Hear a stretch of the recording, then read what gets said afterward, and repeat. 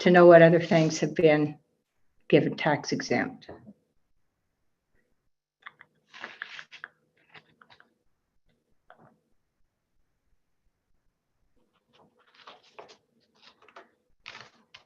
Oh, number E. I thought it was later on. Okay.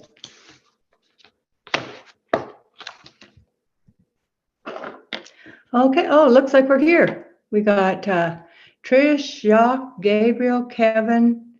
Do we see Evan? Sarah's here? Anyone seen Evan? Is Evan here? I do not see Evan. Okay, but all the rest of us are here. Okay. It is 4 o'clock on Tuesday, April 6th, 2021. I will open this Grand County Commission regular meeting being held virtually but on Zoom. Present are Jacques Hadler, Tricia Dean, Gabriel Wojtek, Sarah Stock, Kevin Wojtek, Chris, and myself as commissioners, Mary McGann. Chris Baird. Evan also is here. He just logged in. Oh, Evan just came in. Okay, good. Hi, Evan. My last name's Walker, not Wojtek. So. Okay, and Evan Clapper as well. I just arrived. Chris Baird, our commission administrator, and Mallory Nassau, associate commission administrator. Quinn Hall, clerk auditor. Is Christina Sloan on yet? I don't see Christina Sloan. Okay, and I did say Quinn Hall. So our staff, that is our staff. We will open with citizens to be heard. Are there any citizens to be heard? Mallory. Yeah, we have a few folks on, and I'm not sure who is on for public comment. So if you are on, you can send a chat and let me know that you'd like to comment. Turn on your camera or press *6 to unmute, and we'll kind of come up with a list and get through all the comments.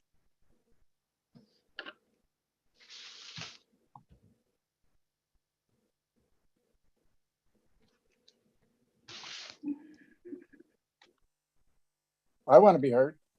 Oh, okay, Kent, please go ahead. Oh, am I on already? You're on. Oh, well, heck, that was too easy. I'm having a little trouble with my computer here because I can't see any of you, or can you see me? No, we cannot, Kent. We can hear you, though. Oh, there you are. There you are. All right. I understand that you're going to be going through some stuff on the UTV businesses here in Moab, and I really urge you to consider to sit down and talk with the UTV business owners, because I feel like we're being targeted. We're really not the bad guys here. Some of the stuff that I've been hearing, and granted it is some hearsay, is that the stipulations that you're going to in place on UTV owners with only 12 vehicles. We're only going to be able to run certain times. I could be wrong with that with decimal readings. How is that going to be fair? Because there are a lot of outfitters in town. And is this going to apply to all outfitters or just side-by-side business owners? I mean, we have, I'll just use mountain bike shops. Some of those shops have 60, 70, or 100 mountain bikes. Are we going to limit them to 12? I mean, let's be realistic here. I feel that you guys are targeting the side-by-side owners, and we're really not the problem. And so we got to make this fair across the board. So, when it comes to noise, are you going to actually ask the other outfitters who run mountain bikes, you're going to be doing decimal tests on their vehicles? Or are you going to limit the amount of bicycles or river rafts? I mean, they all use shuttle vehicles. I mean, let's just be fair about this, because I really feel that we have no voice. I really feel that. And we're not getting fair representation from you folks, because we all know how bad you hate side-by-sides. plain and simple. So there is no fair representation on our part, none. We have no voice. And I don't think that's right. I mean, there are some of you had made some pretty derogatory comments in public and made that very clear that you hate them. And I talked with a couple of you, and hopefully what I had to say that, that might carry a little bit out there, but we're here to work with you. We're not here to work against you. And some of the stipulations you're trying to put on the outfitters is just really unreasonable, because we got to make this fair across the board, because you're specifically targeting one user group. So I think it ought to go through the whole board of all outfitters in town, because we all make noise, correct? Okay, I'm just looking, but I just want you to know, I just think you're being unfair about this. And I think you need to sit down with all the outfitters and let's discuss some things before you make some hasty decisions. Because Thank the you. decision, all right, thank you. Yeah, we usually do not comment during citizens to be heard. Thank you. Do we have some more citizens to be heard?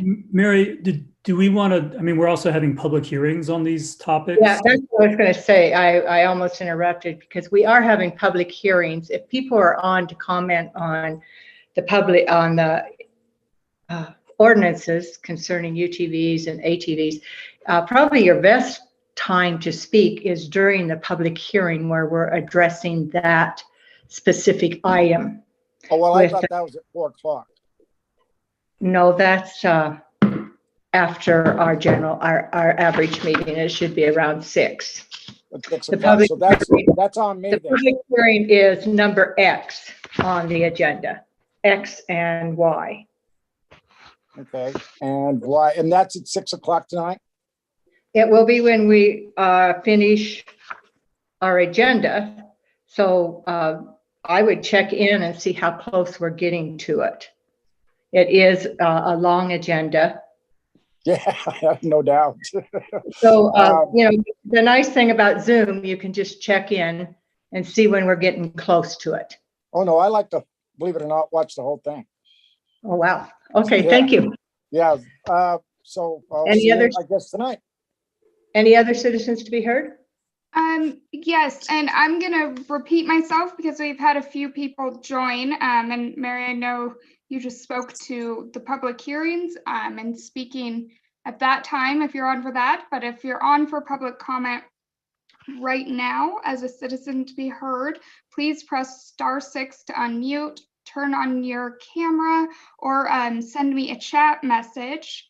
And I know Sarah is on for public comment, but I'm not sure if she's able to unmute. I think she's having some struggles.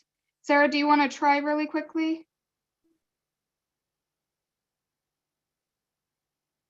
Okay. We will have another round at 6 p.m. for citizens to be heard, but let's see. Is there anybody else on that wishes? Can you hear me?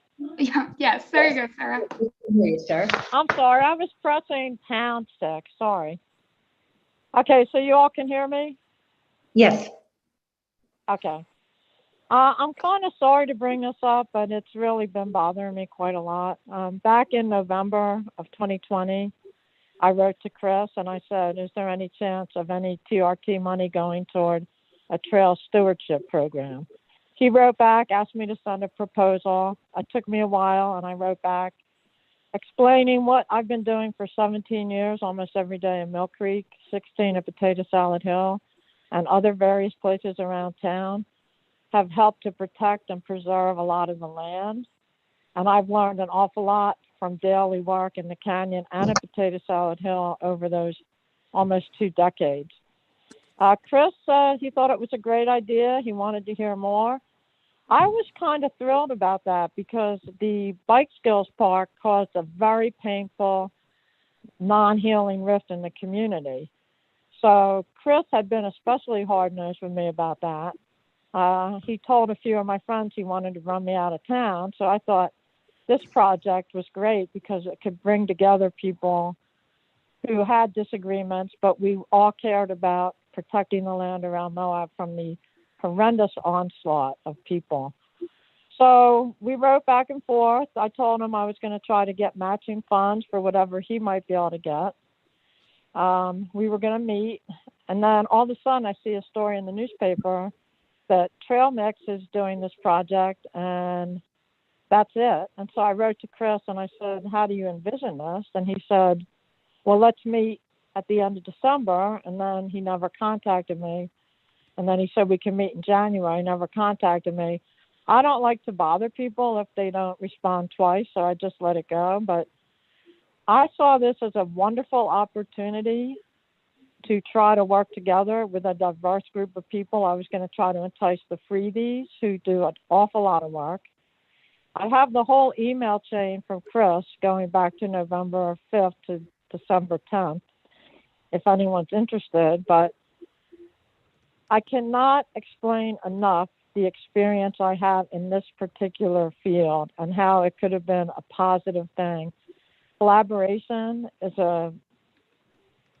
can be the most amazing thing when it's actually done, but I feel very disrespected, very mistreated by this whole situation. And I just think you guys should be aware that when citizens who have been volunteering for decades want to offer their input and do things that protect the community, they should be given the opportunity. So yeah, it was just very disappointing, and I just wanted you guys to know, and I'm sorry it had to be like that. Thank you. Sarah, thank you. Anyone else? Okay, it looks like Mark, you just turned on your camera. Are you here for public comment? I did. So I just wanted to introduce myself. My name is Mark Boschel. I work for the state's public lands office. Part of my job is to reach out to counties and to work through public land issues as they arise. I just wanted to introduce myself to the commission.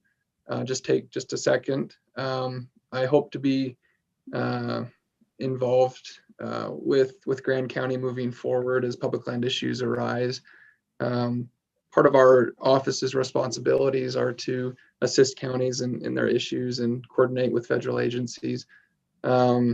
Anyway, just wanted to introduce myself. I've worked with Commissioner McGann a few times on a few different issues. I've just picked her brain on some issues and just wanted to let you know who I am and let you know that I'll be checking in on some of your commission meetings just to see if there's any public land issues that our office needs to be aware of and if we can be of any assistance moving forward. So that's all I wanted to do, was just introduce myself. So thank you. Mark, would you in the chat put your email and perhaps phone number and your title so Sure. that we can, thank you. Absolutely. And, Thank anyone else, Sarah? Mallory? I apologize. I'm going to repeat myself one more time because we've had more folks jumping on. But if you're here for citizens to be heard, not tied to when we get to the public hearings later, please turn on your video or press *6. Oh, I see iPhone. Are you on for comments? Yes. Okay. Yeah. Please go ahead. My name is Brett Stewart. I'm president of Utah OHV Advocates. I actually have introduced myself several times in the past, and I'm the one that me and several others worked on legislation for the street legal OHV law.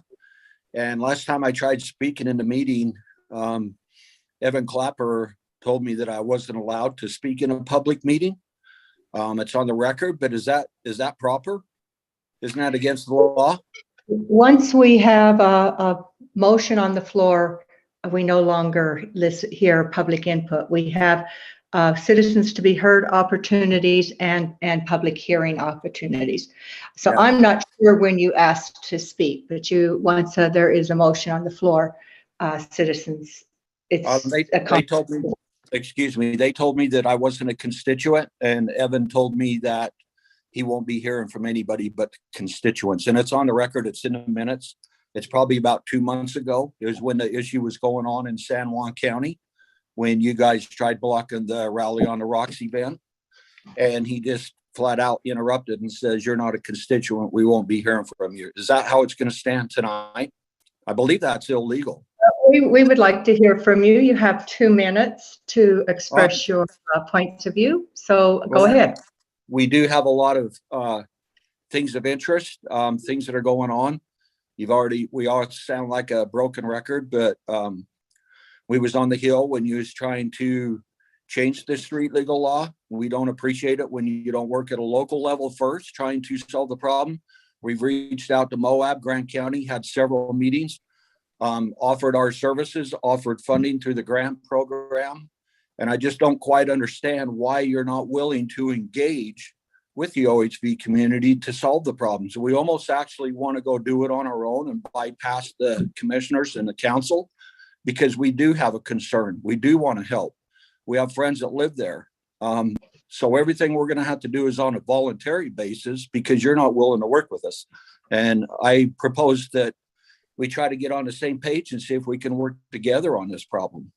We don't want to be the nuisance. We want to help solve the nuisance. We want to be friendly with you, but we don't need to go to a state law level and try to alter what we work for since 2008 and have you not work at a city or county level first. I mean, let's try to work the problem out rather than discriminate against us. You know, let's partner up. There's a lot of money available through the grant program.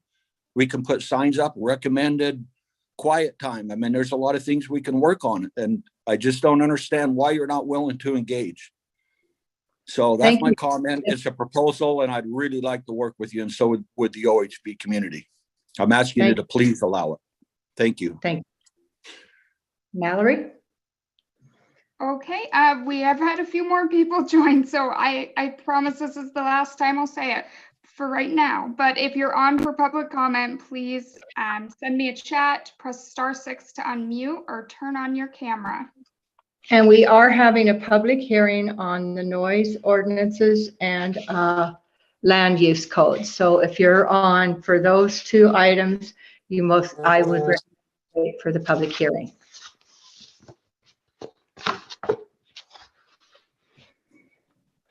Okay, I'm just confirming with the screens. I do not see anybody to comment right now, Mary. Okay, thank you. Oh, thank you.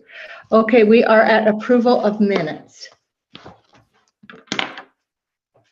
Do I have a motion to approve the minutes for March 16th, 2021? I move to approve. I'll move to approve the minutes of March 16, 2021, the regular county commission meeting. Thank you. Motion by Jacques, seconded by Kevin. Discussion. Hearing none, I'll call for a vote. All in favor, say aye or raise your hand, or both. Passes unanimously. We are to ratification of payments of bills. Payment of bills. Do I have a motion? Okay, we are at approval of minutes. What's going on? Madam Chair, Yes, Gabriel. I would make a motion to approve Graham County bills for the date of April 6th, 2021.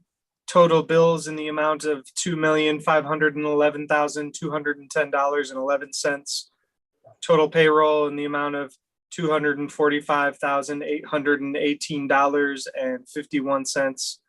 And total bills and payroll combined in the amount of $2,757,028.62. Motion by Gabriel. Do I have a second? Thank you, Jacques. Seconded by Jacques. Discussion. Seeing none, I'll call for a vote. All in favor, say aye. Aye. Raise your hand. All opposed? Passes unanimously. Quinn, once again, thank you because I was concerned when I saw the amount of the bills, and then when you had all the explanations, that was very helpful. Thank you. That's Christina Backus, our accounts payable clerk. She's the one that does that. So. Okay, and I've said this before, so tell Christina thank you from us, because it makes it it helps us a lot. So we are to commission member disclosures. Do we have any commission members that have anything to disclose at this time? Jacques? I'd like to disclose that my wife and I own the business and property immediately adjacent to the community garden, the resiliency hub that is under discussion in agenda item E. Thank you, Jacques. Any other? Yes, Chair. I will disclose that I served on the board of directors for Canyonlands Community Recycling, which then turned into the Resiliency Hub from 2014 to 2017, but retained no formal ties since leaving that board. Thank you. Thank you, Gabriel. Any other disclosures on an item on this agenda? Okay. We are to Commissioner General Commission reports and future considerations. Evan Clapper. Sorry, I was unmuting. The end of the month is always quiet for me. I had the pleasure of meeting with John Curtis, I've as well with Jock and Kevin. So I think that might come up later in the meeting, or I could let the guys fill you in more, but it's productive. I think he was receptive to our ask for his assistance in finishing the River Bridge section, and really highlighted some of the concerns or issues that we hope to address regarding public lands in Grand County. And he gave us some pointers of how he felt that we could best address some of those. So that's all I got. Thank you. Thank you. Jacques Hadley. On the 17th of March, I attended the Museum of Moab board meeting, as well as the REC Special Service District board meeting. On the 24th of March, I attended the Chamber of Commerce meeting, and I wanted to announce that they are having their annual Spring Swing golf tournament on the 16th of Friday, and there's spots available for teams for that event put on by the Chamber. On the 30th, I took a tour of the airport along with Commissioners Mary and Sarah with Andy, and it was very informative. It was an excellent opportunity, and thank you, Andy, for allowing us to come and see what you're doing at the airport. And then along with some of my fellow commissioners, I also attended events with Congressman Curtis, including visiting the dinosaur quarry out in the future Raptor State Park, and we entertained him at the zip line, as well as the meeting on the bike path and the public lands meeting that Evan talked about a minute ago.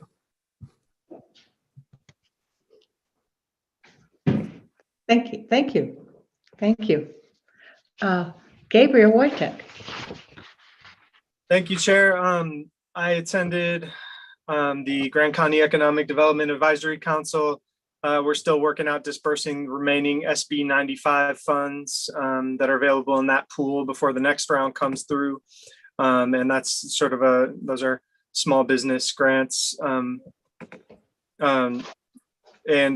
economic development through GoEd. And that's, we're looking at using the remaining funds to help get the a new preschool facility going at the old Lutheran church there on 400 North, and also a little bit of seed money for a second facility to be able to potentially replicate that model, to be able to continue to meet the growing demand for that service here in Grand County. Let's see, I think that's all for, yeah, I just wanted to give a big thanks in terms of that, that getting the efforts to get those preschool facilities established. I wanted to just give a big thanks to both Audrey Graham and Rob Walker and anyone else that I might not even be aware of that have volunteered countless hours to get those projects going. So thank you to them. Four Corners Behavioral Health had a board meeting with them. Intake from March 1st, 2020 to February 28th, 2021 was 260 clients, which in the same period of time 1 year prior was 150. So we went from 150 to 260 in terms of client intake in Grand County for Four Corners Behavioral Health. So lots of demand there. Four Corners has been doing great in meeting that demand. Increased telehealth services has indeed been great for Four Corners, and being able to keep services going and even expand them a little bit in the face of the pandemic. But certainly those types of services aren't the best for everyone. So that kind of remains a challenge. Four Corners just hired Melissa Huntington as the new executive director to replace Karen Dolan. Karen will stick around to ease the transition as the Moab facility construction is kind of firming up. So she's sticking around as needed to sort of make sure that that gets seen through this year. But then she'll be moving on to retirement. So thank you very much, Karen, for your service to Grand County through Four Corners Behavioral Health. And Melissa was a clinical director that has been on our public hearings that Four Corners has in these meetings. So she's a familiar face that y'all recognize when you get the chance to meet her. She's a great person. After that, I had the board meeting for the Southeastern Utah Health Department. And through COVID supplemental support funding, the health department is able to offer bonuses for the staff, which is really amazing to hear the stories of how the staff at the health department has really kind of galvanized and rallied through the last year, through the pandemic. And I think we're so lucky to have all of the staff and the core team involved at the health department. People have been working longer hours and doing more and not complaining and doing it because it's a duty for the community. And it's so wonderful to hear those stories and great that the board was able to vote and that these funds are available to provide bonuses to these folks for all the hard work they're doing to keep the community safe. Early data there's some early data that's beginning to come out about the 65 and over age population that now is fully vaccinated. And there's been a period of time has lapsed to be able for there to be some data to tell us something about maybe the efficacy of the vaccine. And it has been shown that the vaccine has been very impactful when observing case rates among the general population of 65 plus. So not really a surprise to me, but it's great to hear that data is coming out and giving us that information and that hope. I also had an AOG board meeting. The tripartite board also met for the first time of the year. There was a presentation from Stephen Lisenby, who is the senior advisor to Governor Cox in rural affairs. So it was good to sort of get meet and greet him. He sort of shared that around the state, the AOG that comprises our four county area is looked at as on fire and is being noticed around the state. Jerry Gamber, the executive director of the AOG, was just chosen to serve on the GOED, the Governor's Office of Economic Development Board. So I think that really bodes well for the type of influence and aid that we might be able to receive in our region. Let's see, I was also involved in some of the visit from John Curtis. That was really nice to interface with him and his staff. Andy Solzvig also gave me and my daughter a personal tour of the airport last Friday. That was wonderful. And I just wanted to raise awareness to one last thing. Sorry, this is going on long. But there's an emergency rental assistance program that's available right now for renters who are unable to pay their rent and utilities due to circumstances related to COVID-19. So there's money out there. I just wanted to sort of share that information. And if you go to jobs.utah.gov, that's where you can find more information about rental assistance programs. So there's money out there to help people that might still be suffering. That's all I've got. Thank you. Trish. Can you hear me, Mary? Because if not, I'll have to turn off my camera. Okay, you can hear me? Yes. Okay, great. All right, so I'll try to make this quick. I met with the library board, just some quick things. The restrooms are still open, but they're still just providing curbside service in April, and they're hoping to be fully opening the second week of May.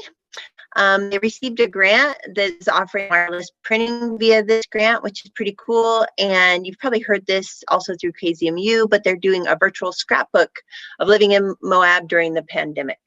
And so they're looking for people that are willing to share their experiences during that time. As always, the Thompson Springs Special Water District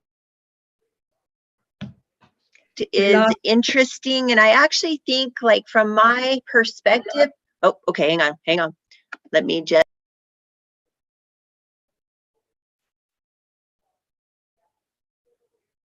You're muted rather than your camera turned off. Thanks. There we go. You're good? Yes.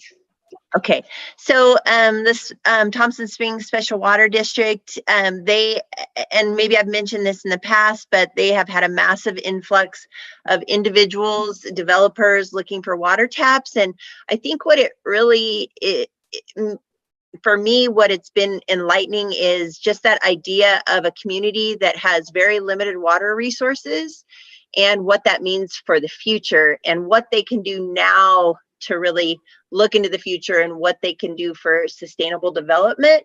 And it really hit home with me. And I've actually met with a couple of individuals talking about water in the last couple weeks, specifically in this valley. But what it has prompted that water district to do is to reach out to, for example, to the RCAC, looking for assistance and grants for possible infrastructure for water studies. Just so you guys have an idea as far as water resources in that area, those springs are running about at half the capacity they did 10 years ago. So, it's just a kind of this microscopic look at what we're facing here in this valley. And I've been finding it really enlightening. So I met with the Grand County Planning Commission. We are talking about the Spanish Valley Survey. OB from Castle Valley has been working really hard on that, and so hopefully we'll get that up and out pretty quick. We, of course, talked about the ATV noise governance, and you'll see that later this evening. I actually popped down to the Matheson Preserve with the Division of Wildlife and was able to look at a project that they're doing there, providing a nursery for razorback chubs.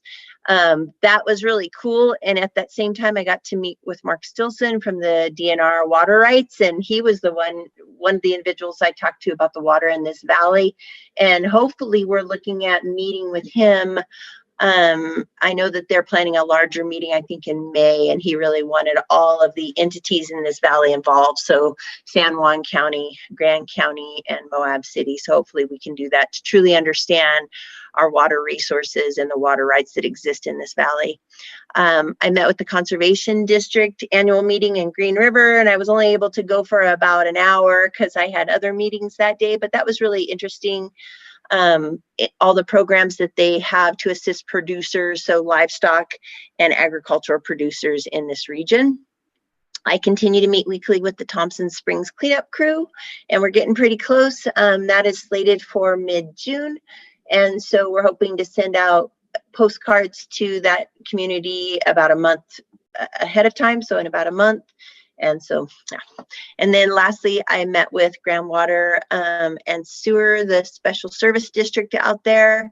I think what's of most interest is, and you guys probably understand this, we're really in a severe drought situation. Kins Lake is basically empty. There was no runoff as of yet, but that really changed over this last weekend. But just so you have an idea, soil saturation in the LaSalle's is 14%. As far as moisture, last year at the same time is 26%. So just so you understand that, what's going to happen if there was precipitation is the soil is going to absorb it. It's not necessarily going to run off. So they're already putting 50% water restrictions on irrigation in the valley. And that's about it. Thank you. Thank you, Trish. You're Sarah?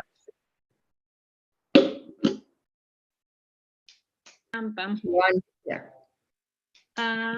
Let's see, it's been a busy couple of weeks for everyone, it sounds like, but me also. We had the audit committee meeting, the LPEC meeting, the Moab Area Watershed Partnership also had a really good informative meeting. We've decided as that partnership to write a letter to the Forest Service about the Geyser Pass Road widening project, basically saying that it's a good project, but we are worried that it's in our aquifer infiltration zone. So we're encouraging them not to use magnesium chloride as a road stabilizer, to use other options like clay.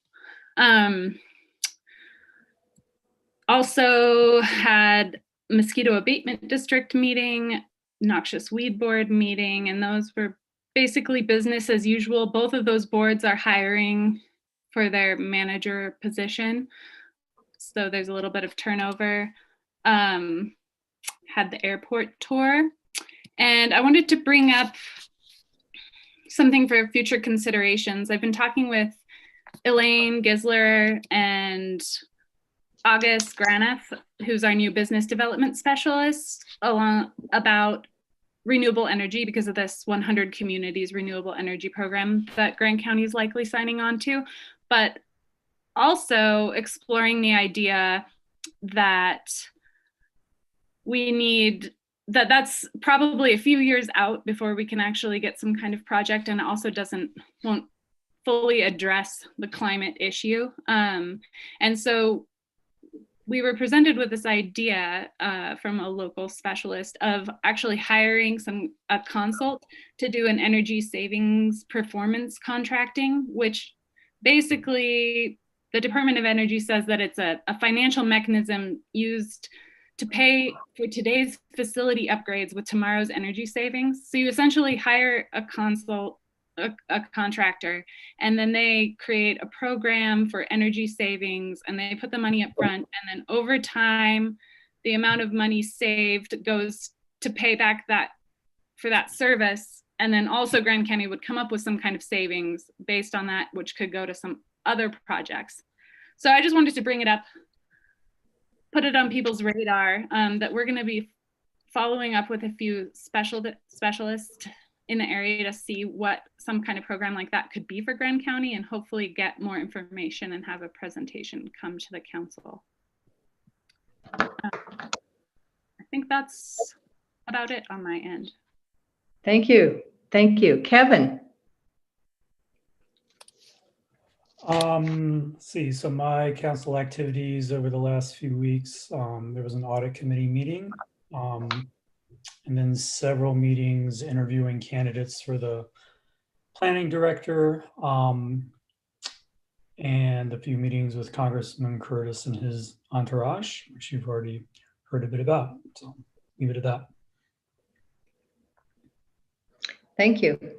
Thank you.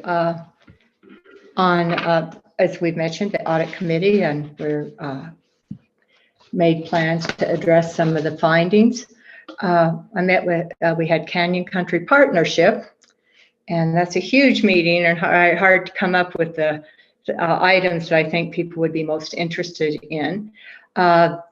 Mineral Canyon, they are going to be closing 29 uranium mines, old abandoned uranium mines, which is they're high prioritizing this because of the use in that area. The roads will remain open, but if you're going down there, make sure you are prepared. There will be more traffic and more large trucks.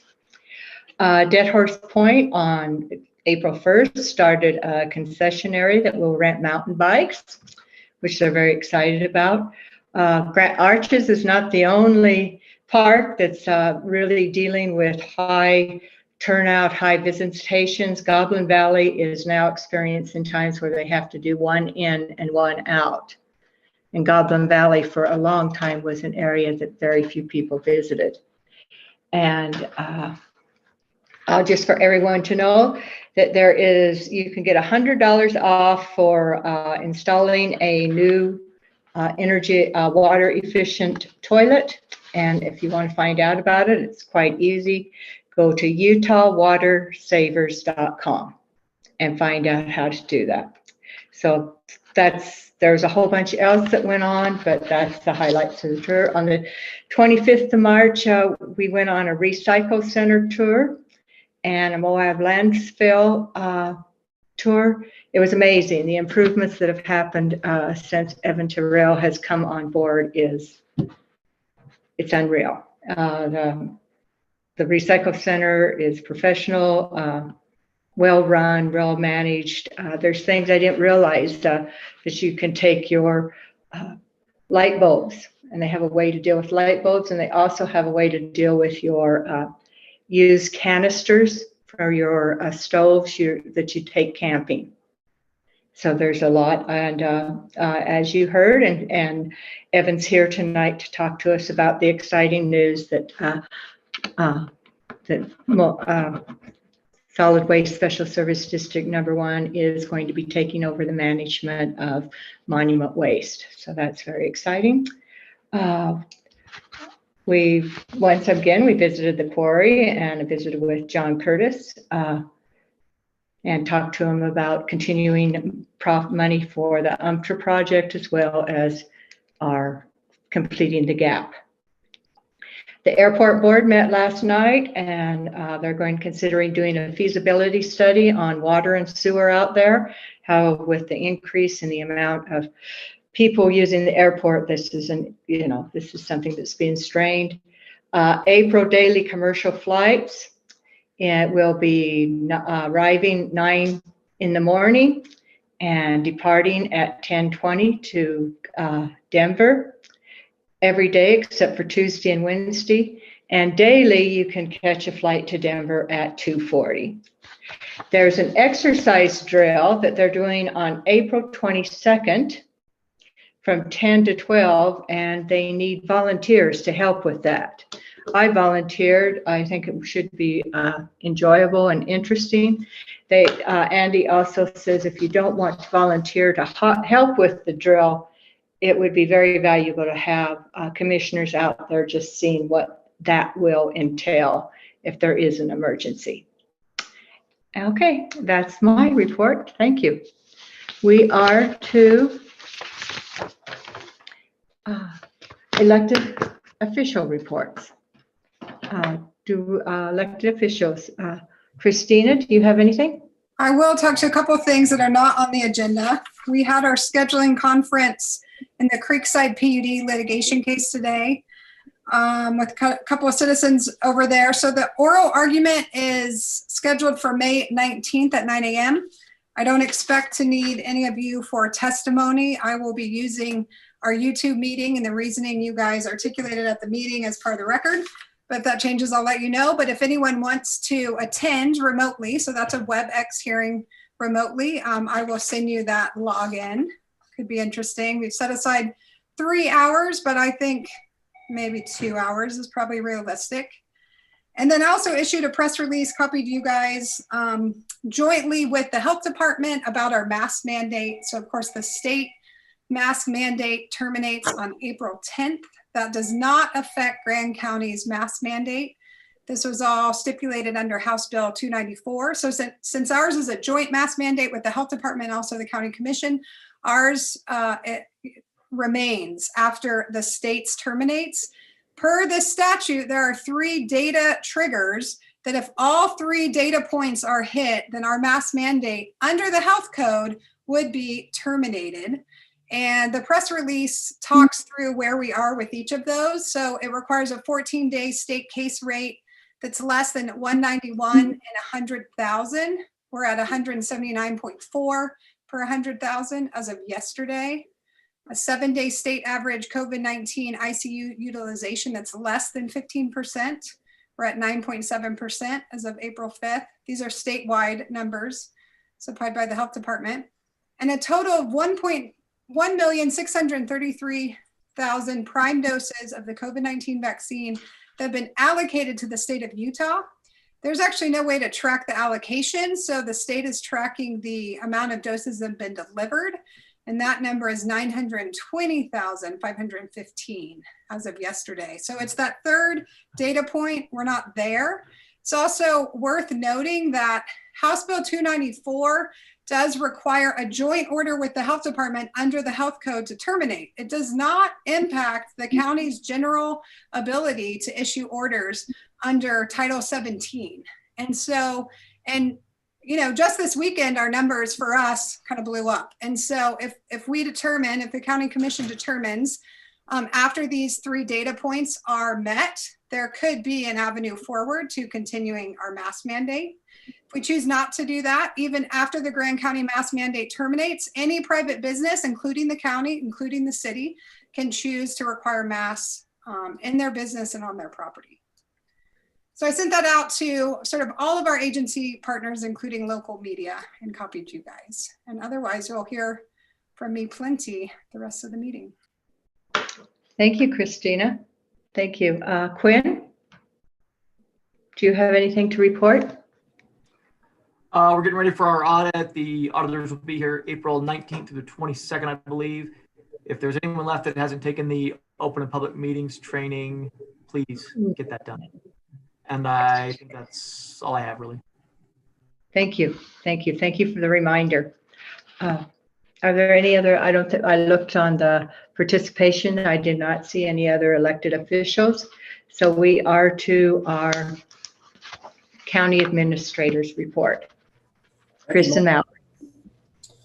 So I was on leave for most of last week, so I don't have much to report on that week. But the week before, I got the ball rolling on some appraisals for our surplus parcels. So I expect that those will be done by the end of the month. And also, I just sent you or forwarded you a proposed scope of work for organizational study and office space needs analysis study. So take a look at that and let me know what you think. These all kind of dovetail together with the idea of getting our organizational structure straightened out and then designing new office space, you know, according to what we end up deciding for organizational structure. That could, you know, that structure could dictate physical layout of office space, not only for efficiency of staff working together, but also for the efficiency of citizens who need to frequent various offices. Like for instance, right now, if you're involved in a land use code application, you really have to visit all, you know, 4 corners of the courthouse to get anything done. The planning office, the recorder's office, clerk's office, commission's office, they're all spread out, you know, so physical layout, I think, could be improved in new plans and would be reflective of our organizational structure as well. So that's all I have to report for now. Mallory, what do you have?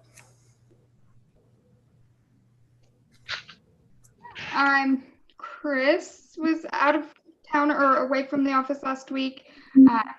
So while he has less, I have more to share, but I'll keep it quick. We had a meeting with the Indigent Defense Council or Commission, I get those mixed up, regarding the grant funding that they presented to you all about a few months ago, and this idea of establishing a public defender's standalone office. It's very exciting. I think they're very excited to work with us.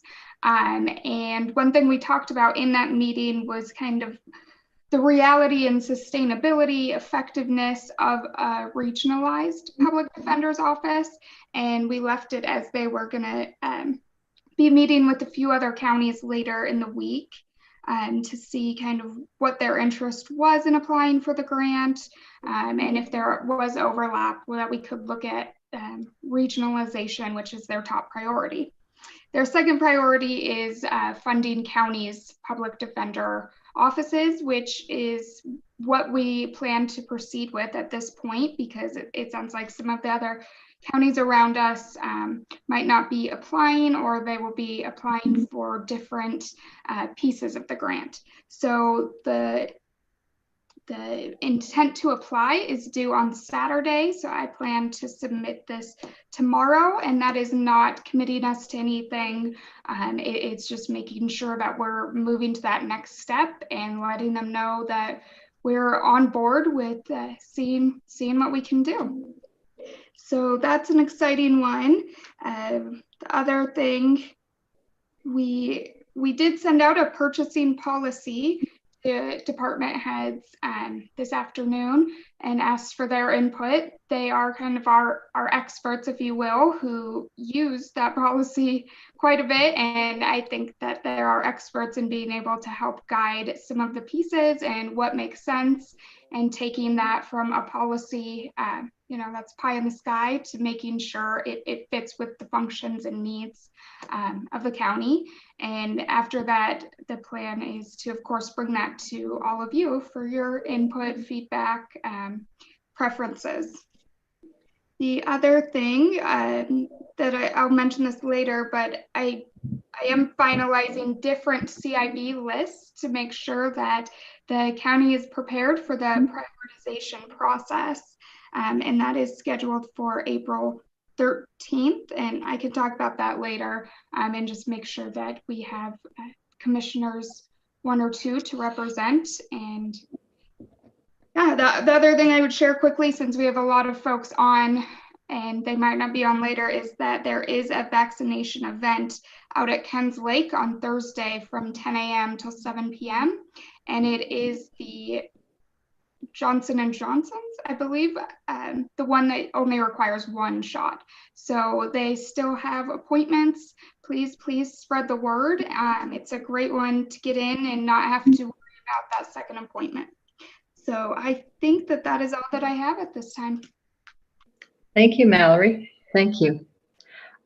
We do not have any department reports or agency reports, so we are to our presentation on Solid Waste Special Service District's purchase of monument waste. Evan Tyrell. Hello, good afternoon. Can you hear me? Yes. Thanks for having me on. So for those of you who don't know me, my name is Evan Tyrell. I'm the district manager for the Solid Waste Special Service District number 1. We are basically tasked with managing solid waste throughout Grand County. We currently operate and manage the 2 landfills in Grand County and the Community Recycling Center. I've been with the organization for a little over 2 years now, and since I've started, I've been committed to continuous improvements, and I do honestly feel, and we'll say this in many other venues, that we have undergone and made light years of improvements since I've been with the organization. So we're really excited about this opportunity. As Mary mentioned, I appreciate, Mary, the positive feedback and the benefits that you see with our organization and so forth. So as everyone knows, we are acquiring the assets and the operations of Monument Waste Services. They're Utah-based operations. The Solid Waste District will begin providing route collection services, as well as assuming the operations of the transfer station on May 1st. So very, very soon, in less than a month. This has been a long-time goal of the district to acquire the transfer station and the collection arm thereof.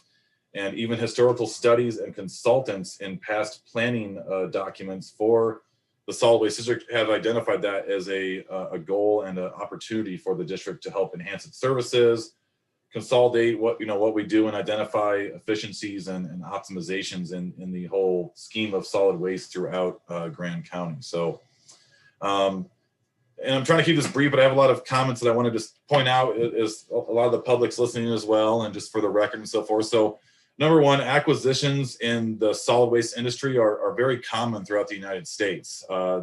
It's not typical that a public entity acquires a waste company, but obviously Grand County, Utah, we're in a very geographically isolated location. The hauling services has been, a relatively, there's not competition here, and it makes sense because of the limited population and the expanse of area that is managed throughout Grand County and even part of northern San Juan County. So part of our discussions with Monument Waste leading up to purchase agreements were held under a strict non-disclosure agreement, and those were held at the request of Monument Waste Services. So an NDA, non-disclosure agreement, those again are very typical in these types of acquisitions, especially when it comes to waste management organizations. Ultimately, the purchase agreements that were approved were approved in open public session, accordance with the Utah Open and Public Meetings Act. And we made sure that we adhere to all those requirements throughout our evaluations and discussions pertaining to this, obviously with the NDA in mind.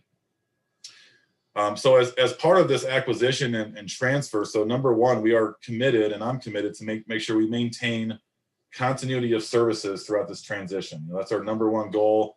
Monument Waste has been very supportive. They've been very proactive to help to foster a smooth and seamless transition as we move forward with this. And we are planning to retain all of the existing staff at Monument Waste as part of this. So other than management at Monument, we're bringing in on all the staff to the solid waste district. They'll get our benefits, Utah retirement system, so they'll see an enhancement of benefits, and it should be a really positive thing for them as a whole.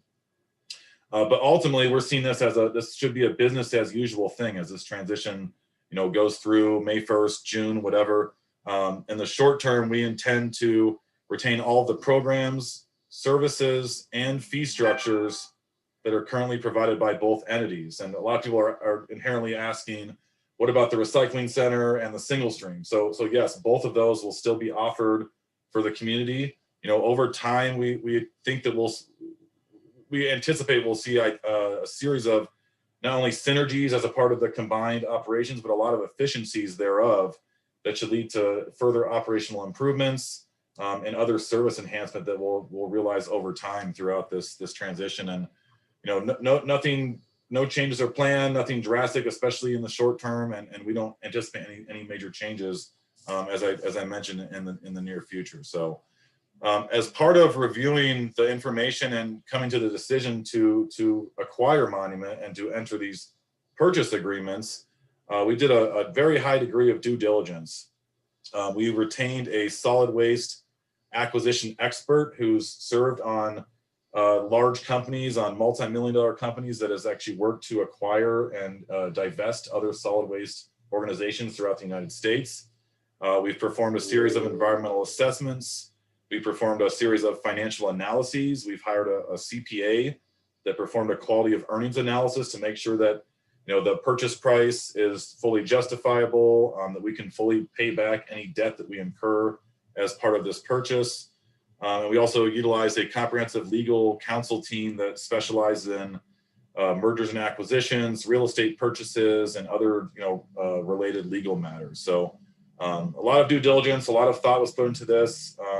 This is a really big opportunity for not only the solid waste district, but for the community, for Grand County, for the city of Moab. And we're really excited to work with the residents, the businesses, and other community partners to enhance collaboration and hopefully advance sustainability goals throughout our community in both short and long-term respects. So everyone's asked about bonding. So we're planning to basically borrow governmental bonds that are in the form of general revenue bonds. So what that means is that the solid waste district will pledge its revenues to repay its debt obligations. And part of the financial analyses, that was a big thing. Do the numbers, does the cash flow make sense that we can pay back the loan for the purchase and acquisition of the real estate, the real property, the personal property items of Monument, and all those supported that. So, the solid waste district has and always has operated as an enterprise fund, which means we function, our budget is primarily related to the services we provide. So the landfill tipping fees, the sale of recyclable commodities. Grand County has been very generous in supporting us through TRT allocations and mineral lease funds. And those have certainly helped us out a lot throughout the years of this organization and so forth. But point being is that we do not receive property taxes. So we're not funded through property taxes. It's, typically as an enterprise fund entity, so on and so forth. But so a few other things, I'm almost finished, but this is a big opportunity, and it's been a lot of work leading up to where we're at. And May 1st, we feel like we're going to be ready, and there's, as I mentioned, business as usual, and maintaining continuity of services is our number one goal. So as everyone's aware, as part of a special district and a government entity, we also are required to maintain a high degree of transparency and accountability. So all of our information, our financials are audited. We have open public meetings. The board that consists of this district comprises several officials in Grand County. There's a county commissioner, a city council member, a Castle Valley representative, and 2 members of the community that represent Grand County. So when making decisions, whether it's programs, financial decisions, et cetera, the public's best interests are taken into account when these decisions are made. Obviously, we need to make sure we function and so forth. But solid waste management, whether or not you pay attention to it, it's a very essential service, and without an effective solid waste management service, it's kind of a crux of any kind of community. That's an absolute critical service as a whole. So. And we take pride in that. It's not the most, attractive industry to work in. It can be gross and smelly and everything else, but I find it interesting and very exciting. So a few other things, we'll have centralized data. We can look at, apples to apples comparison of data for reporting, for looking at sustainability goals, waste diversion, et cetera. And ultimately having a integrated kind of one entity that manages all of these systems combined will help us understand and identify added efficiencies, new programs, and strengths and ways to enhance the services and so forth that we provide to the community as a whole. So overall, I'm very excited about this opportunity. But I'd be happy to answer any questions, address any concerns that any commission members have at this time. And if not now, you can email me, call me anytime, and I'd be happy to answer those questions. I don't have a question. Oh, I have one question maybe. Can you guys hear me? Yes. Certainly, yes. So first of all, Evan, I want to thank you so much for being extremely professional. You're extremely knowledgeable and you're really hardworking. So I'm looking forward to you taking over that system. I think it's awesome. And the only thing, maybe a recommendation for the future is maybe throw in a Thompson Springs citizen. I know I'm always beating the drum for Thompson, but on your board, it might help out in the future. Thank you so much. Thank you. I appreciate it. It's hard to get Thompson Spring. That's why we run the fire district. So anyway, we've also thought about Northern San Juan as having someone on the board. Any other questions? This is a big deal. It's really exciting. Thank you for taking the time, Evan, to meet with us. Thank you. I appreciate it. This moves us to our general business and action items. Approving letter of support for Recreational Trail Program Full Funding Act.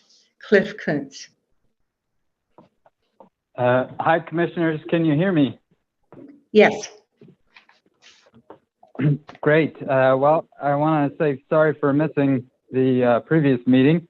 And on this one, I'll be brief because I emailed you some additional information about the Recreational Trails Program. And, the most basic fact about it is it's coming from off-highway vehicle fuel taxes. And it's going to the motorized and non-motorized trails roughly evenly across the country. For sure in the state of Utah, it's even. And the issue is that the majority of OHV fuel taxes are currently going to highways and things that the OHVs aren't using.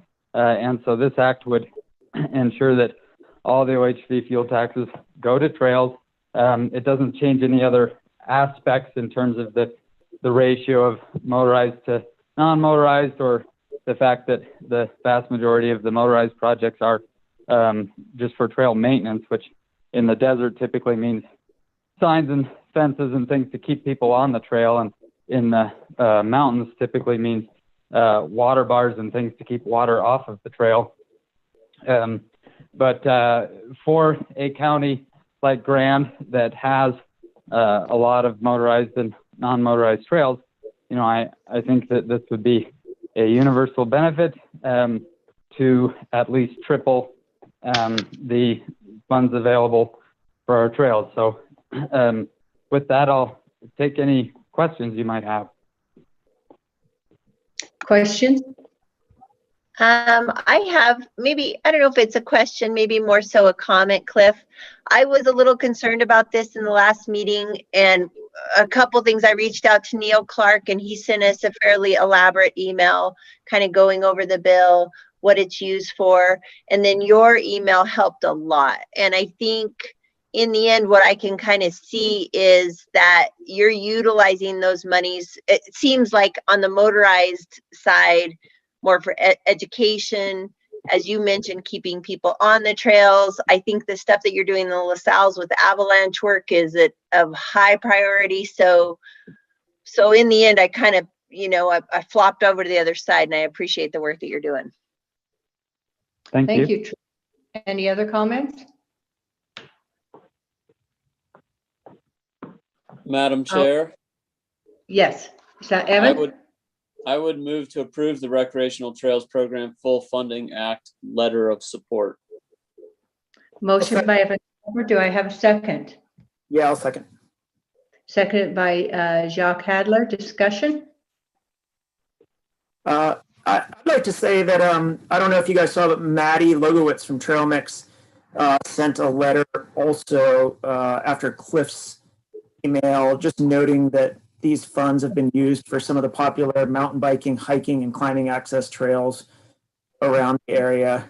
And I very much appreciate those trails and use them, and I support this letter. Thank you. Any further discussion? Okay, I will call for a vote. All in favor of approving the letter, say aye and raise your hand. Aye.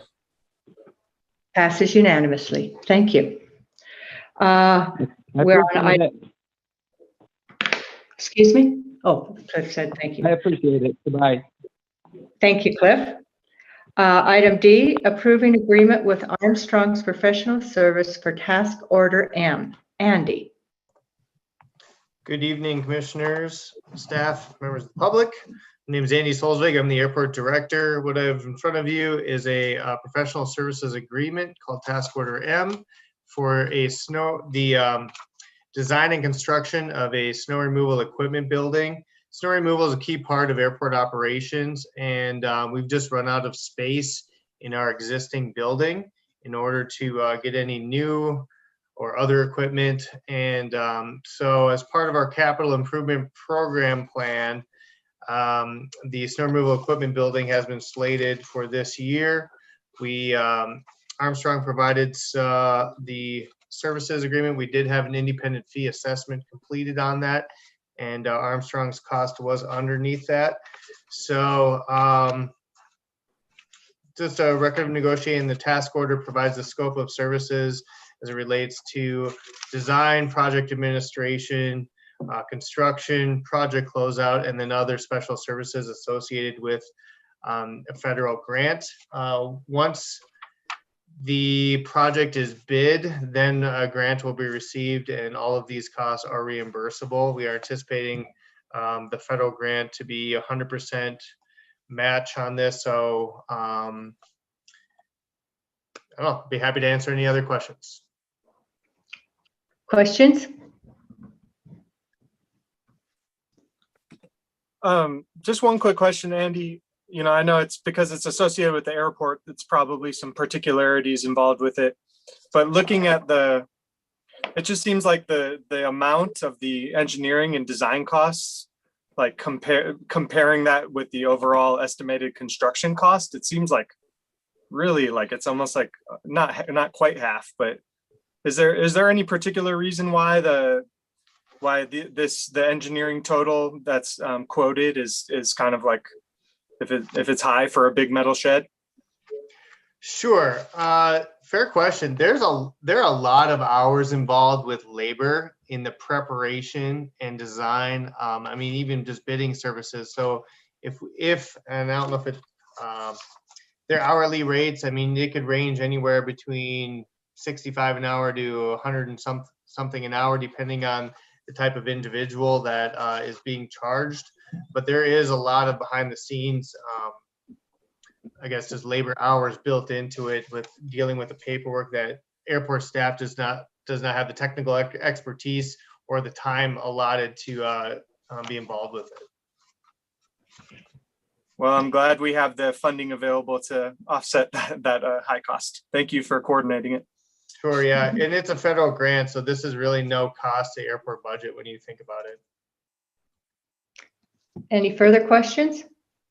We're on the subject, just out of curiosity, how many average days a year do we require snow removal at the airport, say over the last 5 or 10 years? I've been involved with 1.5 seasons. This last year, we only had, I want to say 4 to 5 snow days. However, I have heard, this year and last year were, I don't know, not your typical snow year. So what we are looking at doing is getting a different piece of equipment as well. We want to get a loader, which can then be used year round, and have a broom attachment. Right now, we use 3 pickup trucks with a plow attachment. And it's great for if you have maybe close to an inch or more of snow, but you only could push so much. A lot of times if you get a 1/2 inch or less, really the broom does the best job and it gets it down to the pavement. So we're kind of excited about getting this piece of equipment and then an additional storage bay, which we should be able to put additional equipment in the future in. It Thank makes you. a big difference. Mhm. Any other questions? I'd like to make a motion. Thank you.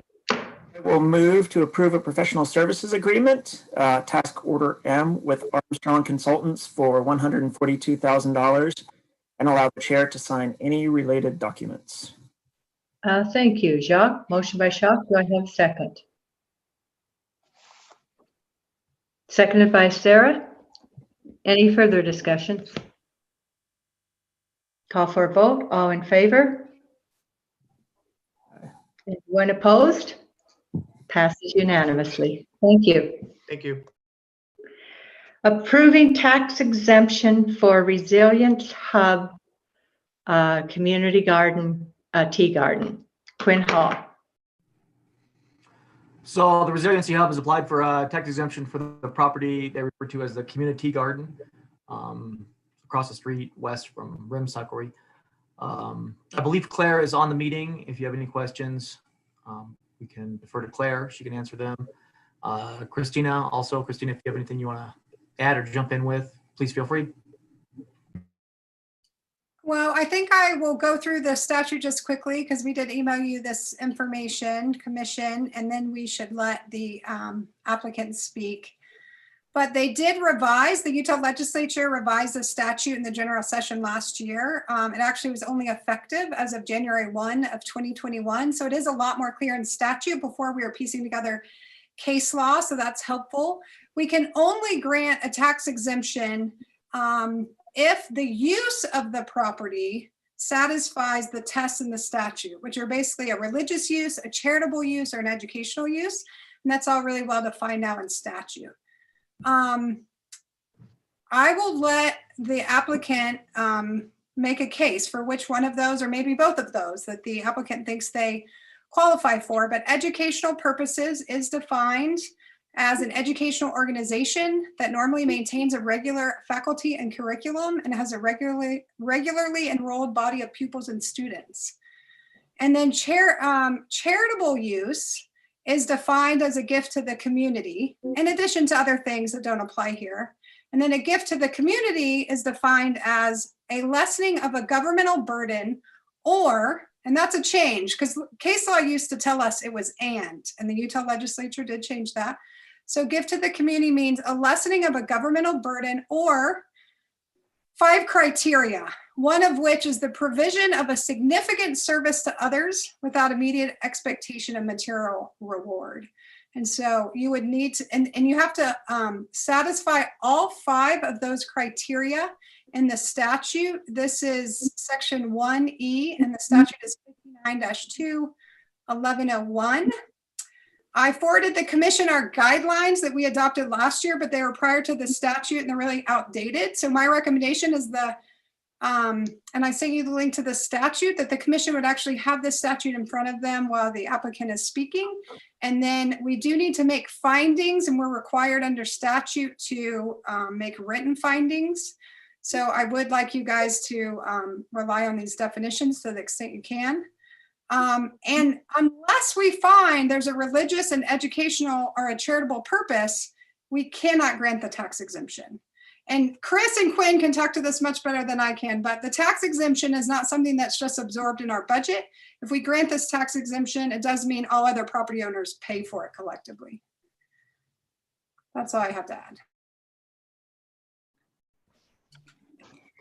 So if the Thank you. applicant's on, I think, yeah. Claire? Yep. Hi, everyone. I'm Claire Core. I'm currently the board president of Resiliency Hub and one of the co-founders of the Resiliency Hub and the Community Garden. If I could give a little background, the Resiliency Hub is an organization. We focus on education to the community to talk about sustainability. We came out of Canyonlands Community Recycling, and we focused on recycling and upcycling and cycling of resources. And we were donated the land that is the community garden in 2016. And it was the dream and the desire of that that donor that the tea garden be used as a completely public and open space to our community, especially for the people of the Walnut Lane neighborhood, to have a place that connects people with nature within the heart of our town. And we've been acting out the function of education through hosting events. In the past, we have participated in what we were calling a tea and a topic, and that was monthly educational events where we were we covered like media resilience, we covered medicinal plant walks, we've done parenting classes, we have done a real broad range of different classes that we feel are timely and important to our community. And then we also were just granted funds from the city of Moab to provide continued monthly education on gardening topics. And we'll be having actually 2 classes down at the garden, one at the garden and one at another space this month. And then for the next handful of growing season months. And we maintain this garden as a public and free space. We do regular maintenance of the garden, and we pick up trash regularly. I'm down there multiple times a week. And we also have a group of volunteers that help maintain the garden space as kind of a connection of important public spaces. It's right along the Mill Creek bike path, and it's also along the walk home from school for a lot of elementary students who live in the Walnut Lane neighborhood. So we do this all for free. We're an all volunteer organization, and we're giving our time to provide this space to benefit our community. And there's no other reason beyond that. It's, it's a labor of love. And currently the property tax is over 1/3 of our yearly budget. We're a very small organization. So that it's a significant cost, and we're able to fundraise, but this past year has definitely impacted our fundraising capability. But yeah, I would just, hope that you can see it as as a public benefit, as a charitable organization. Yeah, please ask any questions if you have them. Thank you. Does anyone have any questions? I actually had a question that might be more appropriate for the attorney or the administrator. With the idea of it being a public open park space, which is something that we've set goals for creating in the county. Is there a way to designate that now? And then if the property was to change from being park-like, that the tax status would change as well? Well, Christina, you want to go? I think Christina kind of spelled out the statute. I mean, this is one thing to realize is this is not sort of typical decision that the commission would make in terms of, do we want to do this or not? It's more of a judicial decision. You're making findings that they either qualify for the exemption based on statute or they don't. So keep that in mind. It's a quasi judicial board, the Board of Equalization.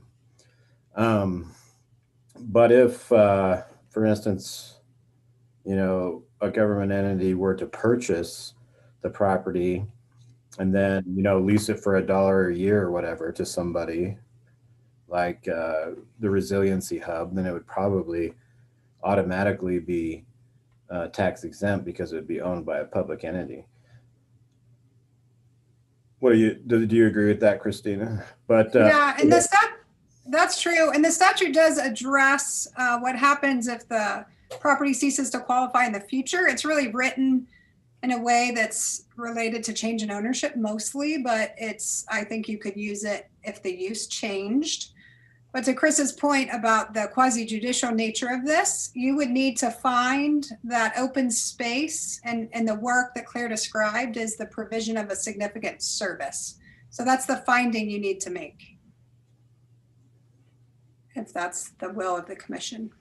And one thing that one detail that was in the application was that if that space wasn't kept as an open public interactive space as it is, it would be deeded over at that time to the Moab Valley Multicultural Center, which is on the list of tax exempt properties. That's true, but it's not. Keep in mind that the fact that a nonprofit owns the property doesn't matter. And the fact that a nonprofit who has tax exemption over here, they may not get it over here because it's the use of the particular property governs. So Multicultural Center probably would use it in a way that would qualify, but not automatically.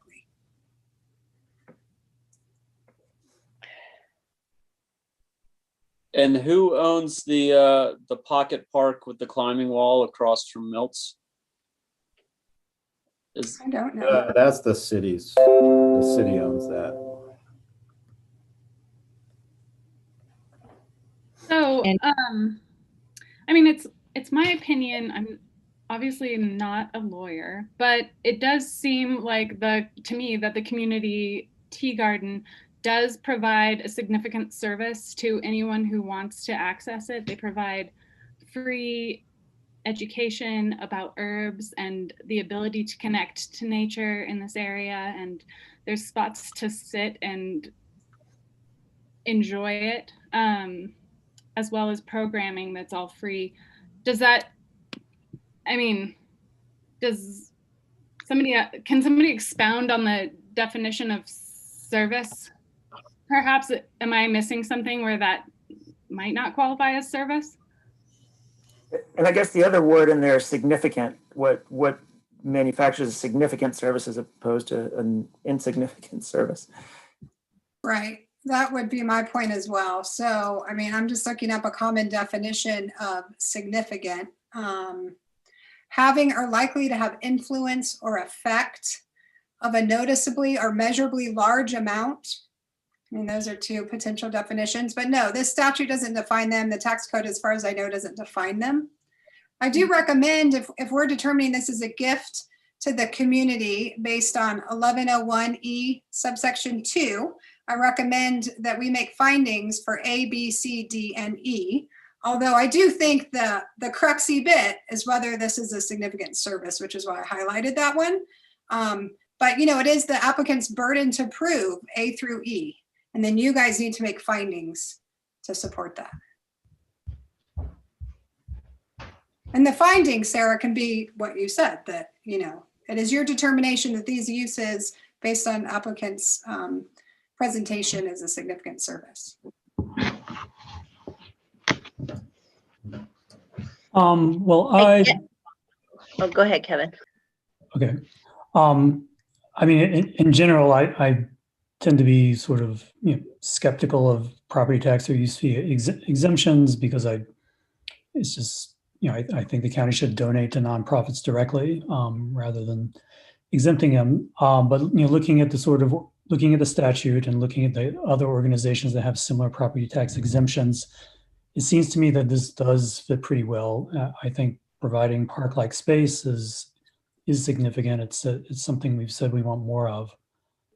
So I guess and I think it also is significant to me that for this organization, the property tax is a significant fraction of their annual budget.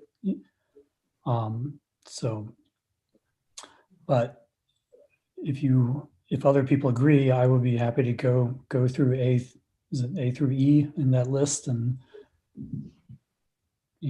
make findings. That'd be great, Kevin. Trish, you were about to say something then. Sorry, Trish? Claire, are you still on? Yes, I'm still here. Claire, I just noticed the sign. I mean, maybe I'm just not aware, but did the sign just go up because it seems like up until recently that sign wasn't there? So I always thought that was privately owned. So can you just kind of expound on that, like when the sign went up, and are you guys making it known that like, hey, this is a public place that? Sure. Yeah, that sign was made by local artist Pete Apicella in, I believe it was late 2018. And that was over a year after we started programming down there. We had had quite a few different like tours and classes. We were on the art walk the year before that. And I would say we've probably hosted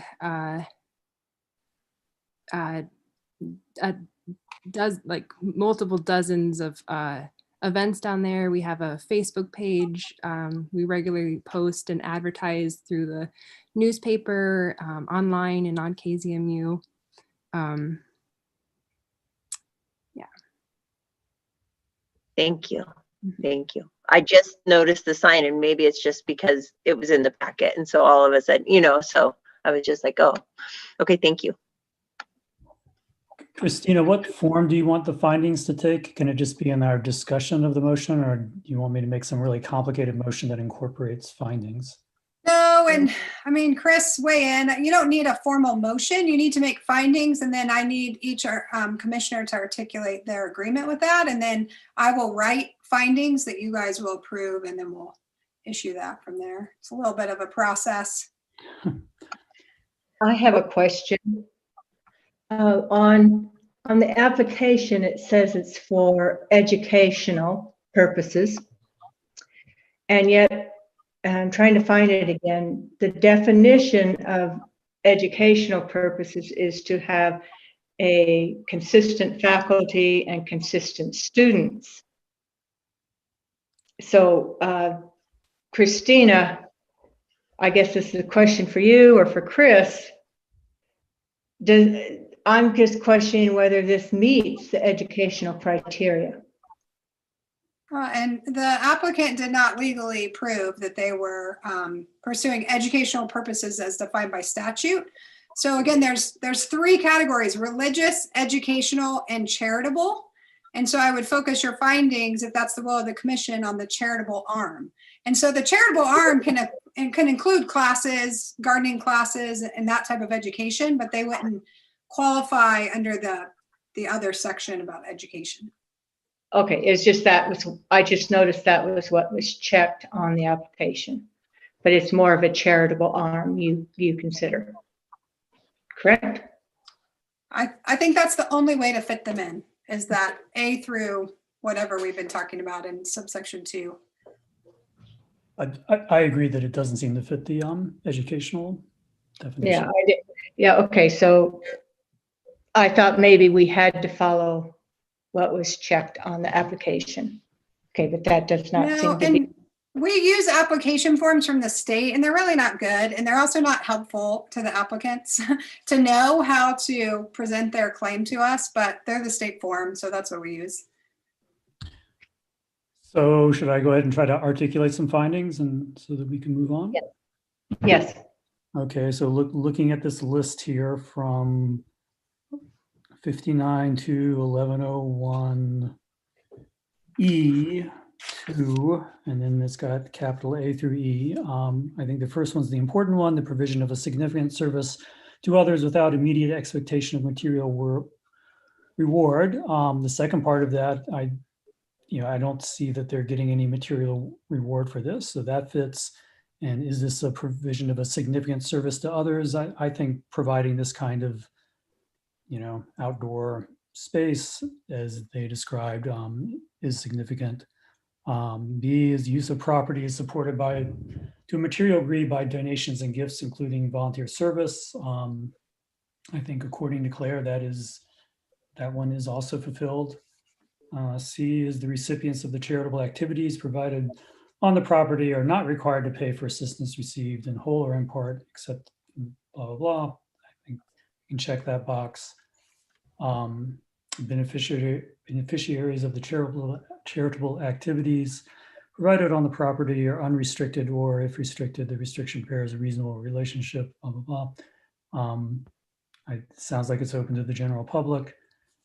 And then item E is any commercial activities provided on the property are subordinate or incidental to the charitable activities provided on the property. And according to what I've been told, that one also clearly satisfied.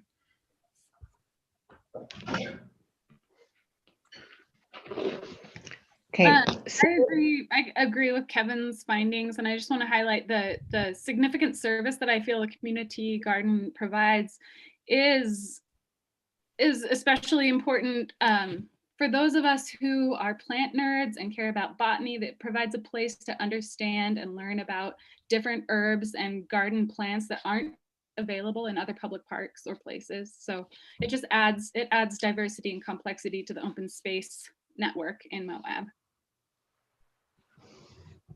Can you fit that into a finding? I'm going to use that word for word. So, okay. Christina, maybe we should just get a motion to approve according to those findings, just to cover our bases. Sure. And also to get a majority on the record. Sounds great. On the record by just voting for the motion, you mean? Yeah.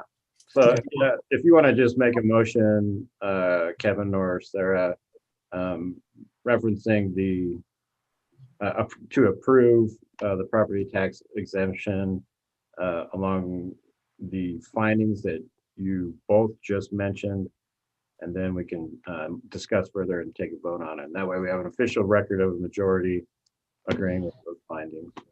Okay, so I move that we approve the property tax exemption based on the findings articulated by me and especially by Sarah. And yeah, I guess that's all of my motion. For the community garden owned by the Resiliency Hub. Why don't you authorize the chair to sign the written findings, and then we don't have to come back to you guys unless there's something strange that happens in the writing process. To continue to state my motion, I also authorize the chair to sign the written findings. Motion by Kevin. Do we have a second? Do we have a second?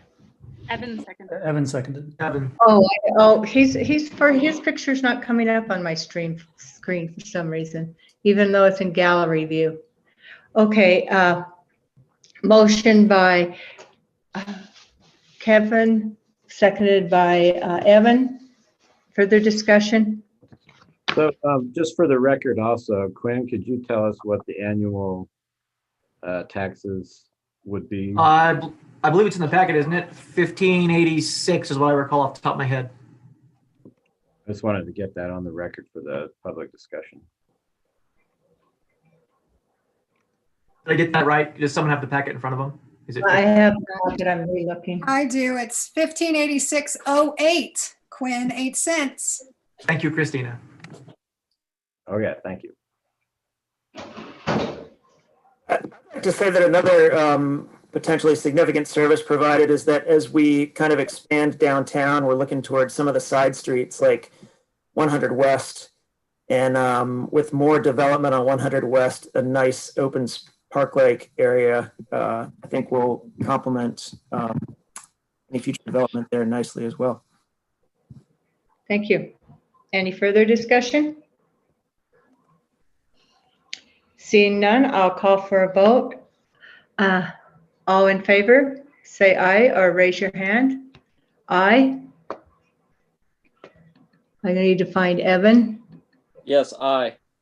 Okay, it's for some reason, okay. So any in opposition? Motion passes unanimously. Do you have what you need? Do you have what you need, Christina? I do. Thank you. Okay, thank you. Thank you, Commission. Now you're on the screen. Okay, thank really you. appreciate it. You came across a lot better than the people that asked last year. Okay, we are now on item F, adopting ordinance amending ordinance number 588 and land use section 6.5.3 exempt signs, 6.5.4 prohibited signs, 6.5.5 permitted signs, illumination, and 10.2 definitions. Christina Sloan, County Attorney. Oh, I'm on? Am I Yes. on? Yes. What am I Yeah, on for? Let me get to my bookmark. Billboards. We already did this. I have no idea why this is in the packet. I'm sorry. This should not be here. We already approved this. Had a public hearing in the last one. Oh, okay. Thank you. No, and it's been crazy. I We can didn't double do check. this. I need to confirm.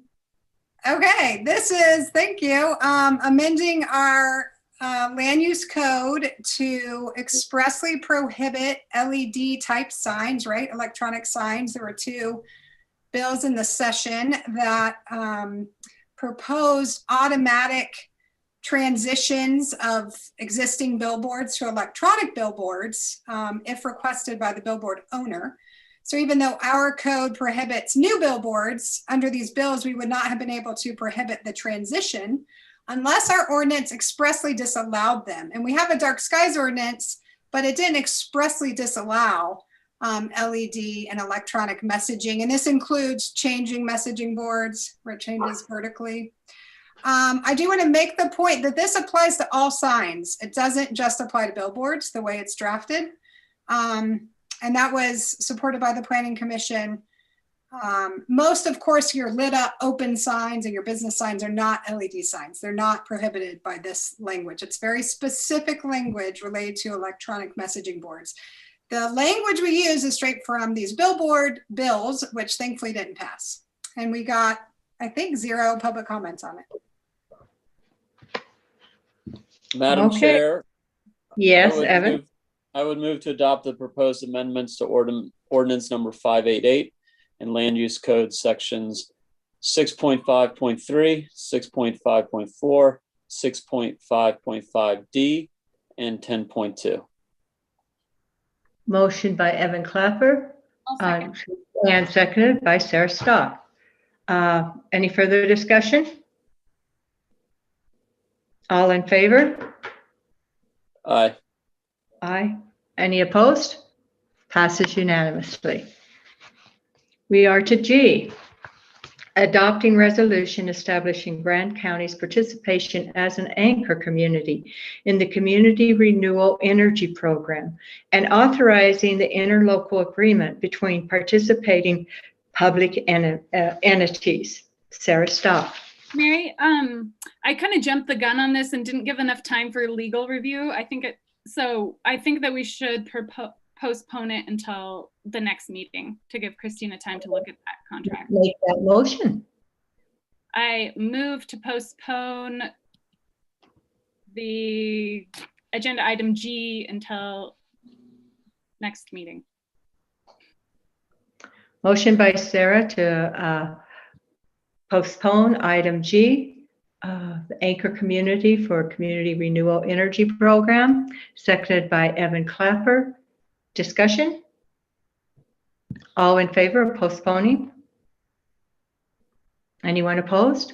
Passes unanimously. H, approving volunteer reappointment to the Grand County Transportation Special Service District. Commissioner Walker.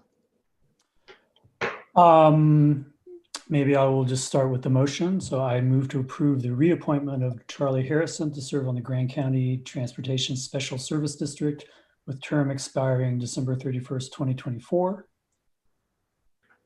Motion by Kevin to reappoint Charlie Harrison. Do we have a second? I'll second that, Mary. Seconded by Tricia B. And just briefly to begin the discussion on the motion, this board has 2 vacancies, so there would be one. Charlie Harrison is a returning member. He's been on the board for at least 1 term. So I think this is a relatively straightforward reappointment. Thank you. Any further discussion? Seeing none, I'll call for a vote. All in favor? Aye. Anyone opposed? Passes unanimously. We are to item I, approving outdoor recreation sponsor agreement for the 2021 summit. Elaine. Yes, thank you for giving me this time. The Moab Area Travel Council is requesting to be a luncheon sponsor for the Outdoor Recreation Summit that's being held in Kanab.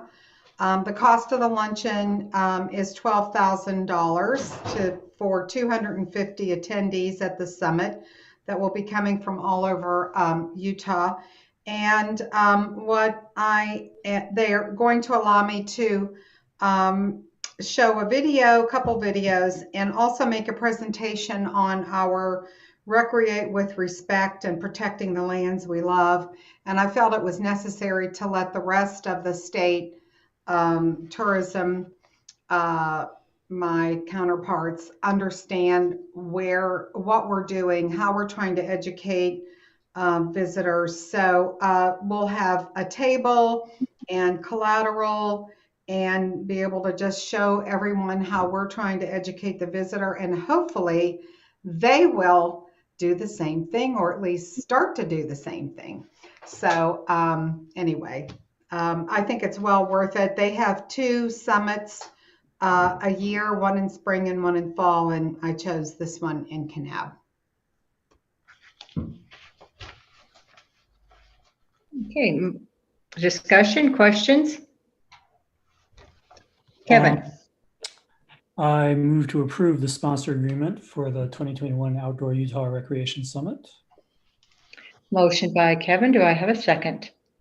Seconded by Jacques. Further discussion? Yes, Chair. Yes.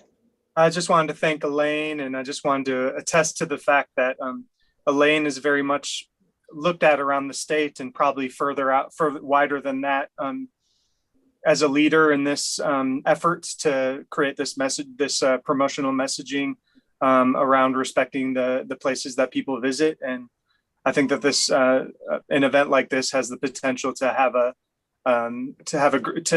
the type of positive impact that I think we'd all like to see in other areas that draw a lot of visitors. Thank you, Commissioner Wojtek. I appreciate that. Any further discussions?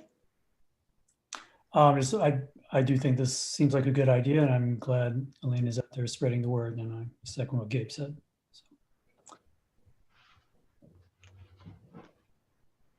Thank you. Thank you. Any further discussion? Can we feed them lots of hippie food? Yeah, are they vegan? No, it's Okay, great. Thanks a lot. All in favor? Aye. Anyone opposed? Passed unanimously. Thank you. Okay.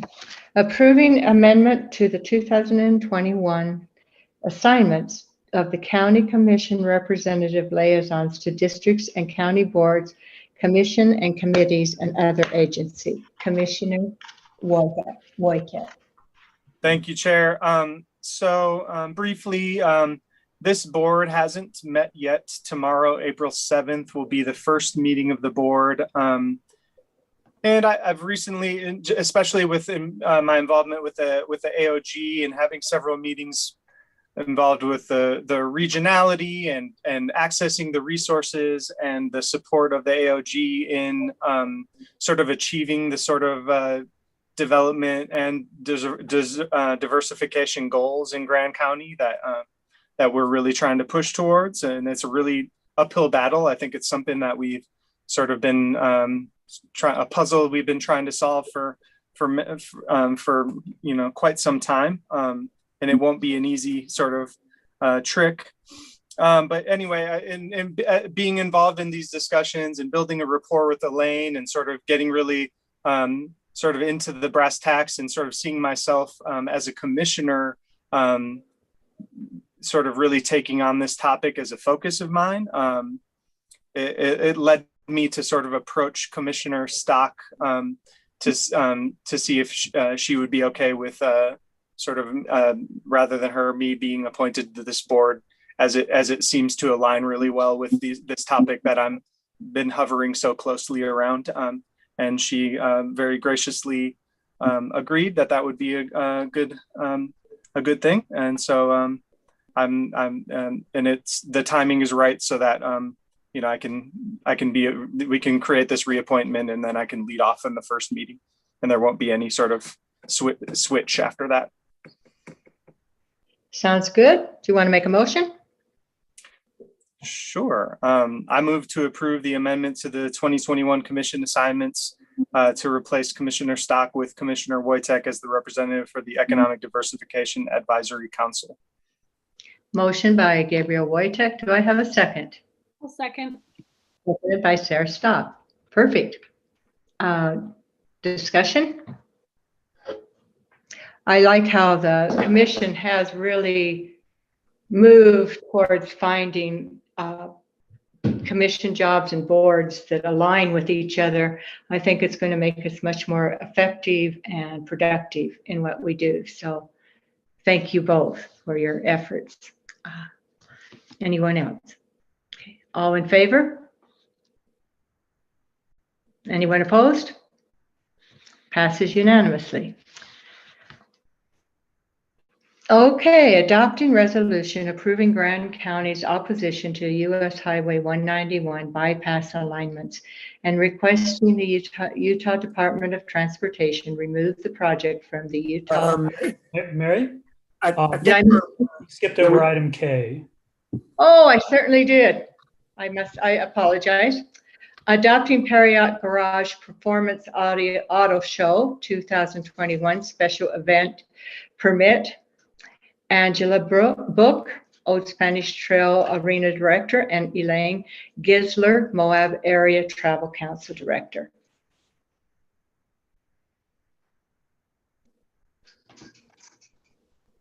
Angela prepared the application and the documentation for the event, and we processed it through the Travel Council and through the Special Events Committee. Everyone on the committee approved moving forward with the event as it was stated in the application. And due to the fact that there is a question about the increasing of the attendees or spectators with the number that they're expecting. Right now, they're looking at 1,000. But if the county moves to the low, from moderate to low, they're looking at between 2,000 to 5,000 participants. So the special event committee felt that, as with other larger events, that we needed to move this forward to the commissioners for approval. And Angela, you may want to weigh in. Right. Right now, we're just looking for approval on 1,000 participants. And if it gets closer to the date that COVID's looking better and our health rates are changing, then we'll bring it back to you for additional approval to increase the rates. But currently at this time, we're asking for only 1,000.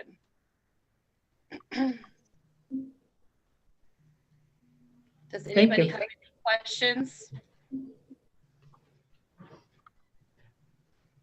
I don't have a question, but I kind of have a concern with this event. I mean, we've been getting bombarded with comments from the public about noise and busyness and busy Main Street.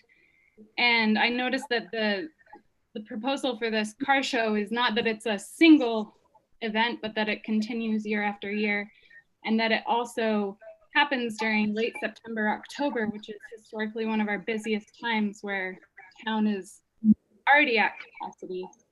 So, I mean, I wonder if we should permit this. I know that these permits come to the county commission for review because we're entrusted by our community to make best strategic planning decisions for our community. And if town is already full, if hotels are already booked and campsites are already taken,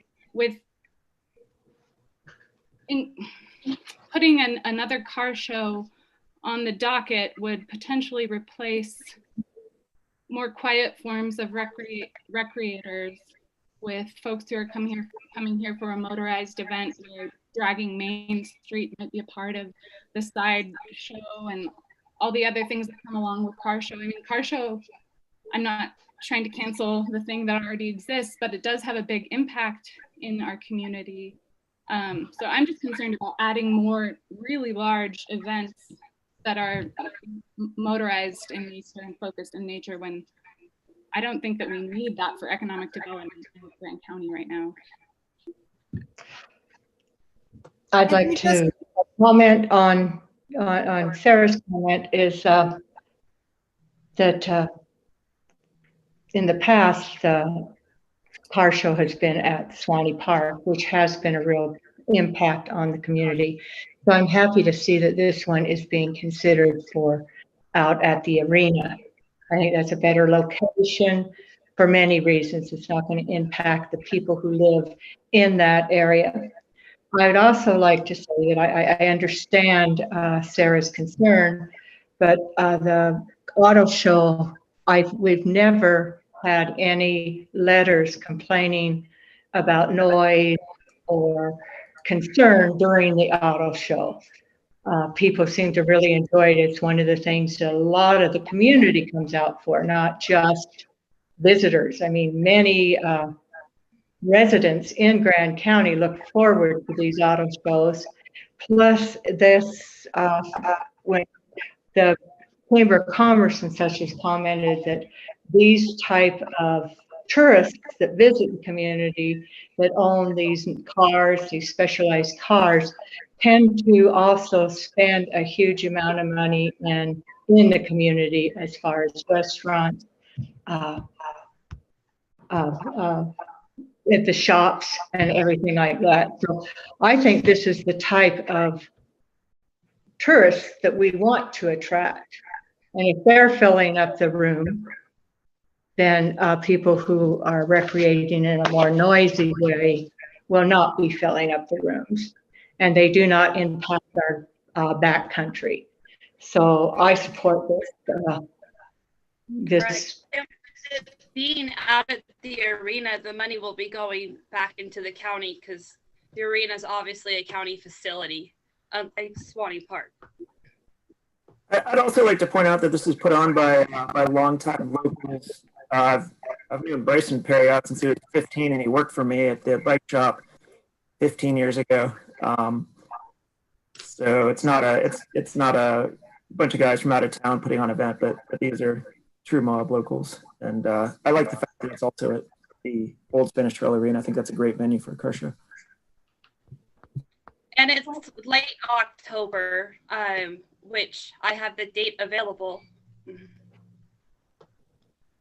For the new commissioners, I just wanted to make the point that this is new in our special events ordinance, that these type of larger events are coming to you. And a lot of that was feedback from the community that we're being over special evented. And the commission often didn't know what special events were being approved, what percentage is motorized versus non-motorized, what percentage is local versus non-local. I don't think there's been an analysis of that really in that way, sort of a big overview. I know that Elaine works really hard to get us data, but I also don't feel like we've had sort of a presentation. I don't feel like I have a sense. I don't know if you guys do, but just so you guys know, especially since this is a new event, you know, this is a change that this is coming to you, and there's a reason why. In terms of where it fits in, is the season the right season, all the things. I think it's good discussion. I'm not weighing in on whether you should approve, but just some historical context. Yeah, thanks, Christina. I guess I was going to make a similar comment that I hope in the future that we move toward a system where we, you know, just look at all the big events that we might want to host and then try to fit, you know, into our finite special event budget, you know, the ones that we think are the greatest benefit and least harm to the community. You know, like some of the others, you know, I do like the fact that this is a locally run event, and I think, you know, Osta is probably a better place for a car show than Swanee City Park. But I do share a lot of this concerns that Sarah articulated. And you know, we're going, you know, a lot of the end of this meeting is going to be taken up trying to reduce noise impacts to people in town. I do hear a lot of people complain about the existing car show. You know, I'm sure it's popular with some people. Some people think that's a good week to leave town. And so I guess what I would like to communicate to the sponsors of this event, if it's approved, is that this is kind of a trial year. And if it turns out that it's noisy and disruptive, I would be much less likely to approve the second year. And if on the other hand, they do a good job of managing the impacts to the community, then, you know, then I could see having it continue. But I think, you know, really all of our large events should you know, be aware that, you know, they don't get to do this forever. And if we find ways to, you know, fill our hotel rooms to the percentage that we want in a quieter way, we would probably take it. So. I would like to add that I would hope that this first year being the first year, and you want to give the local community, the event sponsors, the opportunity. Even if we do go to low, I would not approve the 2,000 to 5,000 at this juncture, because I think because we're still wrestling with, you know, the effects of COVID and all of that, I would keep it to 1,000 this year, see how it goes, and as Commissioner Walker said, we'll reevaluate it. But I think you know, if we go to low and then increasing it to 5,000, I think the very first year would be not a good idea. So I would say regardless, we'd have to keep it at 1,000 and at least let them get their experience of running this event for the first year. It is south of town, which is great at Osta because it's more open. It's not congested in town, but I would not be a proponent of increasing 2,000 to 5,000 if we went to low. That's just my 2 cents. I just have one more comment. I like where this conversation is going about maybe if it does get approved, it's conditional. But I also just want to point out that this is probably very different from the traditional car show, which brings in a bunch of old cars. They call it a modernized car show. And examples of many activities are highest horsepower demo and rev contest. So I think it might be very different from the traditional car show that's held every April or May.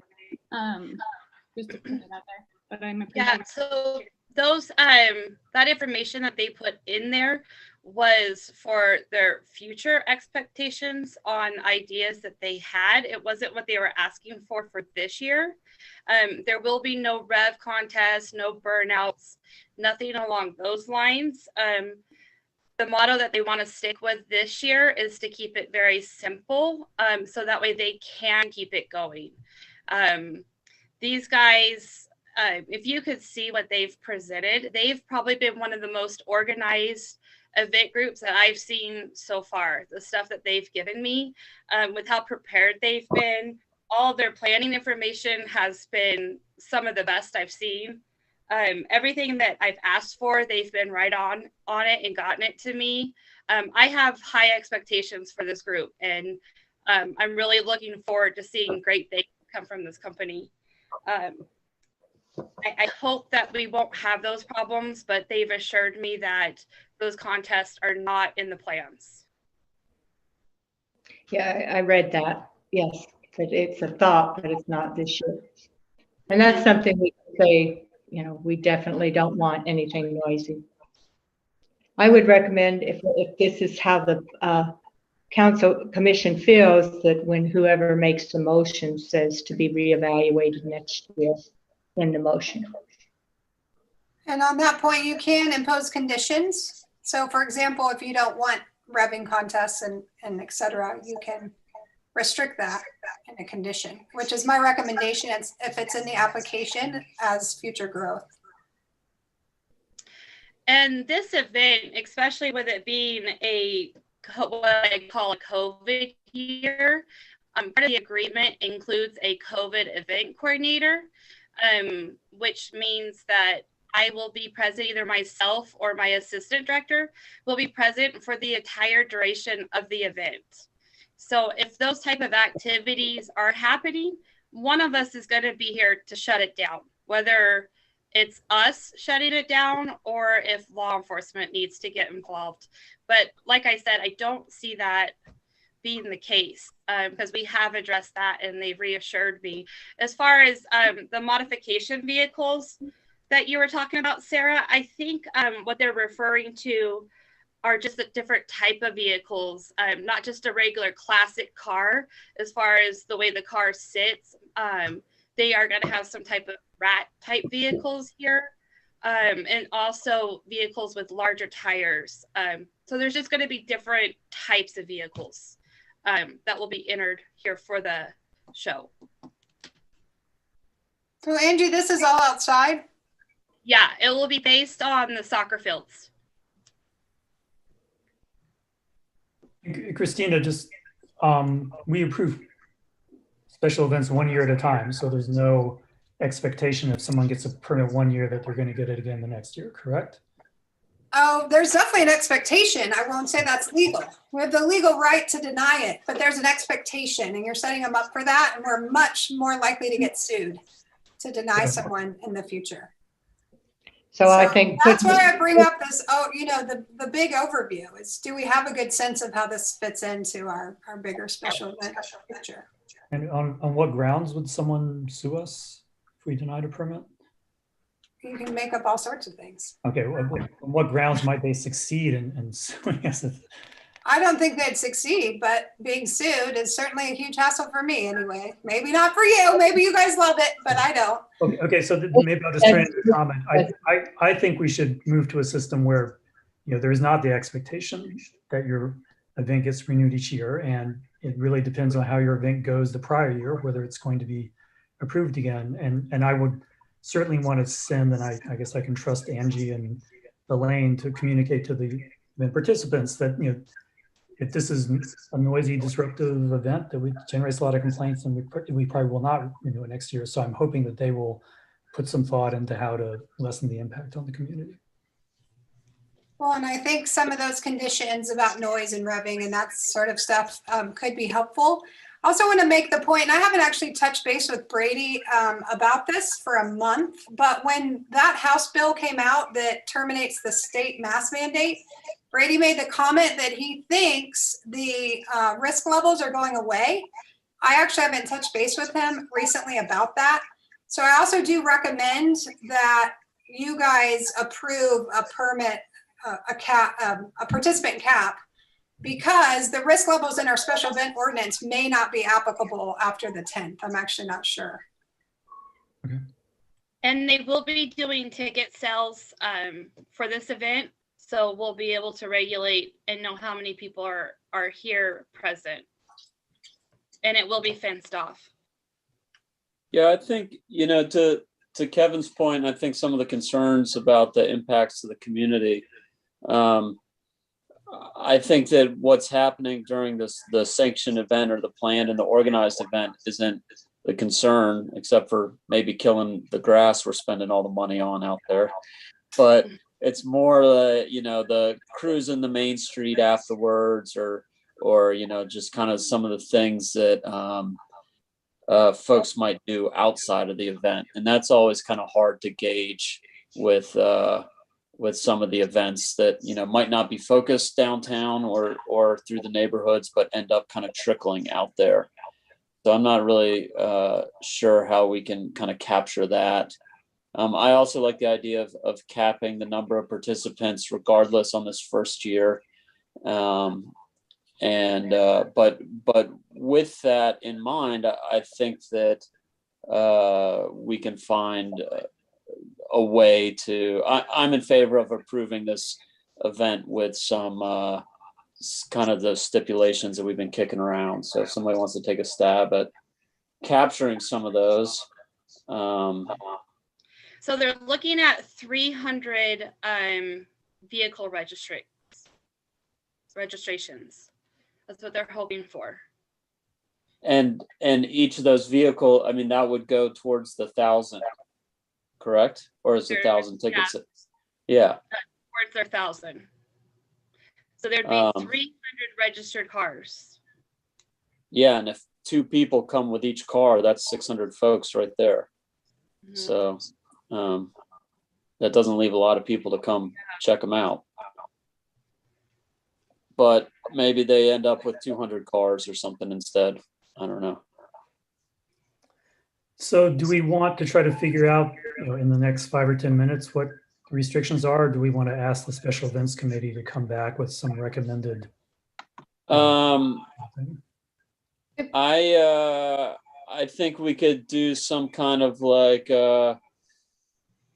motion to approve with or pending stipulations to be determined in the future, so that they can go ahead and continue with their marketing and their planning, and then we can fine tune numbers and hours and activities or something like that.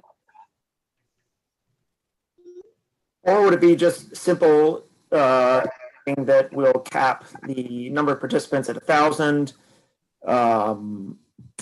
That it is a trial year period, and that it would not include a rev contest or burnout show. Want to make that motion? Horsepower dyno. Want to make that a motion, Jacques? I'll make the motion. I move to approve the 2021 Perriott's Garage Performance Auto Show special event permit with the condition that we cap the number of participants at 1,000. There's not a burnout show, a rev contest, and that they understand that it is a one-year trial permit, and we may or may not approve special event permits in future years. Motion by Jacques. Do I have a second? I'll second. Second, Kevin. Discussion. I would just say that I'd be interested in sitting down with these event organizers and having a bit of a proactive discussion.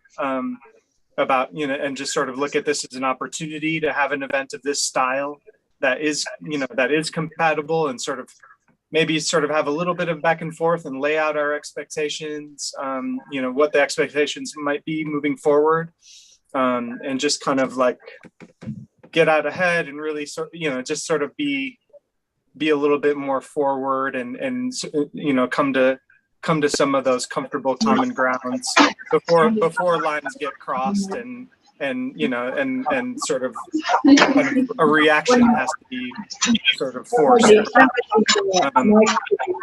So if anyone else is interested in that sort of meeting of that type, or I would do that with you, Gabe. I know Bryson and Brenner pretty well, so I'd be happy to sit down with them. Cool. All right. Hey, can I just ask everyone to mute if you're not speaking? We're getting a lot of feedback. Yeah, we're getting a lot of feedback.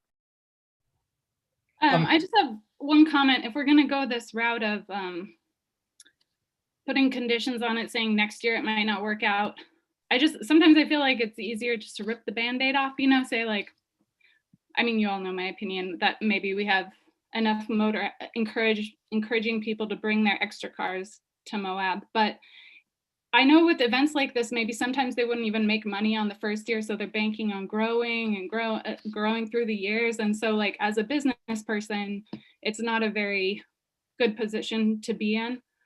Whereas a denial lets you get on with your life and try something else. But that's my 2 cents. I just wanted to weigh in on Jacques' language. If y'all approve that motion, our special events ordinance defines daily total attendance as different than participants. So I just want to make sure that's what Jacques intended. And your daily total attendance would include, staff, vendors, the car owners. And so participants at 1,000, probably daily total attendance would be 2,000, right? Because if you have 300 plus cars and family and vendors and all of that. So keep that in mind when you move forward with the motion. And I'd also love to see a condition, if you guys approve this, related to our noise ordinance and compliance, strict compliance with the noise ordinance. I guess I wanted to comment on what Sarah said, but maybe also propose an amendment in response to what Christina said. I'll try the amendment first. I guess, do you have a recommendation whether we should call it participants or daily total attendance, or what best captures the intention of what Jacques was trying to say? Well, currently our special events ordinance would limit them in the moderate level to daily total attendance. But I'm not sure as of the 10th what's going to happen with our risk levels and how that impacts our special events ordinance. So I don't actually, I don't know what to do right now. And so that's one basis to at least table this until we can get some clarity on what's happening with the risk levels and how that impacts our special events ordinance. Okay. And then I did want to say in response to Sarah, I think if this was being proposed by an out-of-town group, I would be 100% with Sarah and just say, we should say no thanks. We're trying to move toward quieter events. This does not sound like it's a quiet event, but because it's got local sponsors, I think we should, give some preference to events run by locals. And so I'm inclined to give them a chance one year, but just make sure that that they're aware that we're trying to, unspecial eventify the town and make things a little calmer, and that, future event approvals are going to be dependent on that. So that, to me, that feels like the right sort of compromise. And so I guess maybe one amendment I could offer, or if people don't like it, no one seconds it, but we could amend Jacques' motion to say, in addition to all the things he said, that they take proactive steps to make sure that our noise ordinance is not being violated. So instead of, waiting for us to go out there and catch them in violation, they think ahead of time, what might be a violation. So, they should work with the county to make sure that happens. But Christina also proposed tabling it, so I'm not sure where we want to go. Well, I guess I should clarify, if you guys want to approve with 1,000 participants, that violates our special events ordinance. We can't do that. So we need to table and figure out what's happening with these risk levels. If you want to amend the motion to cap it at 1,000 total daily attendance, we can do that now under our events ordinance. Angie, you said they're selling tickets to the event, so it would be only folks with tickets would be able to participate. Is that right? Would that be an easy way to just to change the language or whatever? Only like 1,000 tickets can be sold, and that pretty much takes care of everybody. Yeah, No, I think it's the opposite, because the number, the total attendance or something includes staff and vendors and all that kind of stuff. Those people don't have to buy tickets. So by selling 1,000 tickets, it means the number of actual people is higher. Okay. I thought the original intent of the motion was to keep it capped where it would be capped right now at our current risk levels. Right. So we could do what Christina suggested to.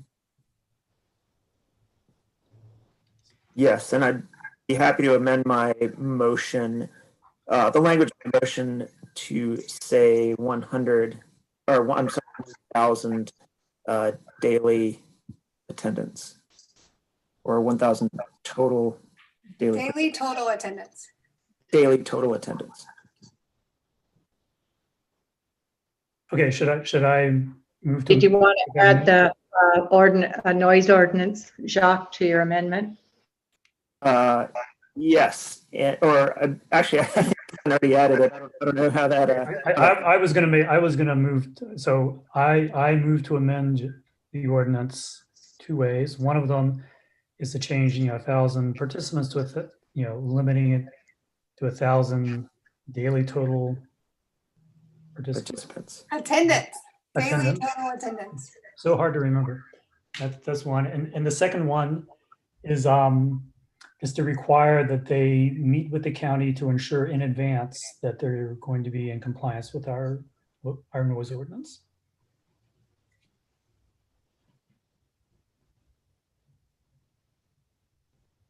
So amendment by Kevin Walker. Is that how we do it, or we need a second? Do I have a second on the amendment? The amendment. Okay, seconded by Sarah. Okay, now we're voting on the amendment. If the amendment passes, then that means the first motion is automatically defeated, correct? No, it means the first motion is modified, and then we have to vote on the main motion. Okay. Okay. Okay. So, any further discussion on the amendment? All in favor of the amendment? Aye. All opposed?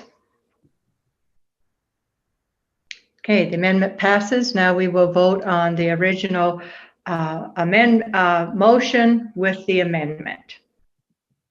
Okay, all in favor of the original motion with the amendment?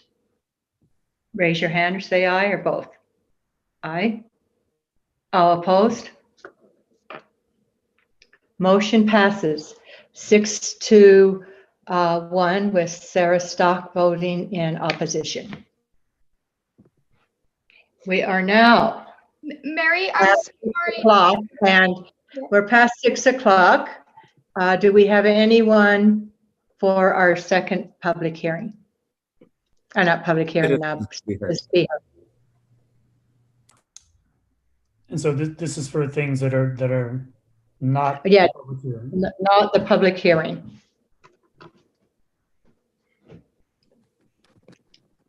And we have I know anyone? there's a lot of folks on, so I just give it, maybe a few more seconds with the request to turn on your camera or press *6 to unmute if you wish to comment during citizens to be heard.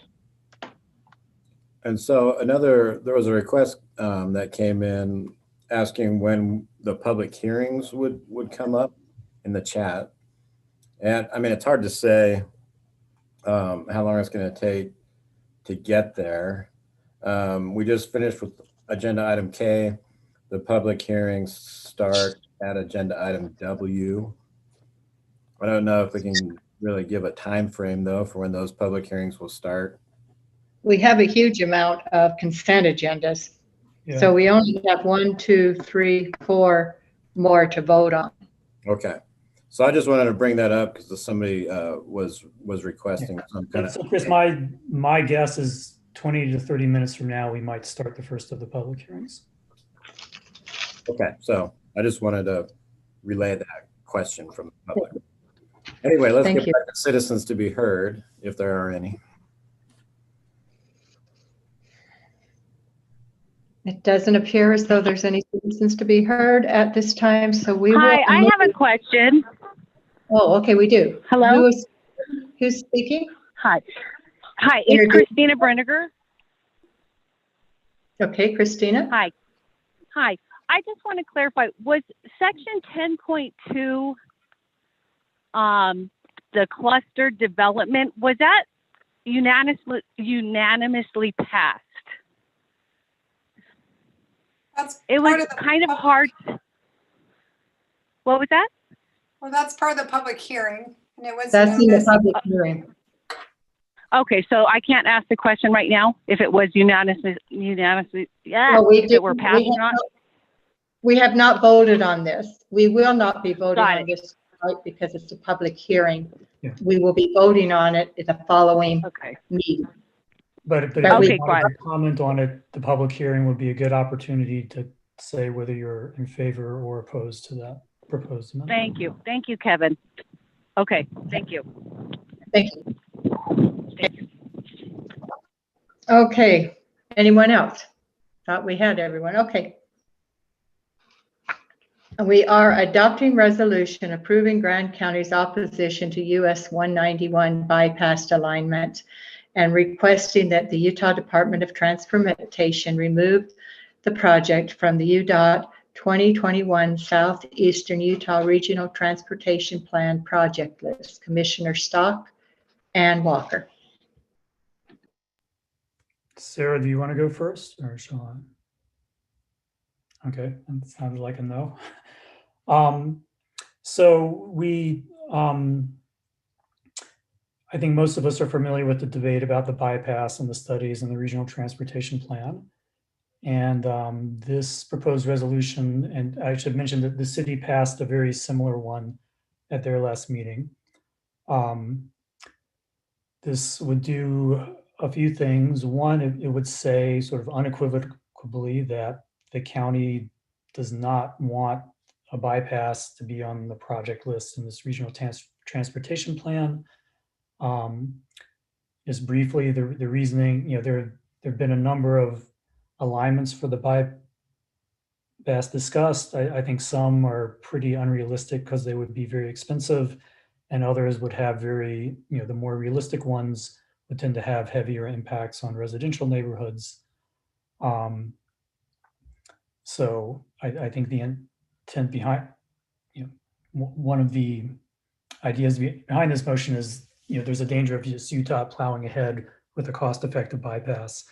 And I think it's the sense of our community that those alignments, the ones that are more economical, don't make a lot of sense. And then the second part of the resolution is, I think, we do recognize in this community that Main Street is pretty loud, and we'd like to do something about that if we can. And so far, the only solution to this very real problem being proposed is a bypass of some sort.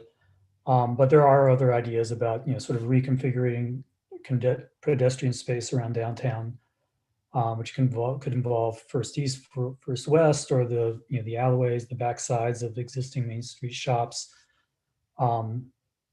And the city has allocated some money to start studying that more seriously. And this resolution just says that we want to collaborate with the city to help with those plans so that there's more than one solution on the table for the downtown noise and congestion issues that we can consider. So there is my summary.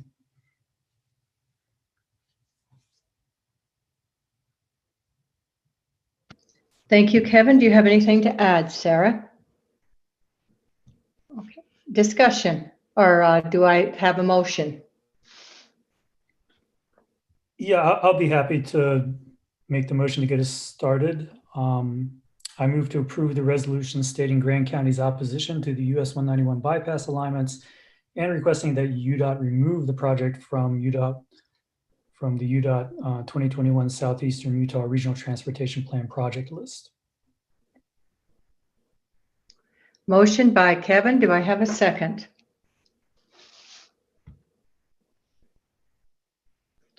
Seconded by Sarah. Discussion. So I'll go first. My initial gut is that a regional transportation plan it would make sense for it to have kind of sort of all of the ideas and options sort of, stated and whether any of them are sort of, necessarily viable or not. It just seems appropriate. However, I do strongly believe that the focus and efforts around enhancing the Main Street experience, that doesn't involve the notion of the bypass concept, is just really important and really what needs to be focused on. And what I'm reading and what I'm understanding is that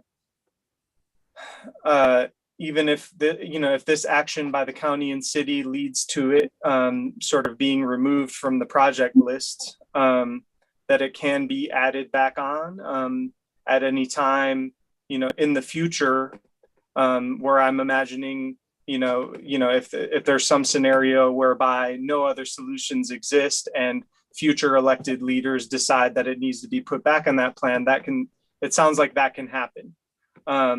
But so what I'm looking at is something where, like, I would choose not to currently have the idea of a bypass as a distraction to other much more practical solutions to Main Street congestion. So I'm despite my gut thinking that, or just feeling like this is just perfectly appropriate to have on such a document, I've sort of, in understanding the intricacies of this, at this point, I see it as not helping the conversation in the near term when we're trying to sort of create solutions, again, in the next 5 or 10 years. So that's what I'd say. Thank you. Gabriel, anyone else?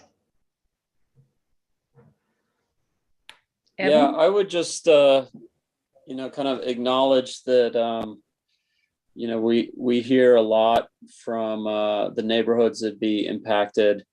The ideas that have been presented so far, no one's really excited about.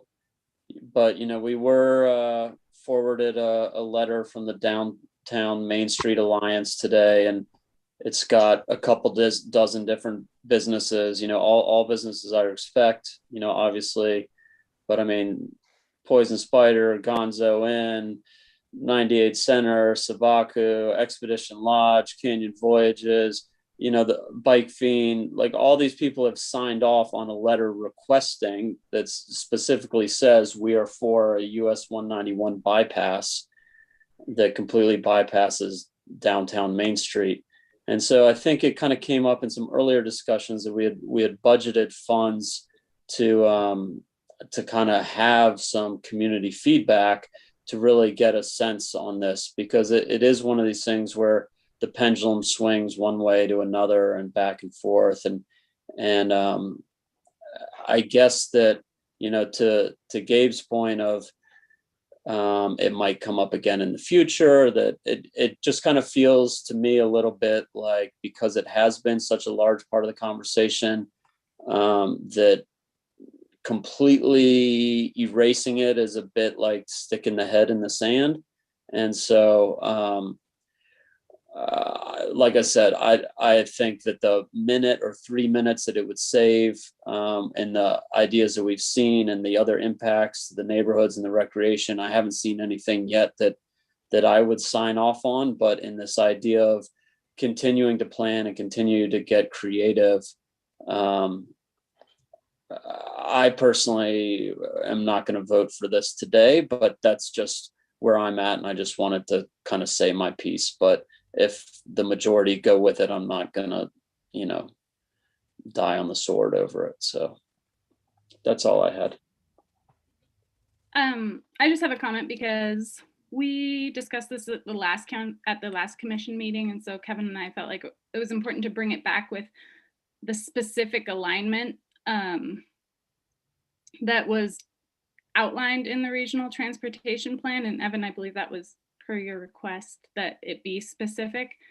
And so I think Gabe said it pretty well, but basically if the bypass as it is written in plan, as it is written as option 1A or 1D is included in this regional transportation plan, it gives UDOT license to start pursuing that. It doesn't give license to UDOT to explore other opportunities and explore some different bypass option. It is pretty specific about pursuing that project as it's outlined by that study. So, I mean, I think it's really important as a county that we just give our piece, say our piece on this. And I don't know, I mean, I agree with Gabe that if the bypass needs to come up again after some other stuff has already been studied and implemented and it's not working, that's completely possible. But if it stays in the regional transportation plan, it can be implemented without Grand County's approval and without the city of Moab's approval. So that's my reasoning behind bringing this up again and trying to get this resolution passed. Thank you, Sarah. I agree with everything Sarah just said. I do think there's a danger. I mean, I guess there's lots of different bypasses. I think there are realistic bypass options that might tend to get built, and then there's a few, there's magical bypasses like a tunnel under Main Street or things like that. And then I think there's a second type of magical bypass option, which is the one I think most people have been speaking in favor of. And this is a bypass option that would, cut Main Street in traffic in half or more, and it would be this quiet place. But every study we've looked at says that's not going to happen because most of the traffic in downtown is there because they want to be in downtown. It's very, I spent some time looking at UDOT traffic counts from 2019, maybe 2017. And they had counters on segments of 191 stretching from Monticello up to I-70. And it's very clear, if you compare the number of trucks, say starting in Monticello and ending up on I-70, that, that's only a very small traffic, very small fraction. So even if we did build some kind of perfect bypass that caused no noise anywhere because it's in a tunnel or it's dug into a hill or it goes, very far away from us, that, according to people who are in favor of the bypass, that's going to reduce traffic by less than 30%. And that's just not going to solve the problems. So I really do think that to the extent that there is support for bypass in the community, it's based on unrealistic assumptions about how it's going to help. Another thing that's come up recently is people complaining about the big traffic, and suppose you live in the south end of the valley and you just want to go to Salt Lake. I think a lot of our recent traffic problems have been either because of just one lane on crucial segments of 191, or because there's construction to build the extra lanes. And again, it's according to the studies of consultants who you would expect to be in favor of a bypass, it's only going to save, I think it was 2 to 5 minutes. So it's not, so even according to people who are boosting the bypass, it's really not going to be that big of a solution. So that, to me, that is the biggest reason to oppose it. But another reason, and I apologize for speaking so long, but one of my very earliest memories of a Grand County Commission meeting or something to do with Grand County government from the early 90s, maybe it was even late 1980s, it had to do with remodeling the courthouse. And there had been a series of bond elections and citizens were continually voting, no, we don't want our taxes increased to fund the courthouse. And Dave Knutson, who was a county commissioner at the time, said, it's going to be approved eventually. And his point was, you could have 10 bond elections and you just have to win 1 out of 10 and then it's gone, because once it gets started, you're not going to stop things. Now, I happen to think that remodeling the courthouse was a good idea. But there is this asymmetry that if you keep trying over and over and over again to get a large project approved, you might, people, it's likely to get approved. And so it feels to me like we've been studying this bypass for at least 20 years.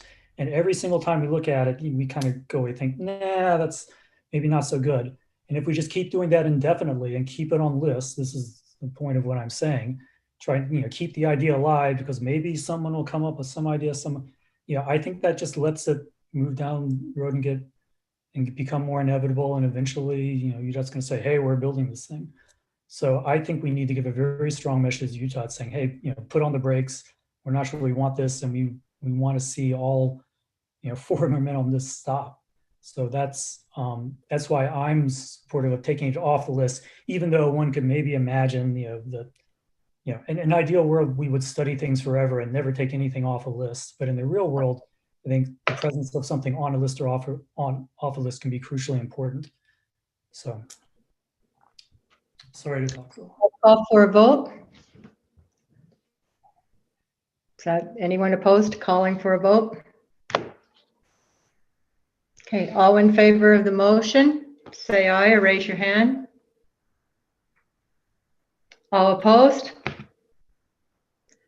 Motion passes 6-1 with Evan Clapper voting in opposition. We are. Mary, can I just, I think, Kevin, and this is just for the purposes of moving forward, but it was at least 10 years ago, some fairly detailed concept plans for a pedestrian-friendly Main Street were developed. They didn't succeed. And I don't know if those plans have been lost, but it was a pretty significant process. It included bike lanes and medians and all kinds of elements. If it is lost to the city, maybe Donna Metzler, would remember who did the work. I'm kind of thinking it might have been Envision Utah, but just something, to perhaps try to track down for work that's already been done on Main Street with regard to the pedestrian-friendly component. Yeah, thanks. I love the idea. I've been pushing it for a long time. Is let's do some urban renewal. Let's fix our downtown. Okay, we are to item M, approving contract with Qualtrics and ADRA of the Travel Council Research Site Impact and Ecotourism data at a cost to the Travel Council of $62,750. Elaine.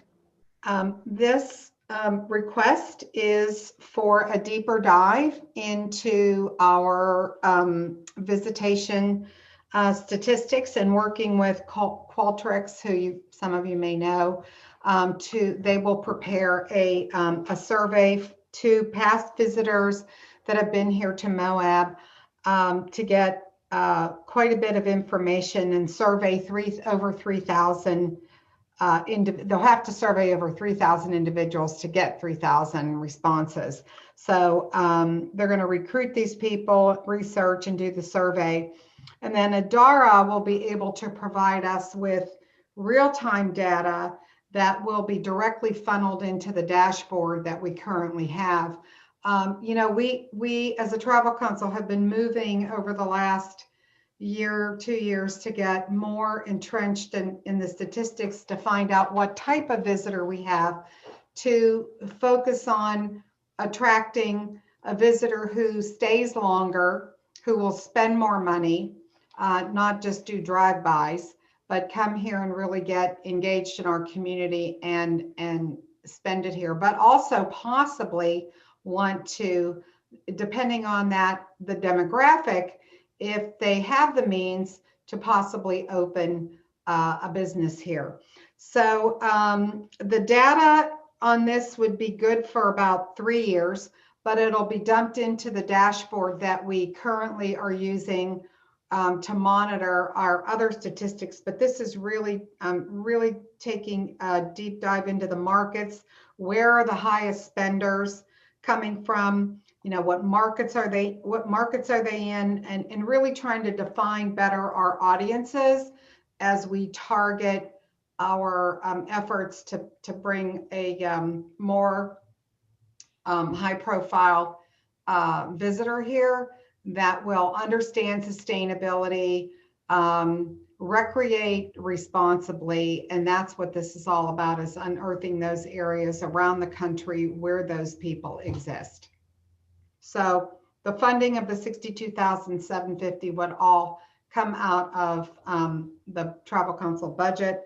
And then I'd be working with Love Communications to craft all of the, the questions, the survey questions. We would work closely together to make sure that we're getting the right information from these individuals. But I think it's really, we're starting to this year and last year work on being more sophisticated about our approach as to who we're targeting and who we want to come into our community.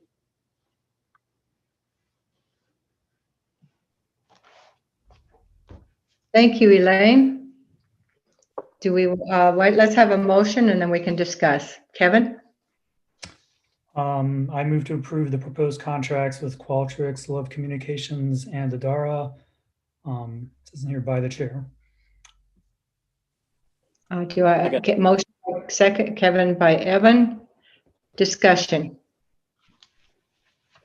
This seems like a very interesting project to me, and I do think we should be studying this type of people coming here. I guess one comment is, if it's feasible, I'd love to sit in on some of those meetings that look at the questions, and I noticed the proposal that said they were going to use mathematics to figure something out, and that, of course, right.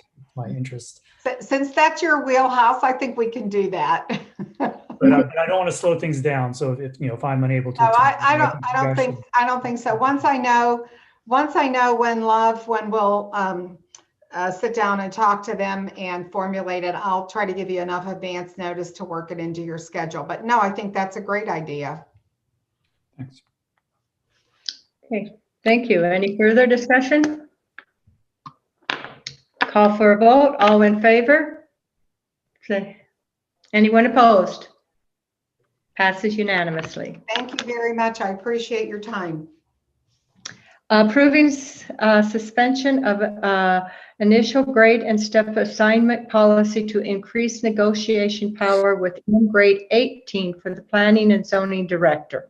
Renee Baker. Sure. We're bringing this item to you today. As you know, we're in the process of hiring a new planning and zoning director, and we're they passed. You're cutting out. Turn off. States that we can only bring a new hire on at a step 6, and oh, sure, I can shut off my video, Mary. That would stop a new hire from coming in above a step 6 and just allow us the flexibility to go across the entire grade if needed. So the entire grade 18.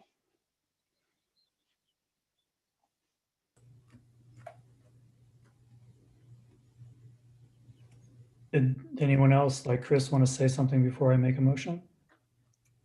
No, I mean, I can just give a little bit more explanation. It's been pretty common for us, especially for department head hires, to give ourselves more flexibility in hiring some of the more qualified candidates. We really, our policy as written, the cap that's instituted at a step 6 is pretty restrictive if you really want to try to recruit the most qualified candidates that apply.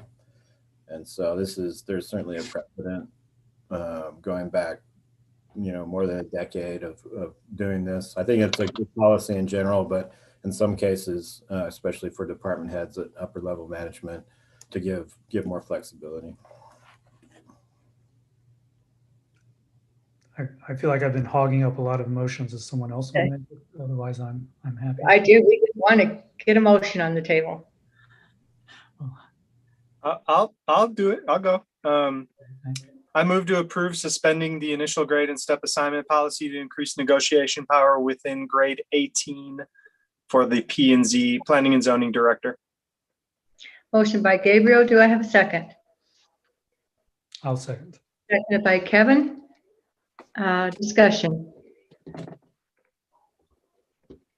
Seeing none, I'll call for a vote. All in favor? All opposed? You're opposed, Sarah? Oh, okay. Sorry, I was slightly delayed. I'm in favor. Okay, I just wanted to make sure. I've made that mistake in the past, so passes unanimously. We are to the consent agenda.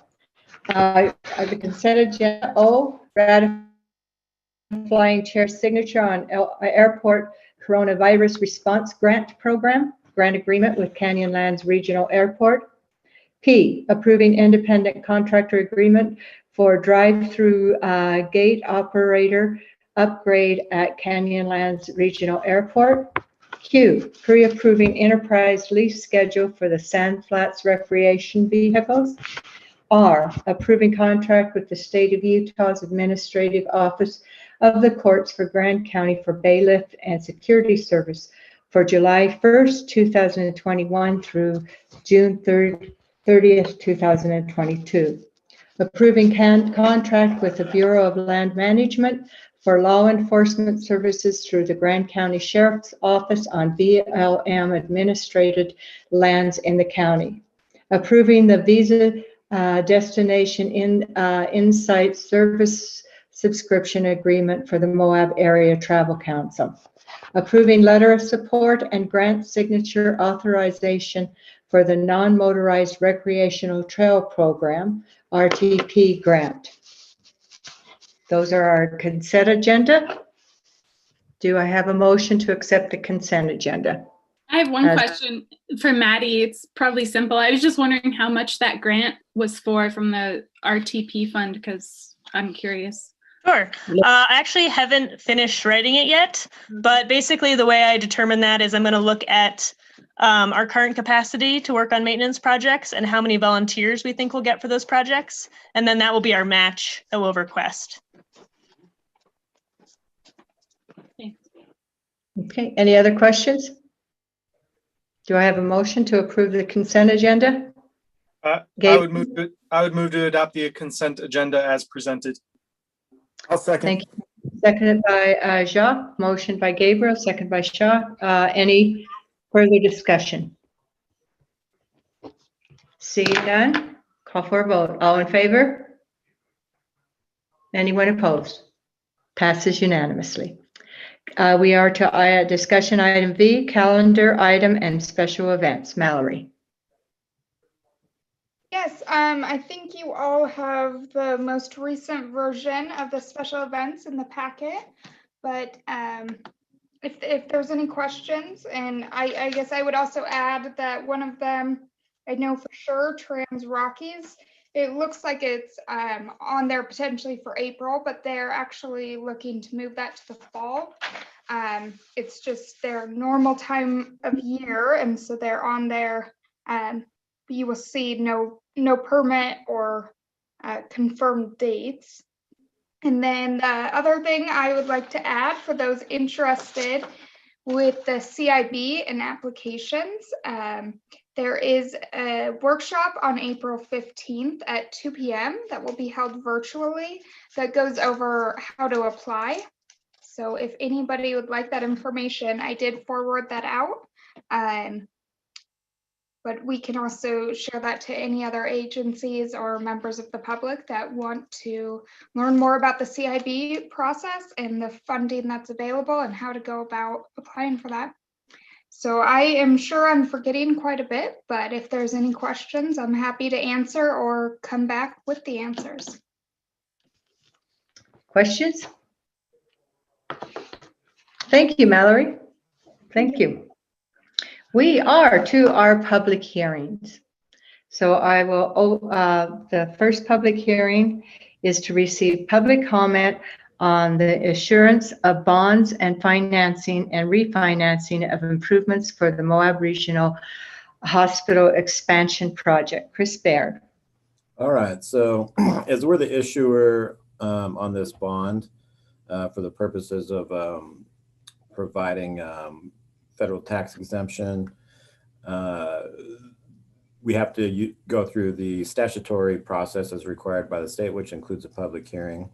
So just to kick things off, I think Jen Sadoff is with us, and she can just give a very quick explanation of the purpose of the bond and the project. And then we also have Randy Larson from Gilmore Bell, our bond counsel, who can answer any technical questions that anyone may have. So with that, I'll just turn it over to Jen. Thank you all so much. I'm Jen Sadoff. I'm the CEO at Moab Regional Hospital.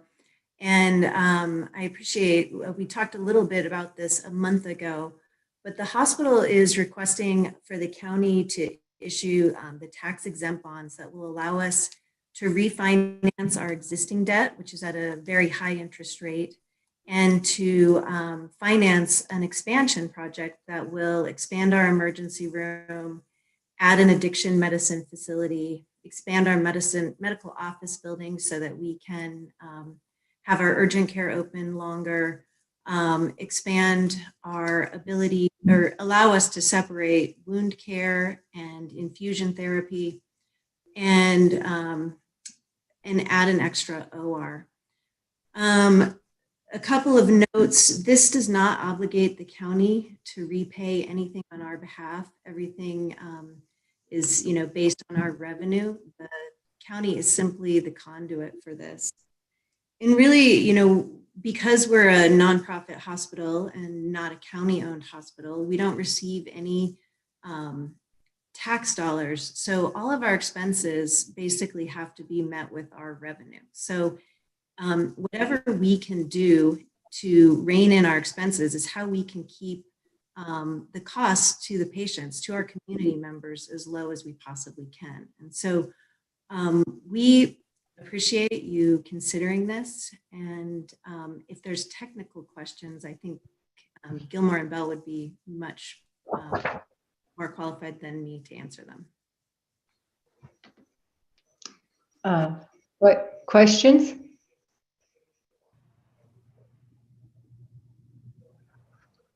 Okay, seeing none, I will open up this public hearing to hear public comment on the insurance of the bond and financing. Do we have any citizens to be heard on this public hearing?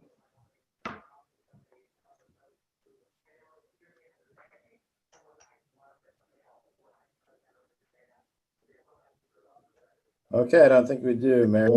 I don't see any. Jen, is this time sensitive? Would it be helpful if we suspended our rules and voted on this tonight? Mary, so this isn't ready yet for closing. So okay. What we're doing right now, the public hearing is a statutory requirement, so we're getting that out of the way. Oh, okay. And, thank you. We're not entirely sure on the closing timeline yet. Okay. But we will probably have to have one more meeting to do the final approval. And we're thinking, what, Jen, hoping maybe a month from now? Yeah, okay. we're aiming to close by the end of May. Okay. Good. So if we don't need to do that, that might answer. Thank you for answering my question, Chris. There does not appear to be any public. So this will remain open for 10 days, which will put us at the 16th of this month at 5 o'clock. Okay. We are now moving to public hearing to receive comments on amendment to the Land Use Code, LUC, Section 3.1 Use Table, 3.2.3 Commercial Use Standards, 3.4.9H Vehicle Sales and Services, and 10.2 Definitions. Christina Sloan. Okay, so this land use code update is largely related to regulating ATV businesses in the county. It's relatively simple because it references Title V update, which we'll discuss later. But it does update the use table 3.1 Currently, there is no distinction between outfitter and guiding businesses and those that use ATVs, and also vehicle rental businesses and those that use ATVs.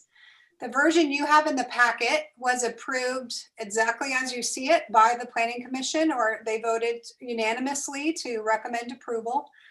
So there are no changes being proposed from what was recommended by the commission. And then you have 3.2.3K, which provides that if there are general outfitters, such as hunting outfitters, that use ATVs in their businesses, it imposes some additional requirements about that ATV use. So it prohibits the ATVs from being driven, used, or rented by their clients, because then they would qualify as an ATV business. It requires that they provide an inventory list, just like the ATV businesses. And it requires them to comply with ATV identification and noise levels. Again, via reference to Title V. And then the meat of the new regulations for the ATV businesses are contained in K2. But again, this mostly integrates our Title V update that we'll discuss later. What the Planning Commission recommended is that ATV sales would only be allowed if they marketed and sold electric models. There is an exception for ATV businesses, rental and guiding businesses, that if they're selling their old used ATV fleet as part of their fleet maintenance, then that's fine. They don't qualify as an ATV sales business. Otherwise, all models have to be electric. And then the 3.4.9H update is quite technical, just pulling ATV sales out of the vehicle sales category. And then related updates are to Section 10.2. We did get 2 public comments, and we've heard from Christina tonight, who I'm sure will make public comment about the inclusion of the clustering development pattern. And you also see additions about overnight accommodations and short-term accommodations. These are, general things that we're cleaning up. The clustering development pattern, we already had a definition in 10.2. This is to clean up that cluster. It's a development design technique. You can see the changes there. It includes buildings or lots, and it also includes an allowance for a more efficient use of land and public streets, utilities, and governmental services. This change would obviously only apply to projects going forward. And this does integrate the exact language that's already in our PUD code. We discussed it at length during Creekside because it includes this roadway issue that we saw in that particular proposal, but this doesn't affect Creekside, okay? So I wanna make that point. And then overnight accommodations and short-term accommodations, we realize that they're only defined in our OAO code, and they specifically say in there that these definitions only apply to that section. So that's something we need to clean up. Both of the public comments I've seen objected to notice. The notice for this public hearing was not ATV related. It references each land use code section and the title of the section. So our notice is certainly appropriate and legal. These definitions were also included in the Planning Commission discussion and also the Planning Commission public hearing. So I do believe this is either the 3rd or the 4th time publicly these definitions, including clustering development pattern and your OA and short-term accommodations definitions, are discussed publicly. And that's all I have now on this one, unless you guys have questions. Questions? Yeah, in the summary, you had mentioned that the fleet size cap had been removed, but then was added back in. And I was just... Well, that's in Title V, but I did make that point in this summary, but we'll get into that when we talk about Title V after the public hearings. So I noticed in the use table that the zones which allow ATV sales and the zones which allow auto sales are not exactly the same zones. I was just wondering, was that kind of a deliberate choice on the part of planning staff or planning commission, or was it kind of inadvertent? for example, we can have car dealerships in the light industrial, but not UTV. It was a discussion item, and that is what they approved. And so they discussed the commercial zones as being the most appropriate. They discussed resort special not being appropriate. So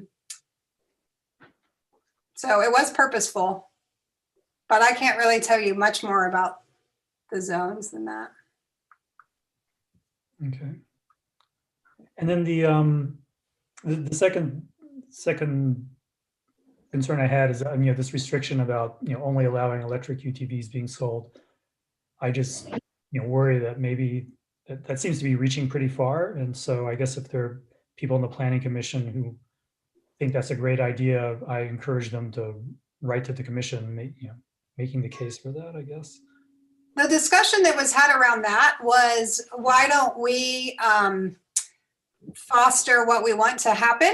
And there's some activity with Rivian, who of course has an electric truck. We knew Jeep was bringing electric models to Moab.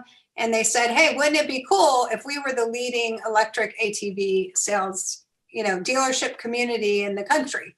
So there was some real significant conversation around that. And the Planning Commission said, well, let's make it happen by putting it in the ordinance. That's all I can tell you about that.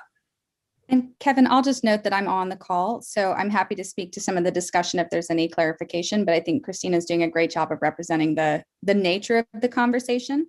I will just point out that one continuous thread throughout these different items that was discussed by the Planning Commission was the role of planning in our land use code, not just in shaping on the ground use, but also sort of the community character through the uses that we promote in specific zones and overall want to see throughout our land use code. And we want to see a balance of mixed use recreation, which is something we've heard from the community. And this has been an opportunity that's been raised as a way to minimize the impact on our residents while creating not just opportunities for existing motorized recreationists, but also economic opportunities in the future.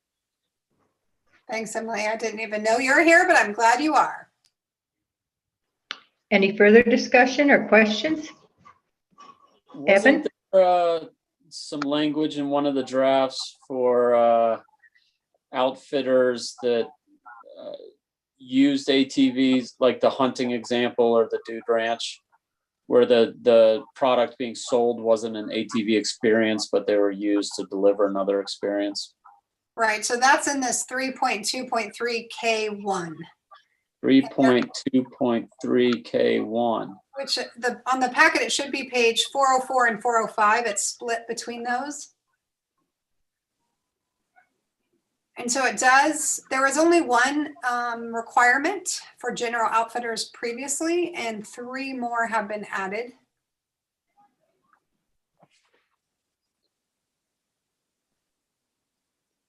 And so essentially a business owner can still use the ATV in that experience, but clients can't drive the ATV and clients can't rent the ATV. That is the bright line for, when you become an ATV business. They're required to provide an inventory listing the make, model, and year of each ATV used in the business. And then they're required to comply with sort of the meat of the Title V requirements, which is identifying the ATV and the noise level requirements. And part of that is, there is a lot of hunting in the LaSalle's, and yet there can still be real impact on other users, mountain bikers, hikers, bird watchers, climbers up in the LaSalle's with hunters. So that's why the proposal for subsection 4 there is included.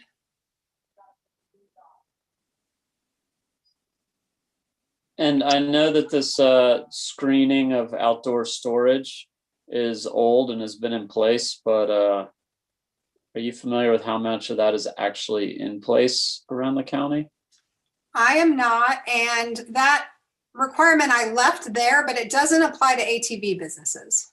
So that would only be general outfitters. There was a little bit of discussion about that applying or not applying to ATV businesses, but otherwise there was absolutely no discussion about whether it should go away generally.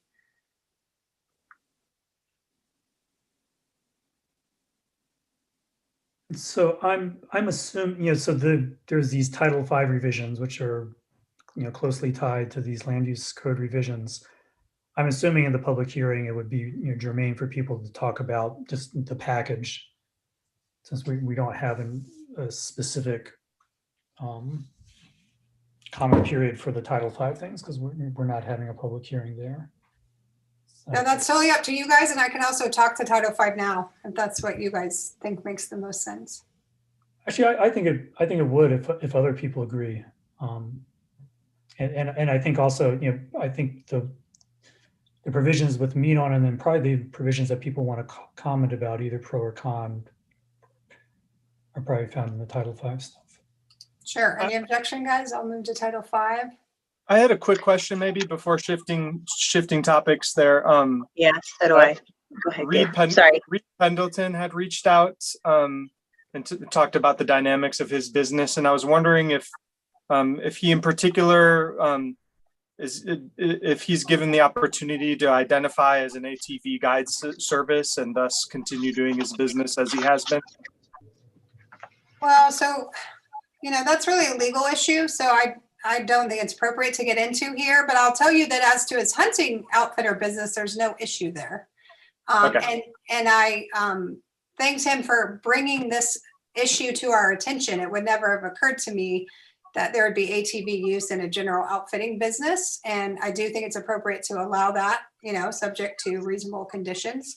And I let him know we were working on it. I let him know about the public hearing for the Planning Commission. I don't think I got back to him about tonight's meeting, but we all know Reed is watching what the commission does and usually participates. So he did not send me any direct comments about these revisions to 3.2.3K about general outfitters.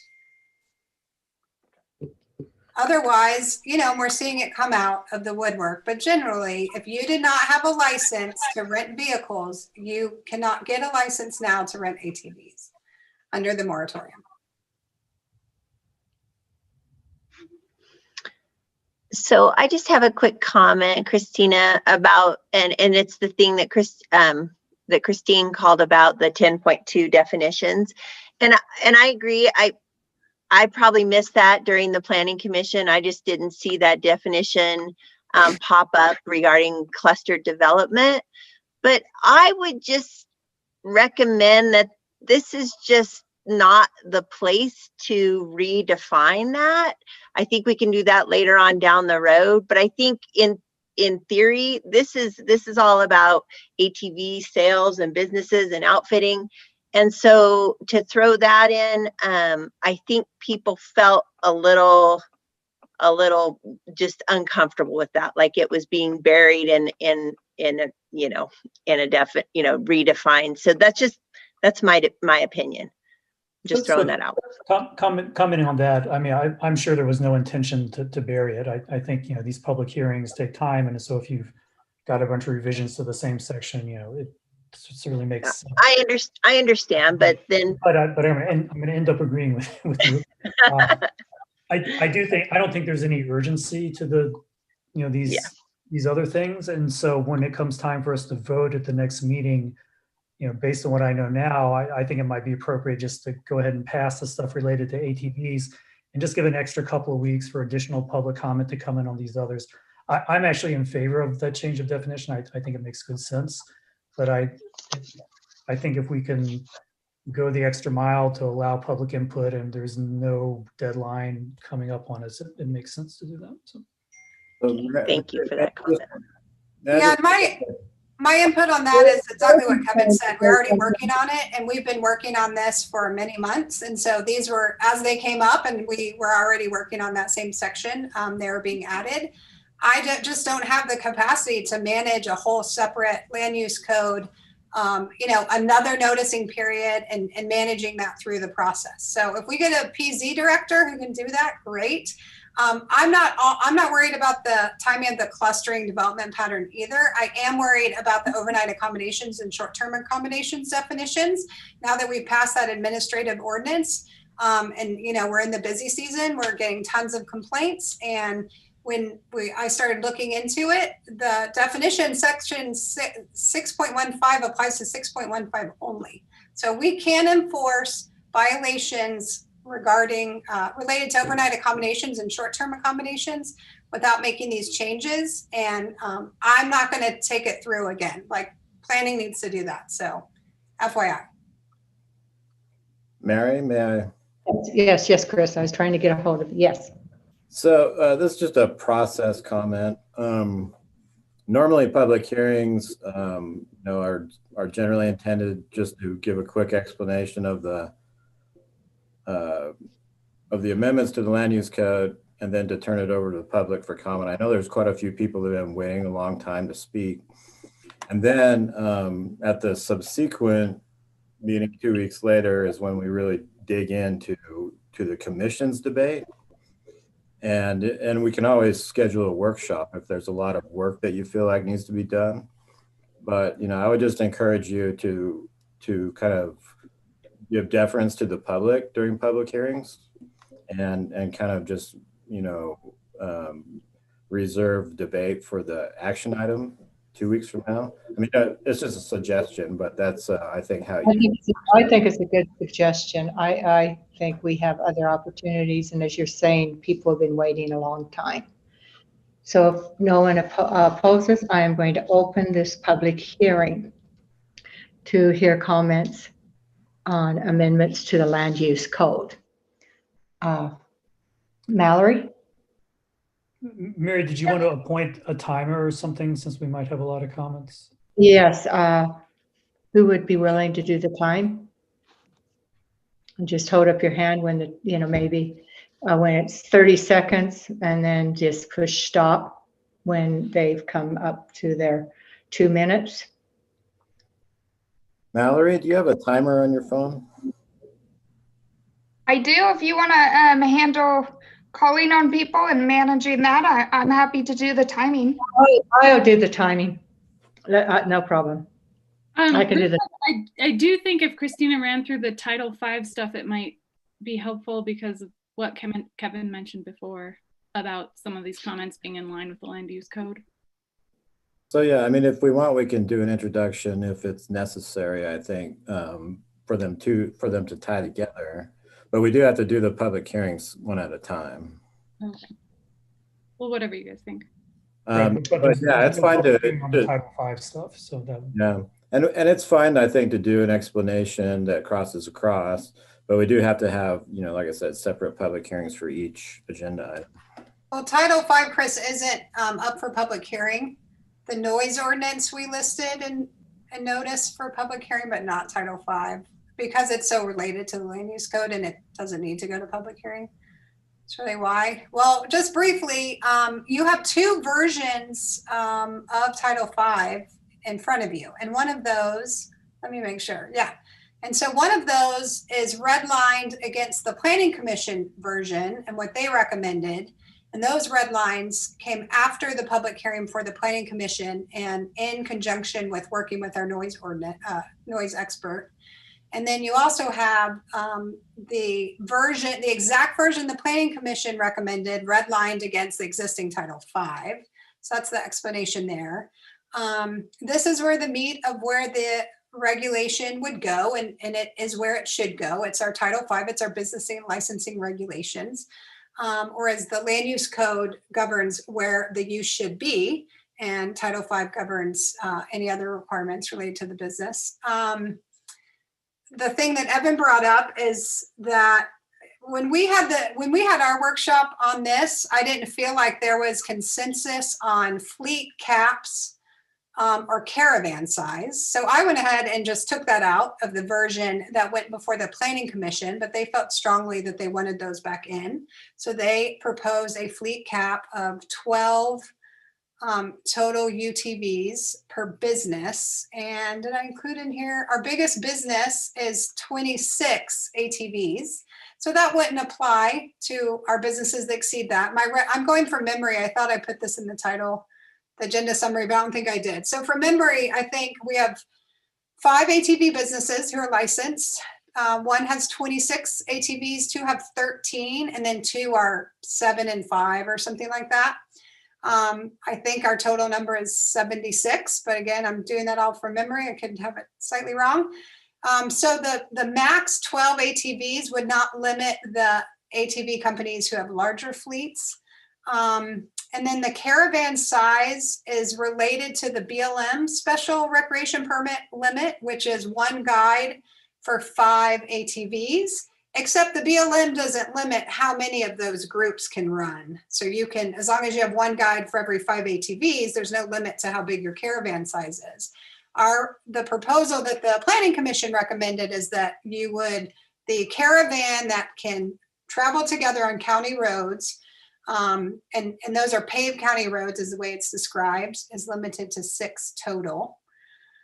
The other big change that you're going to see is the noise level. So of course, this is sort of the big, in lots of ways, most important piece of this, is that the Planning Commission approved I believe, a noise level certain, and they were very strong in comments and even consensus that they want to see the commission pass as low as a maximum noise level as possible for rental fleets in the county.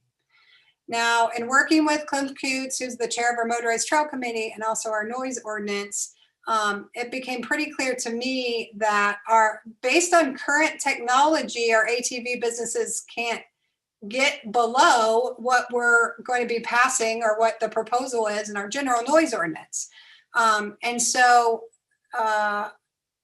if you guys want to reduce, the point is, if you want to reduce the DBA to the lowest amount possible and below our general noise ordinance, our ATV businesses must trailer their machines. And of course, we got dozens and dozens of public comment asking the commission to require ATV businesses to trailer their machines. But I do want to make that point.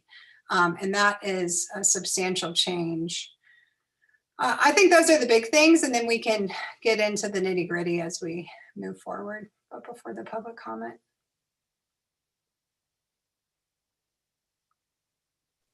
So if there's not new ATV businesses and the fleet size of the existing ones are grandfathered in, how does that even come into play? It doesn't allow the current ATV businesses to expand their fleet. And then, of course, the 2 businesses that have small fleets can only expand to 12. So we'd be capping it means, I believe if my numbers are right, we would be capping our total ATV fleet numbers in the county at only 12 more than they are currently. And what's the biggest one in the county? 26, which is Canyonlands by Night. Do you know what the biggest one in the city is? Way bigger. I think we're looking at probably 200 or so with Hummer, maybe not quite that much. One, a lot bigger than the county, and they have a lot higher total number of units, ATV units, than we have. And so that does, thank you for bringing up the cap, and this hasn't changed since our discussion, and there seemed to be general consensus to approve it, but there is also a cap on ATV rental businesses at 5. And that's our total number of ATV businesses in the county that are licensed to rent vehicles and or ATVs. Meaning, well, I should say licensed to rent ATVs. So are we ready to open the public hearing?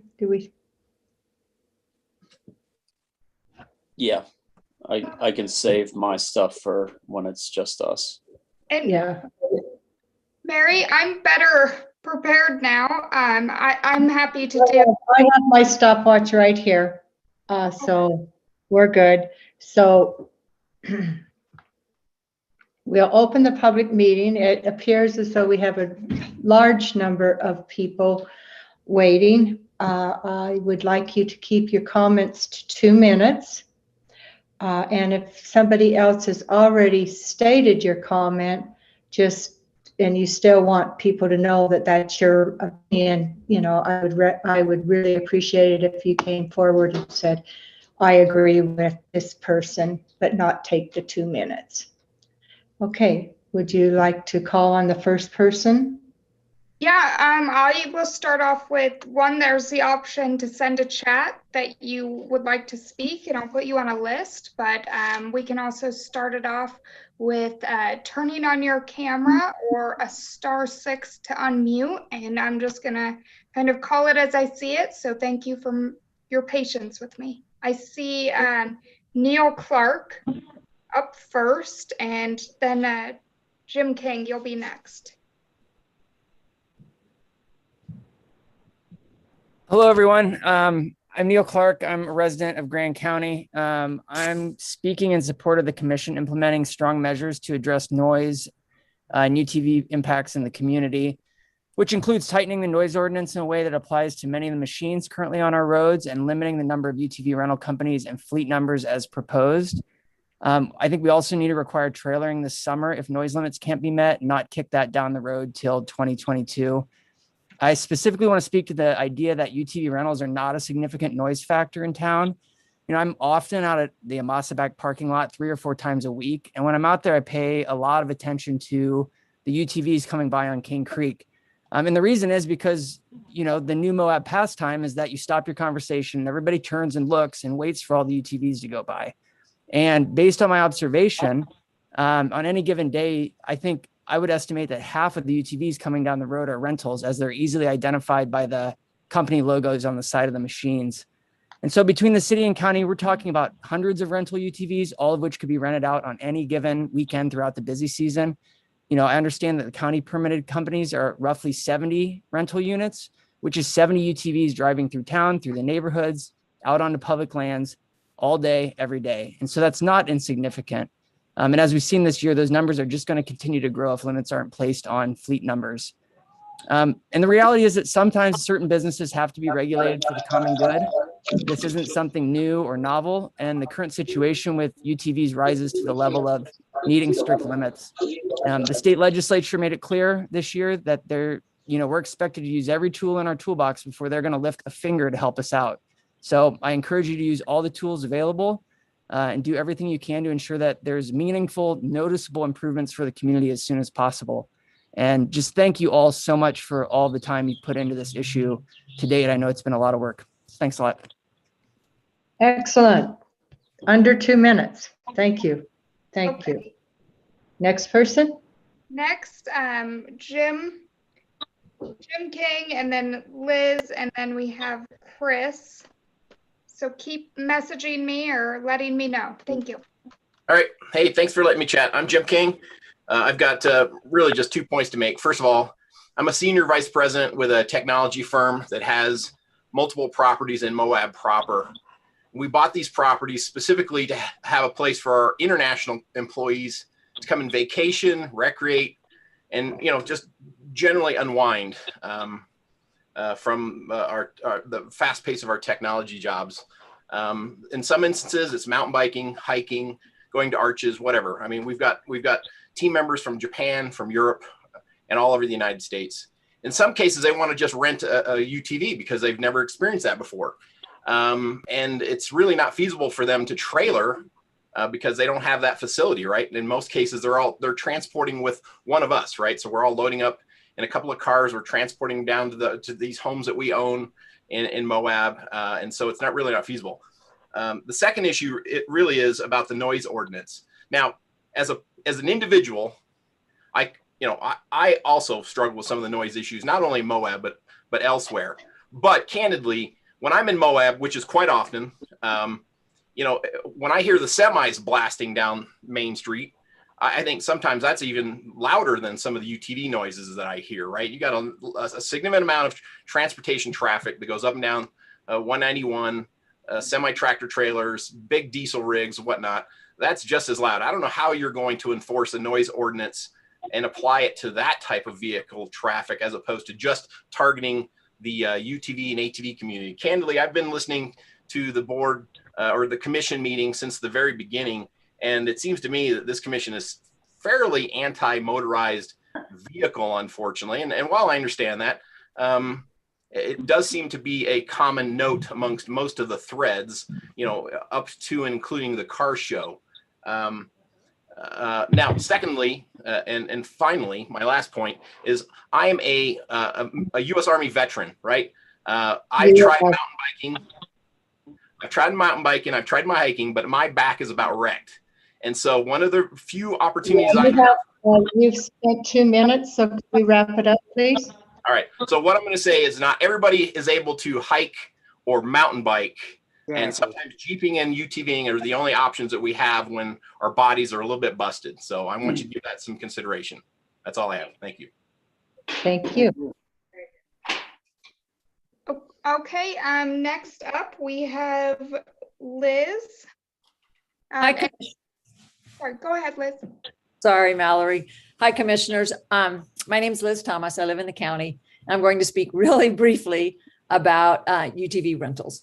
I've just recently learned that approximately half of the UTVs that go into Sand Flats daily are rental machines. I was kind of blown away by that. And so there's just no question that rental UTVs are actually part of our noise problem because they drive through residential neighborhoods to get there. But so I also think it follows that should be part of our solution to dealing with the in neighborhoods. So I think I've said this before, but I'll just beat a dead horse. You know, having a business license in Grand County is a privilege and not a right.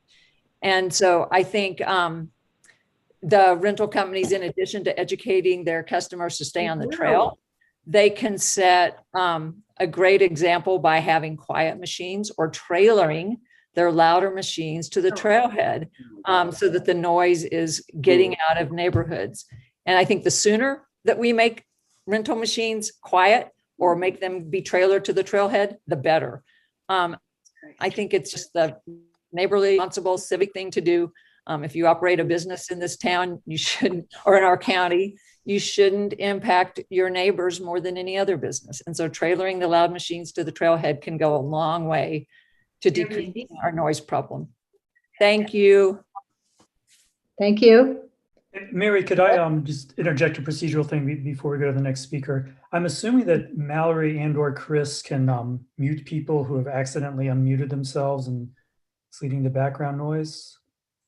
Yes. Yeah, I'm doing it. It's a little bit hard to keep up with, but yeah. Okay, just wanted to make sure someone was for trying. everybody that's on the meeting, please mute yourself if you're not speaking.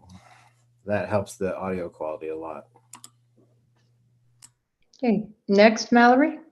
Okay, we have Chris, but I also would like to add another option for requesting to speak is raising your hand through the reactions. And then I will send you a chat and let you know that you're confirmed on the list. So just chat, raise your hand, whatever's easiest. But Chris, I didn't catch your last name, but you are up if you are ready to go. Thanks, Mallory. My name is Chris Tolman. I'm Vice President for UTV Utah. I have a few points to make today. I'll do my best to be short and concise. Grand County Commission approved a letter today supporting the recreational trail program. The RTP is funded by fuel tax on OHVs. How can you ask for funding from a taxation on the same vehicles you are trying to ban? If you don't want UTVs, you shouldn't also get the funding. You can't have your cake and eat it too. In regards to the noise ordinance that is proposed, it goes without saying that the sole purpose of the updated noise ordinances is extremely biased and designed to dissuade UTVs from coming to Grand County. The reports used as the basis of this restrictive and ridiculous change are not a fair or accurate representation of UTV noise in the slightest. You're forcing your narrative, grasping at straws, while providing fraudulent and manipulated information. There's obvious overreach of the commission around outfitter and rental business. This is both despicable and frankly un-American. You are again targeting a specific user group and doing everything possible to restrict UTV use. Furthermore, you're inconsistent in your application of the noise ordinance. Having stricter requirements that are essentially unattainable is going to severely damage these businesses.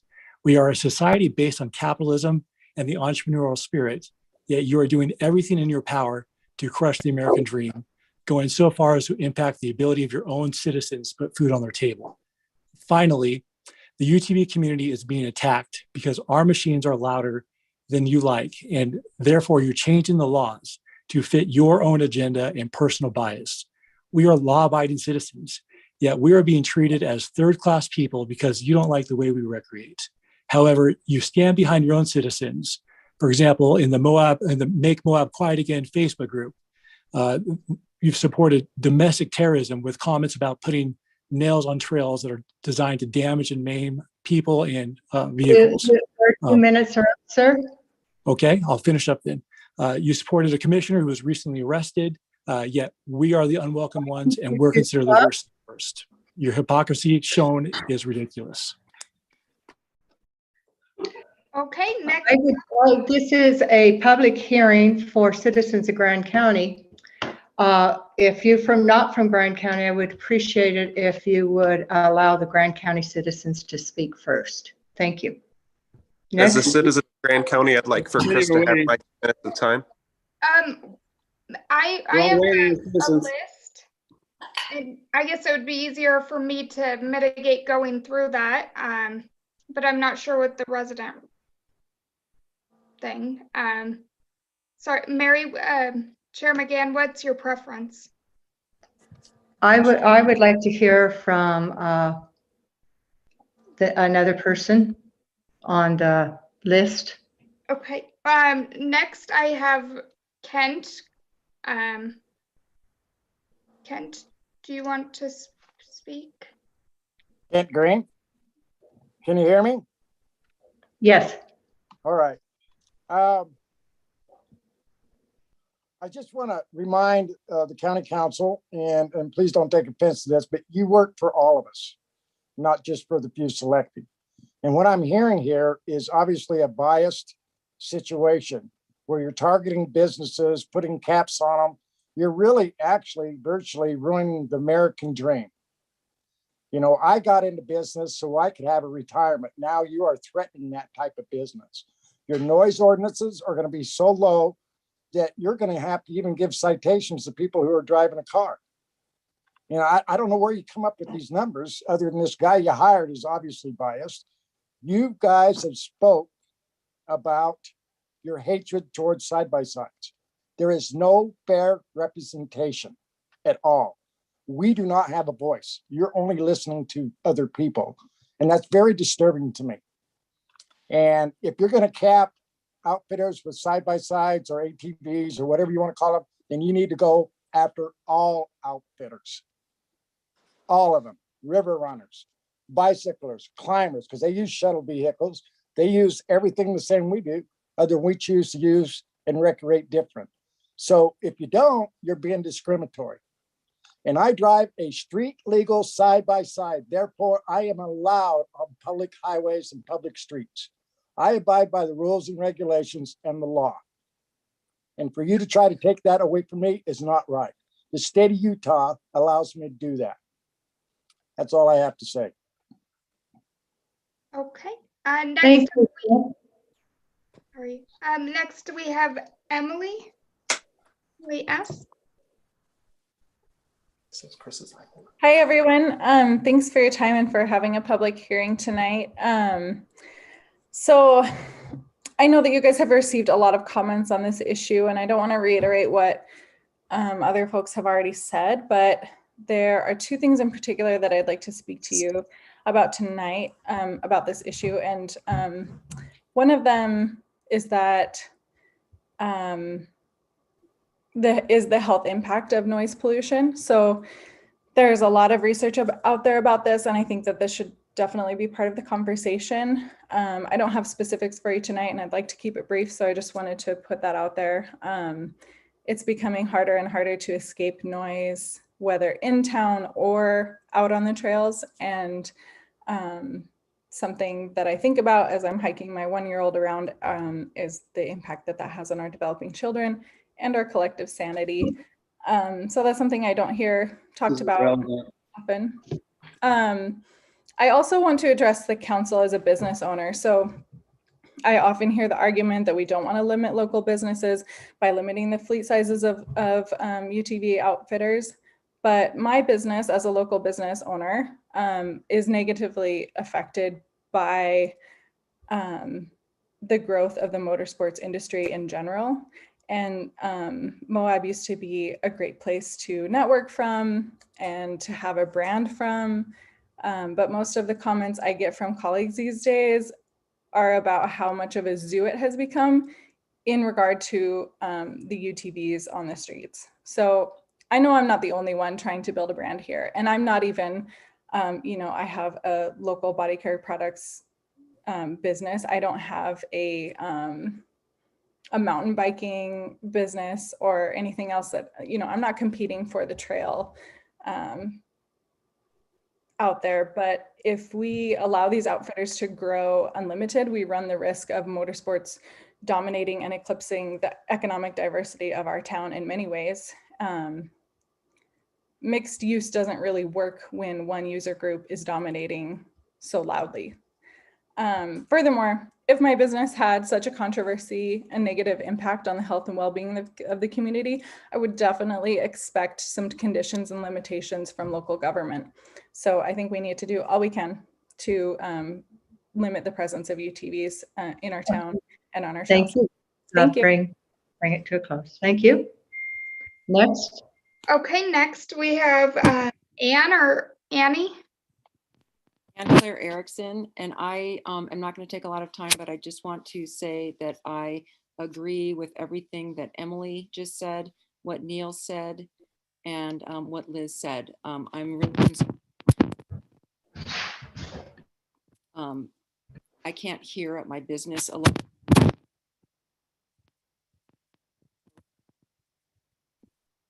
I can't hear you, Anna Claire. Anna Claire, are you still speaking?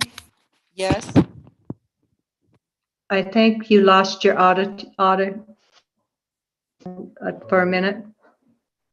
Can you audio? now? It's showing that I don't have that I'm not muted. Can you hear me? Okay, now I can hear you, yes. Okay. So I was just agreeing with Liz and Emily and Neil on everything they said. And I was just saying that at my business, I often cannot even hear the people on the phone. And also, I continually meet people when I'm in other states doing other things, and they say, "Where are you from?" And I say Moab, and they say, "Oh, we don't go there anymore. It's too loud." And that's all I need to say. Thanks so much. Okay, thank you. Next we have Moab Side by Side. Yep, this is Jason. Okay. Can you hear me? Yes, we can hear you. I'm just commenting on, I don't disagree with many of the things said here, but I will disagree that their objective of the noise and the UTVs is one particular source. I'll give you instances when I'm actually in my yard with a fenced area, covering all my stuff at all times. And I will also say that the customers that come into my shop are well educated by us. But again, I will note that it's interesting how a big diesel truck can go by and I can't even hear the person on the phone talking to me trying to talk about business, or a V10 Chevy or a Ford pickup without a muffler going by is disturbing my business because I can't hear what's going on. So I really believe that all the outfitters in town are actually doing the right thing, because one, we have stock machines with mufflers that are stock. Two is that we're educating the people that come in versus the people that come in that aren't renting because they have their own units and aren't educated. And it's very disturbing to me as a citizen of Grand County to see what's going on and see the diversity between two parties. I first came to Moab 1989 on a mountain bike myself, and I can remember being hated by everybody in town. And now I own a side-by-side business that's been very successful, preaching nothing but trail etiquette to all my customers. And it's unfortunately, we're being discriminatory towards one particular activity. So the whole idea of creating a UTV negativity has been nothing but harmful to Moab, harmful to every business, we just heard from everybody. You're 2 minutes up. So I'll just end stating that The harm has come from the county commission division of one particular thing called a UTV ATV. And I think we need to stop this and work together. Because no one's ever come to me and asked me any questions. Your time is up, sir. Thank you. Thank you. Have a great day. Okay, thank you. Next on the list, we have Jonathan. And for people joining, if you want to speak and you are able to, please send me a chat or raise your hand. Otherwise, we'll get to you after we go through those folks. But Jonathan, are you ready to speak?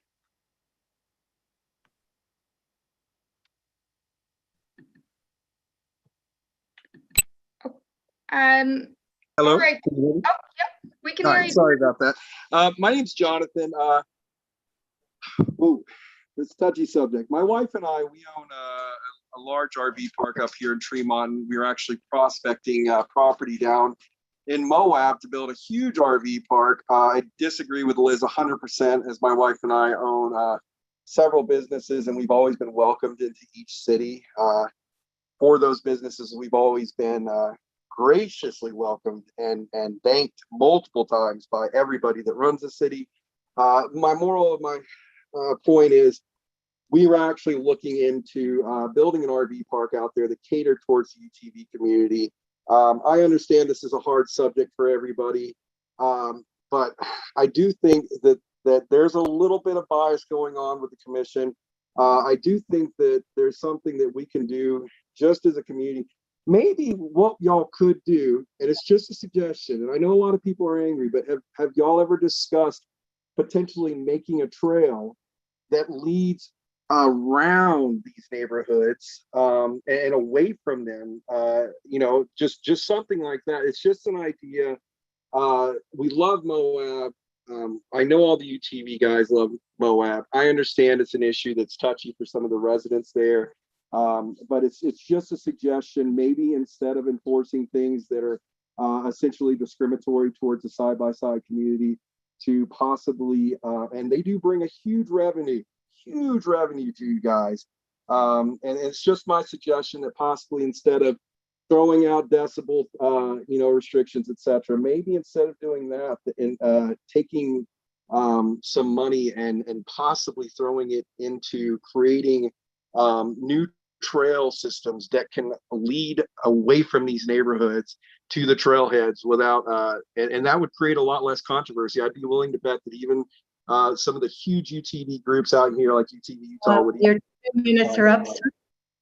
That's all. That's all I have to say. Thank you so much. Next. Dave, I have you next. Yeah, I'm here. This is Dave Hellman. Yeah, so I just a few notes. Kent had already and Jason had already spoken and said a lot of things. One, the fleet size limit. There's companies that already have 20 something. I think it's only fair that I'm one of the smaller companies, and if I can't grow my business, we have a 5-month-old baby and another kid, my son's 5, and we're trying to just survive here in Moab. And now you get these other companies that have 120 plus machines, some have 70 or 80 machines. And yeah, they're in the city, but they're also in the county because the city's in the county, and they, how can they, it's discriminating against me. It's making me where I can't grow my company. Nobody handed this company to me. I built it starting with 1 machine. I've been here for 10 years and I'm only up to like 13 machines or 12, something like that, between 2 different companies. But it's better for people to come and rent machines. We don't even rent machines at all. We only do guided tours. So there's always a guide. We go with the 5 max 1 liter. That's all. We've always done that. So the fleet size thing, I don't agree with. The other stuff we can do, we can get the machines. The machines we use are already one of the quietest machines, the Terex 4s. And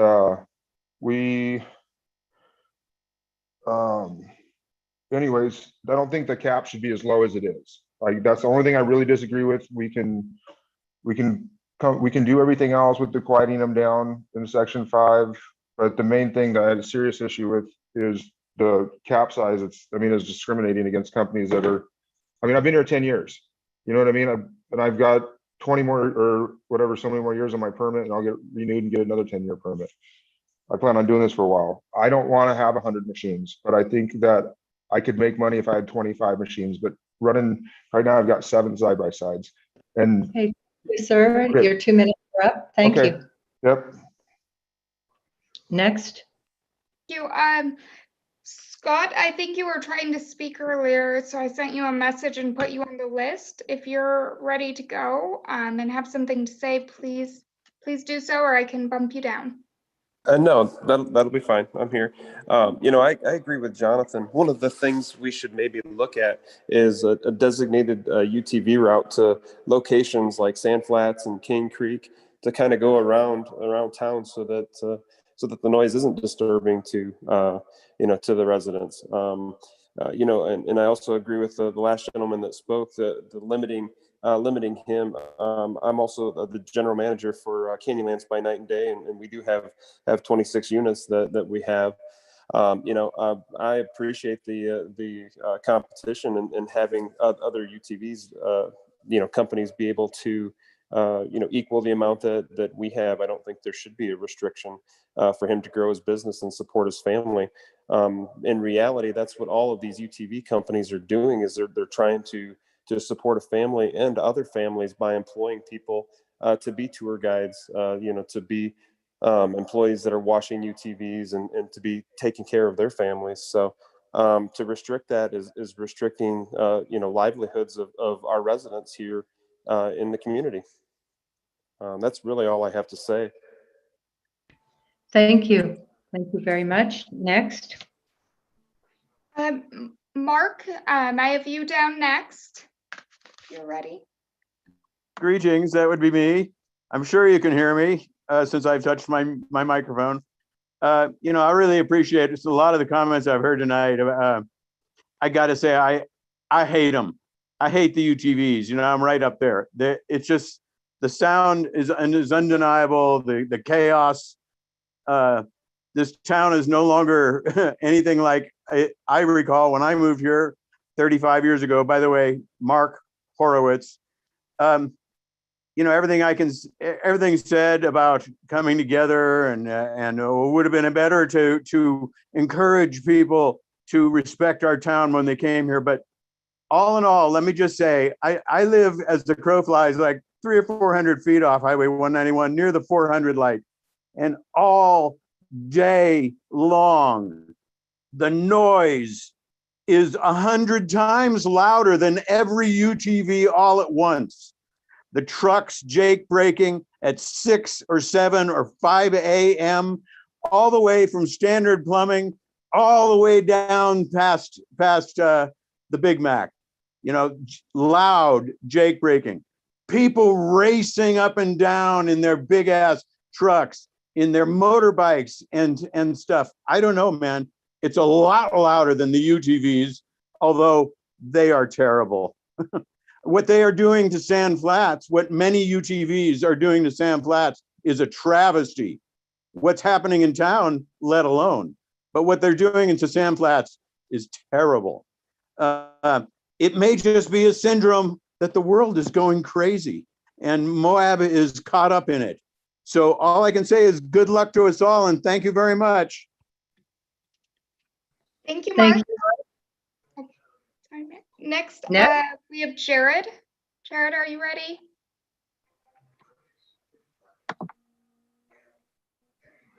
Yeah, I am. Can you see me? Yes, we can. So I just wanted to chime in and, make sure we're treating this like a public health issue that it is. It's not just an annoyance for people, though obviously it is an annoyance. Noise pollution is pollution. It has health effects just like other modes of pollution. Like Emily said previously, there's plenty of studies out there outlining these effects. If there were companies in town pumping excess pollution into our air or water, we wouldn't stand for it. we wouldn't be beholden to them, and this shouldn't be any different. You know, it's not discrimination, it's public health. Obviously, we don't have a Clean Air Act or a Clean Water Act analog for noise pollution, but the World Health Organization does have a recommendation of a maximum of 55 decibels for outdoor daytime use or noise. And that goes down to 40 decibels at nighttime. So for those that feel that the proposed ordinance is too low, just please consider that. So ultimately, yeah, I just want to say we should use all the tools at our disposal. We should limit fleet size. We should implement the lowest possible decibel level. And if that ultimately amounts to trailering all or most of these vehicles, then that's what we have to do for public health. Like Neil said, we just need meaningful and noticeable change here. Thank you. Thank you. Next. Next on the list, I have Brad. Hi, this is Brad. Hey, I just want to make a few comments. Number one, you know, Utah as a state has street legal laws that allow a street legal UTV to go wherever a motorized vehicle goes. I understand the noise pollution. I am a huge Moab proponent for going and off-roading with a motorized vehicle. Very respectful, very slow when I go. Way before we've been talking about it, I would go slow. The other problem is there's no parking outside of that. And number two, your backyard is my backyard. Just because you're 2 feet away or I'm 200 miles away, it's still my backyard. It's still Utah. So remember that also, it's still my backyard. And just the no parking. If I trailer there, where am I going to park? There's no parking at most of the trailheads. So you're going to push people out. And the other comment that I heard today is we want to attract the right amount of people. I'm sorry, I'm not the right person. I make a lot of money. I spend a lot of money in Moab, and it's almost, I'm a white male, and it's the first time in my life I felt like I'm a minority, that somehow I am less than, and I'm not welcome in Moab. You know, how many people have you flown in Salt Lake City through the airport? It goes right over my house every day. Airplanes go over, ban airplanes. They're nasty, horrible. No more planes over my city. You know, that's kind of what you're asking. Just progress happens. You just got to work with the people that are recreating. You're a recreation mecca, not even for the US, but for the world. Everybody knows Moab for a lot of reasons. And we just got to educate people how to use that together, not just ban people. It's really sad. And for the whole participating time, just people talking, we've gone on over, everyone talking has gone over the requested noise decibels. Talking is at least 60 decibels. So all talking is banned from 9 to 7 a.m. So I guess you'd have to be quiet in Moab after 9, no talking. So I'm done, thanks. Thank you. Next. Next on the list, we have Nick. Hi, everyone. Can you hear me? Yes, we can. Awesome. So I had one comment about something that was stated earlier. It's just a random fact, but one of the commenters earlier had stated the maximum noise recommendation in the middle of the day was 55 decibels. Just a fact for you. Did you know that a common Roomba vacuum, the little robot vacuums that a lot of us have now, they actually put out 65 to 70 decibels, and a lot of us have them going in the background while we're working on Zoom. So just a thought there. That 55 decibel limit, I mean, that's nothing. My other comment is I'm really disappointed in Grand County and Moab in general's commissioners and your government officials down there's effort in working with other groups. You guys have not done basically anything to form like an outreach group or anything like that to work with the UTV group. I know a lot of the UTV Utah people, especially that constantly are talking about how they would rather work together to find a compromise. Anybody that knows anything about negotiation knows that that combative negotiation is way worse than working together. You will get so much more done when you work together. And so I'm really disappointed in your efforts or lack thereof to work with the UTV group to come to a better conclusion on this, because I think if you guys would really reach out a hand and work with the group in general, you guys would have a much better result a lot quicker. Thank you. Oh, okay. Next we have Jennifer.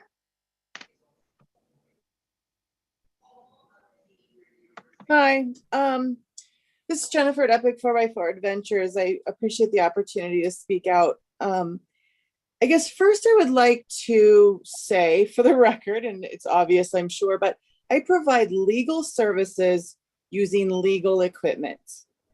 We're all about wanting to be good community members, and we want to help with the noise. We can help with the noise, and we can migrate to a quieter machine. But the bottom line is I create good paying jobs in this community, great paying jobs in this community, actually. And I'm a good community member. I'm educating people out on the trail. And for the record too, the side-by-side noise, I know that some of you aren't going to want to hear this, but it's music to some people's ears. I get that many of you are annoyed by it, but people love it. And that's what they come here to do, what they love. So another thing that you don't know about my business is that I trailer a lot. I trailer often because I don't want to be in the mess of Hell's Revenge all the time either. So I trailered this just today. I trailered 3 machines out to do the 7 Mile Rim area, Monitor and Merrimack. Tomorrow I'm going to do the same. Friday I'm taking 6 machines to Metal Masher. They'll be trailered. So I want to be part of the solution, but when you talk about limiting my business and constraining my fleet, it becomes remarkably uncomfortable for me. And then I'm going to look for ways to keep my business. I'm an entrepreneur. So I'm going to look for ways to keep my business viable. And I'm going to look for loopholes the same way that you're doing with land use. The state spoke to you and said, we're not down for what you want to do. Do it another way. So you found a loophole with land use and my business license. And I'll find Thank you very much.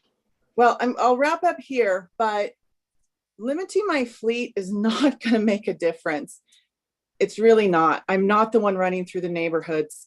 I'm taking 2 streets to get to Sand Flats, and a lot of my stuff is trailered out. So thanks for the opportunity. I really encourage you to reconsider this cap.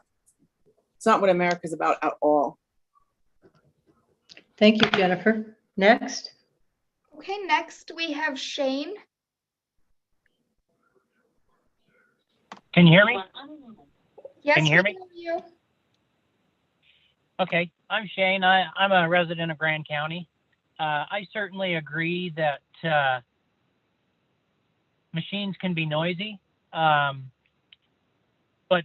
motorcycles are noisy, trucks are noisy, UTVs are noisy, semis are noisy. Everything's noisy.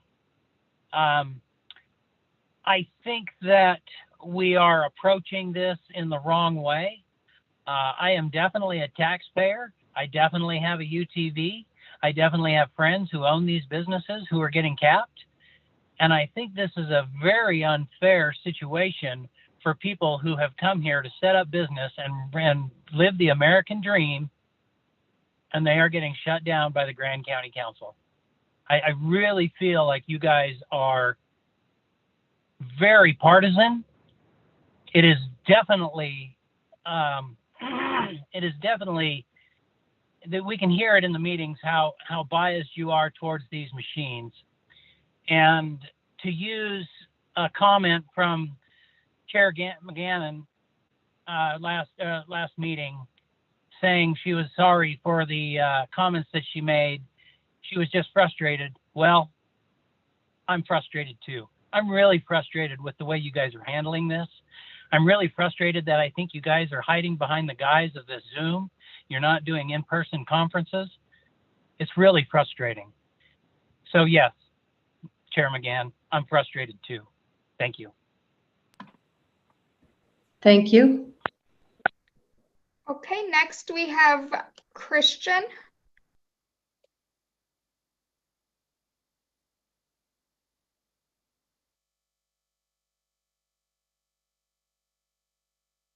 Oh, you're on mute.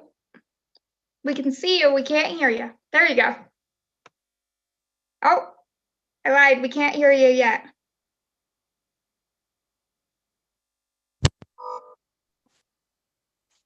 Nope. Nope. Oh darn. We can hear you now. Sorry. Can I try and get back on the list later? I'll like figure out what's going on my computer. Oh, we can hear you now if you're ready. Oh great, yeah, I am. So much for the opportunity. I actually appreciate this being on Zoom because if it wasn't on Zoom, like me and my spouse wouldn't have been able to see this. You know, we probably just come home and hung out. But you know, man, just a couple of like thoughts here. You know, I'm a river runner, I'm a boater, and I have park rangers who wear guns come into my camp and test how much bleach is in my dishwash. And if it's not enough, my company gets shut down. So I come from a world where I understand that the public at large through the government gets to regulate businesses. And I run some motorized trips in sections that allow motors, and I run some non-motorized trips in sections that don't. And I respect that those are things people have strong opinions about. And that's a democratic process, just like this is right here. You know, a few of the things that I've heard tonight that remind me of American history is like people say, oh, you're attacking my American dream, or you're attacking capitalism. Like, you know, it's a lot of people's Americans' dreams just to like have a house in Moab and raise their kids. And everybody knows that like Tusher Lane out there is like the best neighborhood to trick or treat in because there's so many kids and families. Like that's where we're putting all this noise pollution. It's a super bummer. Anytime there's been any kind of regulation in American history, whether it's like ending slavery or banning child labor or not allowing companies to dump toxins into rivers, people have said, oh, you're fighting capitalism and you're ruining my business. And dude, it's total nonsense. Like to say that a truck driving down the street is the same thing as a UTV is a silly argument, right? 18-wheeler trucks do not drive up Mill Creek Drive through residential neighborhoods. So I just think that's like totally silly, you know. 2 minutes are up. Oh, thanks so much for letting us talk. You're welcome. Thank you. Next. Okay, next we have Christina. Hi, Mallory, can you hear me? Yes, we can hear you. You're good to go. Thank you. Okay, this is on a different note. This is regarding, I'll make it fast, on cluster development. A few of us are just a little disappointed that the cluster development that is existing in the land use code currently is going to be redefined. The new wording for the newly created cluster development pattern effectively negates the intent of rural residential zoning. Instead of one house on a 1 acre lot, this basically allows all houses to be grouped together like an imperiled wagon trail.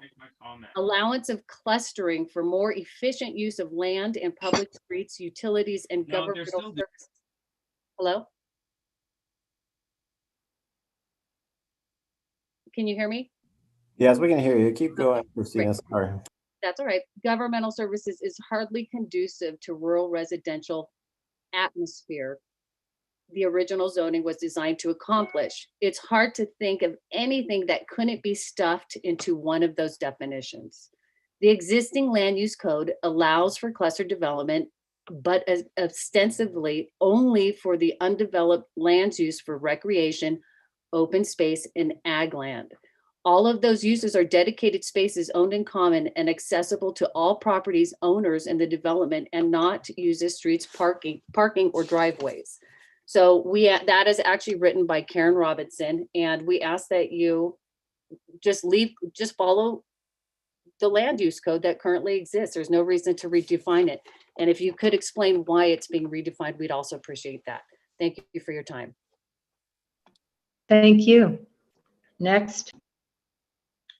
Okay, I actually do not have anybody on my chat or hand raising. Oh, I'm sorry, Brad. We have a different Brad if you're ready to go. Yeah, I am. And I wanted to kind of weigh on this. I'm a responsible UTV owner and lover of Moab. One of the things that I agree with Chris and Brad and some of the others that have shared some comments. And one of my concerns is, the trailering. We've talked about how there's not enough parking in a lot of these areas to be able to park our trailers. And I think what's going to happen is that if that gets forced, that we need to park and trailer, that we're going to be trailering and parking in front of people's houses because we're going to have to park so far down into these neighborhoods that are just outside of these awesome trails. And I think that then there's going to be another issue there. So I don't know that trailering is the issue or probably the solution rather. And trying to reach a decibel level that's below industry standards is just I don't know where these numbers come from, and so that's a concern. I mean, my machine has a stock exhaust. I'm responsible. I throttle down in town because I don't want someone coming in my neighborhood and racing through my neighborhood either. So I understand. And a lot of us on the UTV Utah group are responsible. We know that if we're not, this is how things get shut down. So, we obviously want to work together. We would love to have a stronger voice with you all and come to some compromise. Thank you. Thank you. Is there someone else? Yes, next we have Zachariah, if you're ready to go. Yeah, thank you. Can you all hear me? Yes. Great. I just wanted to vocalize that my wife and I support the proposed legislative actions for UTVs. Most importantly, they reflect government's primary charge to protect the health, safety, and welfare of our citizens. In this instance, the Utah legislature has essentially necessitated such tactics. While the detrimental effects of UTVs using our public roads most likely requires a fix in state law, our own state senator has clearly stated, and I'm simply paraphrasing here, "I won't consider this issue until you have implemented all the tools available to you at a local level." So there you have it. If our community wants this issue even discussed at the appropriate government level, then these small yet likely ineffective fixes in our local regulations have to be adopted. It's the only way to advance our predominant local interest. So just want to share that opinion that both my wife and I hold, and appreciate your ongoing attention to this matter and attempt to find a solution that supports the health, safety, and welfare of your residents. Thank you, Zachariah. Next. Currently, that is everyone that I have. I do see some other folks that are on the call or on the line. So I would encourage you to turn on your camera. Do we have somebody who, the phone number ending in 0361 for a public comment? Yeah, this is Cliff Kuntz. Okay, Cliff, we can hear you if you're ready to go. Thanks. I'm the executive director of Ride with Respect and the chairperson of the Motorized Trails Committee. And both those organizations support a standard of 92 decibels by J1287 for the UTVs. And that would actually make the majority of the rental units noticeably quieter. By getting an aftermarket pipe that's designed to be quieter. The other thing we support is mandatory education so that the tour and rental companies would have to display the 5 tips in Moab video or something like that, followed by a brief quiz. And, those are significant changes that are worth trying before you throw the kitchen sink, so to speak, of the cap on the number of business licenses and the fleet size and even the caravan size.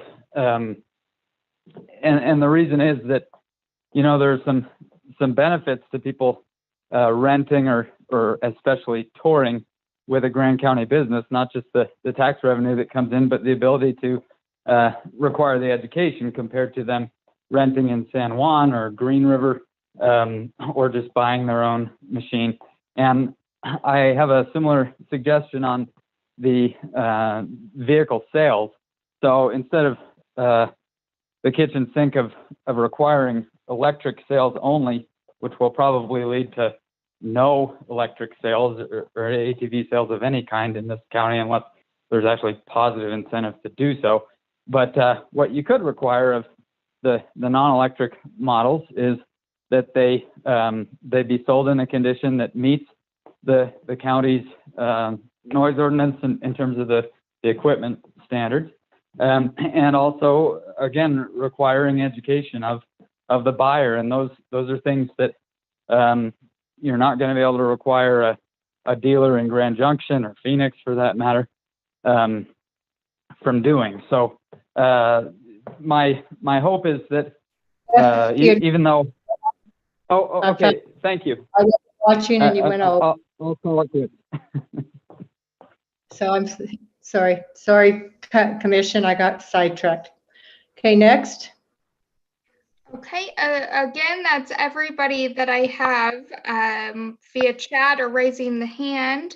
So if I'm incorrect and you're here to give a comment, *6 or turn on your camera or raise your hand. I do see Trish, are you on for a comment? You're muted. You're muted, Trish. Hear me? Unmute yourself. Can you hear me, Kevin? Yes, we can hear you now. Okay. First, I want to thank the Commission for all the work that you have been doing on this issue. It's a big problem, and it's one of the biggest issues that the town is facing at the moment. And I think it's really important, and I urge you to take every measure possible that you can take to counteract the noise that is happening in town. And I urge you to, I think that a limit of 12 vehicles is really appropriate for our businesses. I think encouraging the businesses to replace their vehicles with electric vehicles, machines as soon as possible is really important. And I'd like to see the trailering of vehicles to trailheads to be happening sooner than you have suggested in 2022. I think that should happen this year as soon as possible. I think this is a serious problem that we need to address. So thank you for your time and for taking on this difficult situation. I appreciate everything you've done. Thank you. Okay. Brett, I saw you unmute. Was that to make a comment? I wanted to comment, but my video was blocked. Okay. Well, we have you now. Huh, okay. Maybe you can see me. It says it's blocked. We can't see you, but we can hear you. Sorry. So I introduced myself earlier in the meeting, and I appreciate you allowing me to voice my opinion again. One thing that when they ran legislation, I'm not sure who helped draft the language in the bill, but they were using non-street legal language. So it was a little bit confusing for senators, representatives, and people listening in. But if you refer back to law number 41-6A-1509, that tells all the languages of street legal, and the way it reads is a street legal ATV shall comply with all the sections the same as a motorcycle. So we have the same, we follow the same restrictions, decimals, emissions, everything as a motorcycle. And I know that you have some street signs up that you've put it at 15 miles per hour where there's a speed limit above it of like 25 miles per hour. When you're a licensed street legal ATV, you become a car. In this case, you become a motorcycle. So I think the signs that you have up are illegal as per Utah state law. But if you was to put a recommended speed limit I'd highly encourage it. I would love to see it. Put more of them up. But if you put the recommended, it'd be a legal sign. The other thing I'd like to see is recommended quiet time signs. You see these blinking stop signs that are, run off of solar and they blink. How about if we done some recommended quiet times through the neighborhoods? There's a couple things that we could do. Recommended designated routes, rather than go against Utah state law and have it a question whether it's legal or not. Why not we work together and try to do a couple of recommended things? That's what I'd like to see us do. But when they ran the language in the bill, like I say, they should have referred to 41-6A. Instead, they referred to, and you could write this down if you want. They use 41-22-10.5 local ordinances. The only thing in there that is street legal, it says a municipality or county may not prohibit or restrict. Your 2 minutes are up. Thank you. I got a couple words, please. The use of a street legal ATV vehicle on a street or highway where the use of another street vehicle is prohibited or permitted. So you cannot restrict a street legal ATV. So with that, I highly recommend that you take some of them suggestions and put them in place. Thank you. Thank you.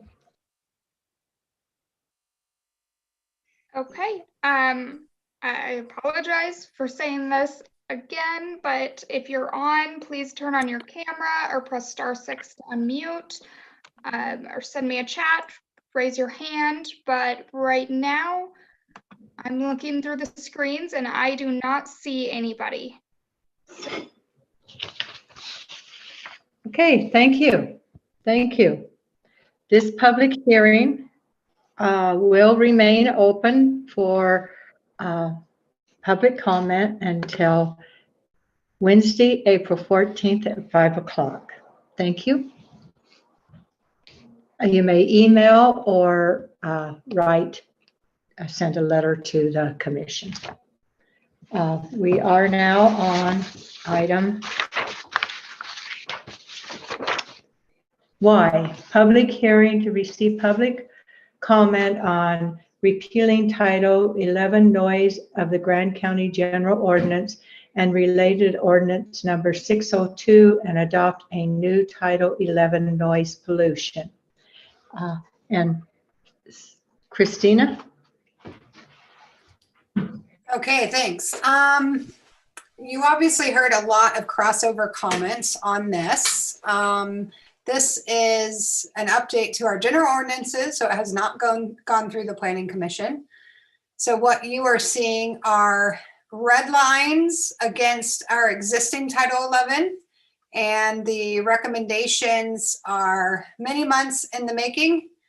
There's been a lot of work with our noise expert.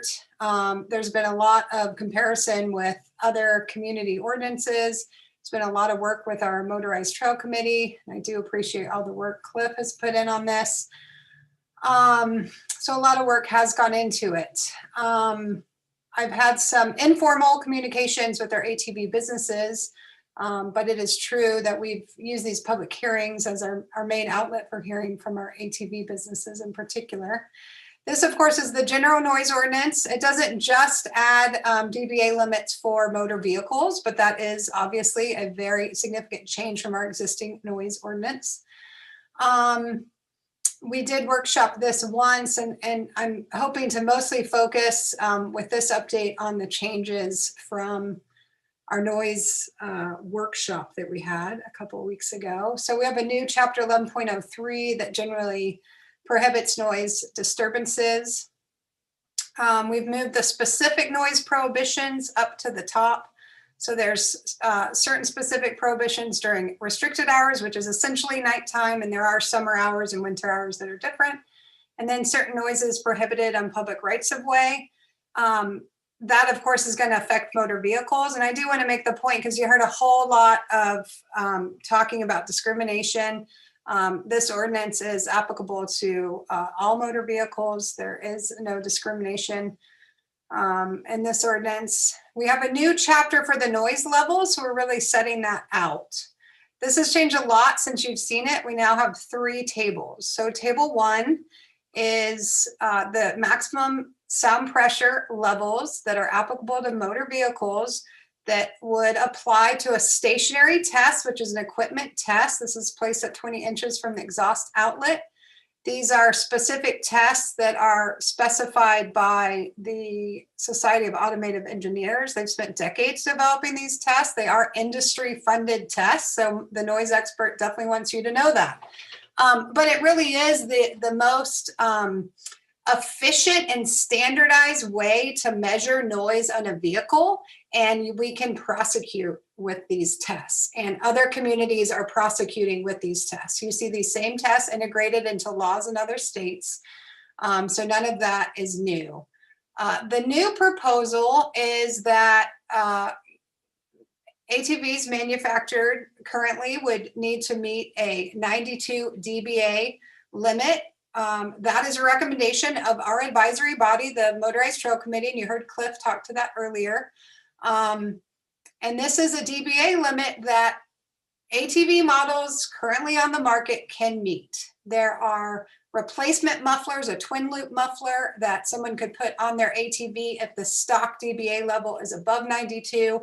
There's also sort of cheaper fixed mufflers that won't run for as many hours, but there is a solution there. And quite frankly, most of the models stock are below 92. It's the two most popular models that you see all the time here are above 92. And so those models that are manufactured above 92 can be brought into compliance. The next two lines you're going to see is new. It's a new proposal, and it is to help incentivize the industry to work to create quieter machines. So it gives the industry a couple years to bring ATVs down to 90, and then it incentivizes the industry to bring them down to 88, which is also the revised similar dBA level for motor vehicles. And we have dropped the poundage to 6,000 pounds, which would include a lot of big trucks, but not your biggest commercial trucks. This is a recommendation of our noise expert. I keep talking about this noise expert as being baby step number one.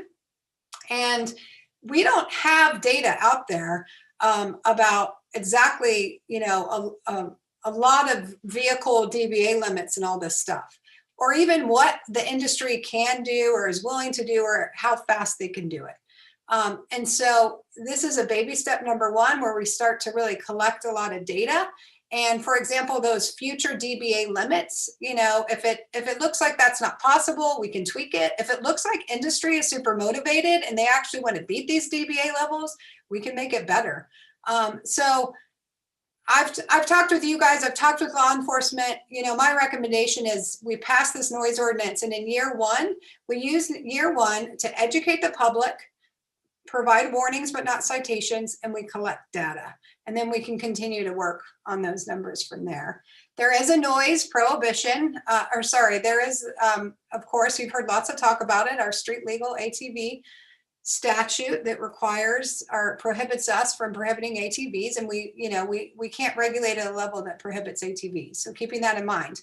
And working with our noise expert and working with our Motorized Trail Committee and working with a couple of our ATV businesses, doing tons of research, months and months of research, I feel really confident that this table one is legal regulation under statute. It's defensible in court, and it doesn't violate state statute. So table two is a drive-by test. It's a moving test that's a total vehicle test. So that's an operational test. And how fast you drive matters, what size tires you have matters, whether you've modified the vehicle in other ways matters. It's a different test. You don't have those standardized measurement standards, and you have to be able to isolate a vehicle. So you pretty much are going to be using this drive-by method at intersections and for really obnoxious vehicles. So it's in there, and it does include a restricted hours. These numbers, I believe, are the same that you saw before, but if not, they are well researched and based on what a lot of other communities are doing. You see more states, especially states in the Northeast, working with these drive-by tests. So these are quite common across the country. But just so that you guys know, I'm not recommending at this point we prosecute on table two. Again, it will be mostly used for really obnoxious offenders, and it can be used for probable cause to pull someone over to then apply the stationary tests. And then table 3 are our land use amounts, and you heard some public comment on that, land use noise levels. The first table 3 you see is the one that we had developed, Chris and I. Chris probably wants to speak to this, and he does feel passionately that we are a rural county and we need a lot of flexibility with noise levels. Our noise expert disagrees with that quite passionately and thinks that we need to set the level at a level that is protective, and then we create exemptions and what he's calling exceptions, which is kind of similar to variance, to make it work for Grand County and to be flexible. These are measured at the property boundary. So for example, the public comment about a vacuuming side is not going to be an issue. The public comment about noise levels. So speaking is 60 dBA at 50 feet. It's not 60 dBA on a property line. So it is not going to restrict talking outside at night. These are the same levels, same dBA levels that are on average are adopted by, Les would say, I believe, 500 of the largest cities. So this is our noise expert's recommendation, and it's based on, you know, his 25 years of work for communities doing this. The chapter 11.06 hasn't changed a ton since you guys saw it before. I did revise 11.06.010 based on Cliff Kuntz's recommendations largely, and that's more closely aligned with state statute language. Christine, motorcycles, I don't have that in front of me. What is the section you just referred to? What's it doing? This is the, like, no one should rev up their engines and, oh no, that's not, this is something different. It's just some general motor vehicle regulations that, I mean, numerous communities in Utah have even. All your big cities are going to have, and I did revise the language to more closely match state statute.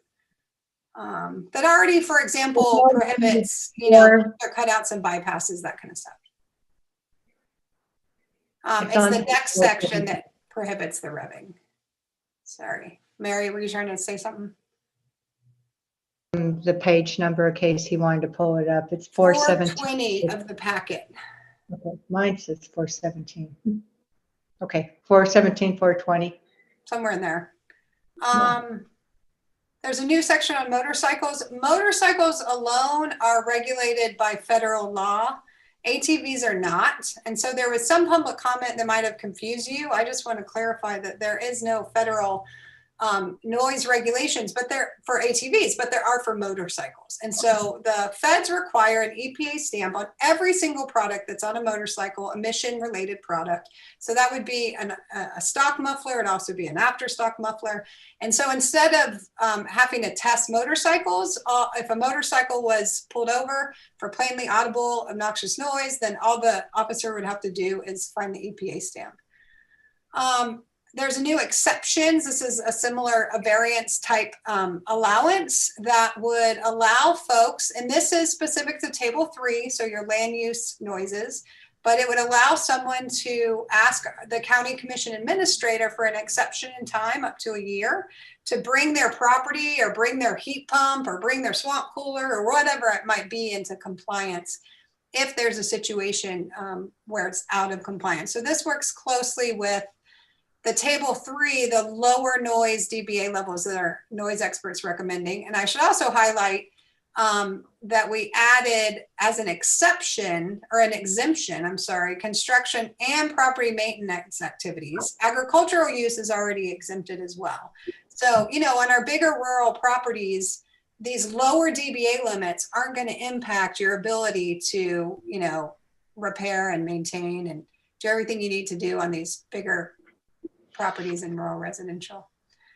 And then I also added a nuisance provision to the enforcement, and the severability provision is quite technical, but that's added as well. And I do, you know, when the public hearing wraps up, and Mary, I do encourage you to not allow public comment on Title 11 if people have already spoken to the general Title 11, because a lot of the comments, I'd say the majority, quite frankly, that we've already heard were focused on the general noise ordinance. But I think what we need to decide, we have until the 18th to adopt the land use code update and the corresponding Title V.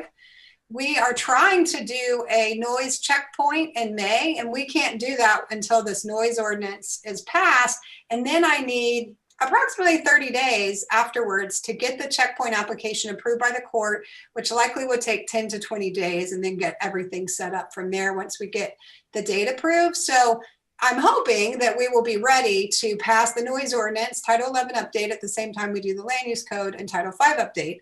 And so what I'm looking for from you, that will require a special meeting from here. And I'd like you guys to ponder whether you think we're close enough and we could set a special meeting to pass it, or whether we need to set up a workshop to work through a lot more of this before the meeting to vote. And all that has to happen before the 18th.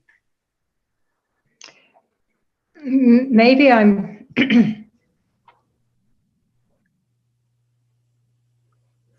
So maybe I'll just take a quick moment. I had to leave town last week, but I was planning on actually rewriting the land use code regulations section.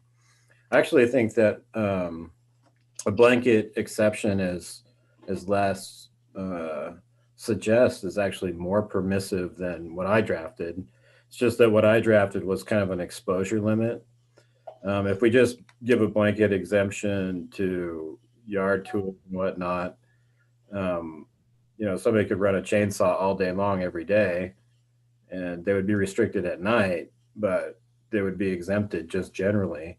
And so I think, we do realize, I think, that it's not so much a matter of decibel level for that type of equipment, lawnmowers and all that kind of stuff. It's so loud that you can't really give a reasonable decibel limit that would allow them to happen and also be effective. And so it really is an exposure issue.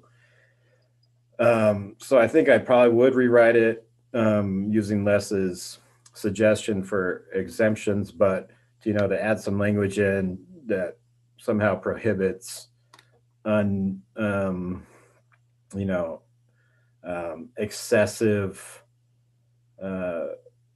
excessive noise in some way that suggest that hints at exposure, as opposed to just leave it open-ended. You know what I mean? And we can discuss that more perhaps at the next meeting, but I take a stab at some changes to that section. Right now it's at 10 hours per week as a limit for over 75 decibels. And that would be impossible really to enforce, because we're not going to leave our sound meter, which is very expensive, out somewhere for a week.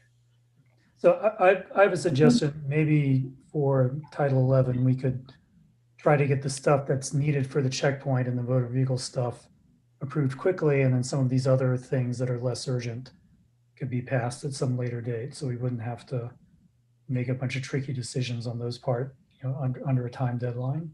Okay, well, I'll draft a suggested amendment, and if it's, if it works out, then we can approve it, and if not, just postpone different sections.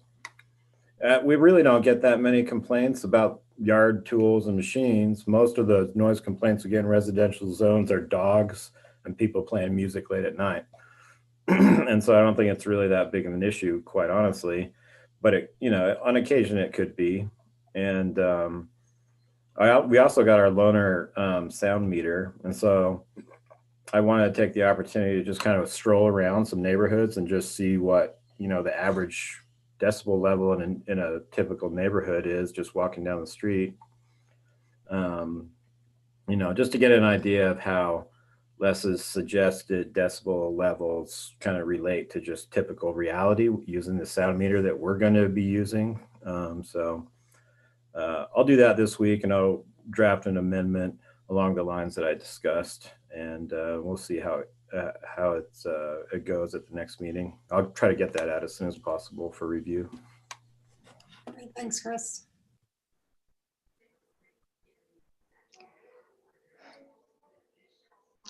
okay.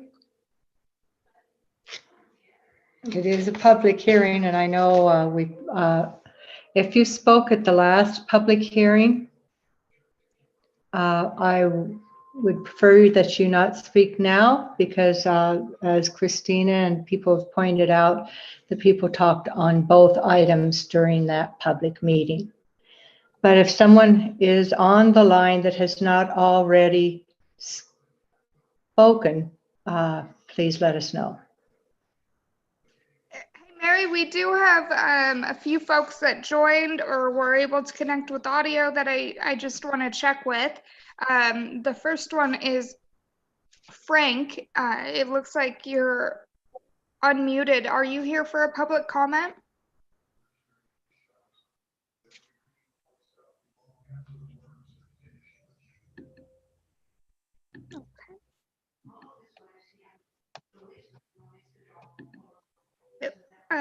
Then I'm not seeing anybody else, but a quick final call to press *6 or turn on your camera if you do want to comment. Otherwise, Mary, I think everybody commented in the last round. Okay. This public hearing.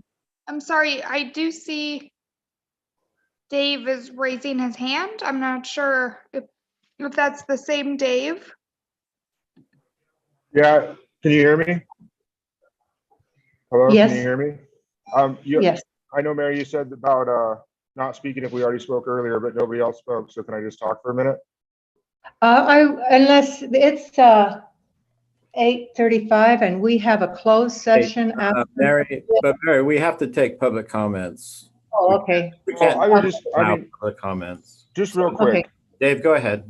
Capping my fleet size, if I can only take 5 machines out with a guide at a time, capping the fleet size is not going to change anything to do with the sound, is all I have to say.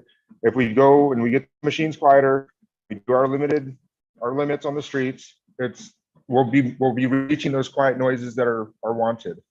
So capping fleet size is not going to affect the noise. That's all I have to say. Thank you for listening. Thank you, and I apologize. Anyone else?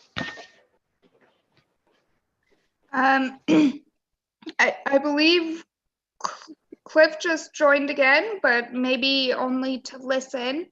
Cliff, you unmuted. Are you on for a comment? Yes, I was hoping to comment about things I haven't stated already.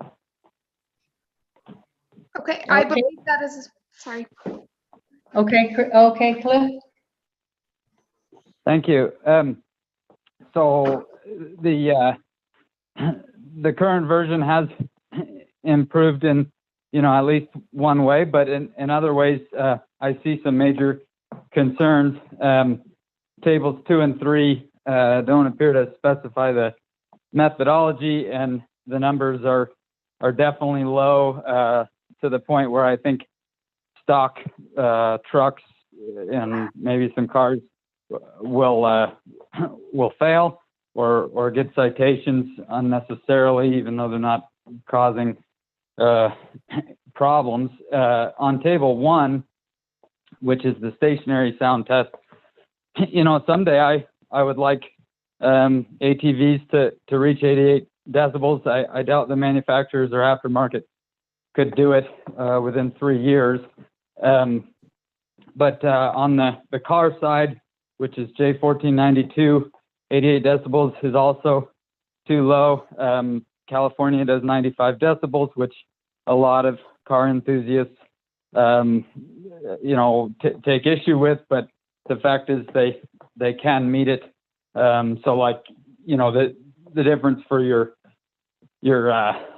April car show is going to be huge, meeting 95 versus meeting 88. And I've measured some vehicles at 95 that are surprisingly quiet in actual use, because particularly if they're torquey and things like that, they can operate at low RPM. The final one about the motorcycles, the EPA stamp is not effective whatsoever. I recommend 96 decibels by J1287. And the reason is that in Moab every year, there are thousands of motorcycles that have the EPA stamp that are too loud. And in Moab every year, there are thousands of motorcycles that don't have the EPA stamp that are not too loud. It's just a very poor proxy for sound. And so I hope that you will try the suggestions of the Motorized Trails Committee. And, you know, next year, if that hasn't helped, you can tell me I'm wrong. Thank you. Thank you, Cliff. Is that anyone else? Mallory? Mary, I see Kent has raised his hand for a comment. Kent, are you ready to speak? I am. Can you hear me? Yes, we can. Okay, I would just like to encourage the Grand County Council, before they make any major decisions on noise decimals and that kind of stuff, but it sounds like you've already kind of made up your mind. I hope not, but I encourage you to get with the outfitters and let's work with the outfitters and come up with a solution. I've only had one member of Grand County Council contact me as an outfitter, and that was Evan. And so I would like to see the rest of you sit down with outfitters and let's come to a solution and not be hasty on this. I understand that you hate them. I really do. But we also are a part of this community too. We're supposed to help businesses, not suppress businesses. And that's what I'm saying, what some of you folks are doing. And thank you for the time. And I know that you've got other things to do. Thank you, Kent. Thank you. Anyone else? Mary, I think that's everyone. Unless, okay. Yeah. This public hearing will remain open until I wait before I say that. When we were doing the agenda review, we had so that action item after the public hearing to make it possible to have a sound checkpoint. Is that still correct, Mallory? With item Z? I think you're confusing a couple of things, Mary. We just need, we don't have a statutory deadline to pass the noise ordinance update, but if we want to get a checkpoint approved by the court this spring, we need to pass this noise ordinance soonish. And then the Title V is after the public hearings because it doesn't legally have to go to a public hearing, nor does Title 11. But it's related to the land use code update. And so we do have a statutory deadline on the land use code update, which is April 18th. And we do have to pass Title V to make the protections in the land use code update effective. So it doesn't do anything to pass the land use code update without Title V. Thank you. I did. I just knew that there was something that we needed. That's why it was on the agenda at this time. The hearing will remain open until April 14th at 5 o'clock. You can send your emails to commission@grandcountyutah.net. We are on item Z, repealing Title I. We have to vote. Okay, I'm getting a little confused. Do we have to vote to suspend the rules, Chris? Only if you want to pass something tonight, but I don't think we're ready to do that. Well, the agenda item Z didn't we already have our public hearing last time on this one?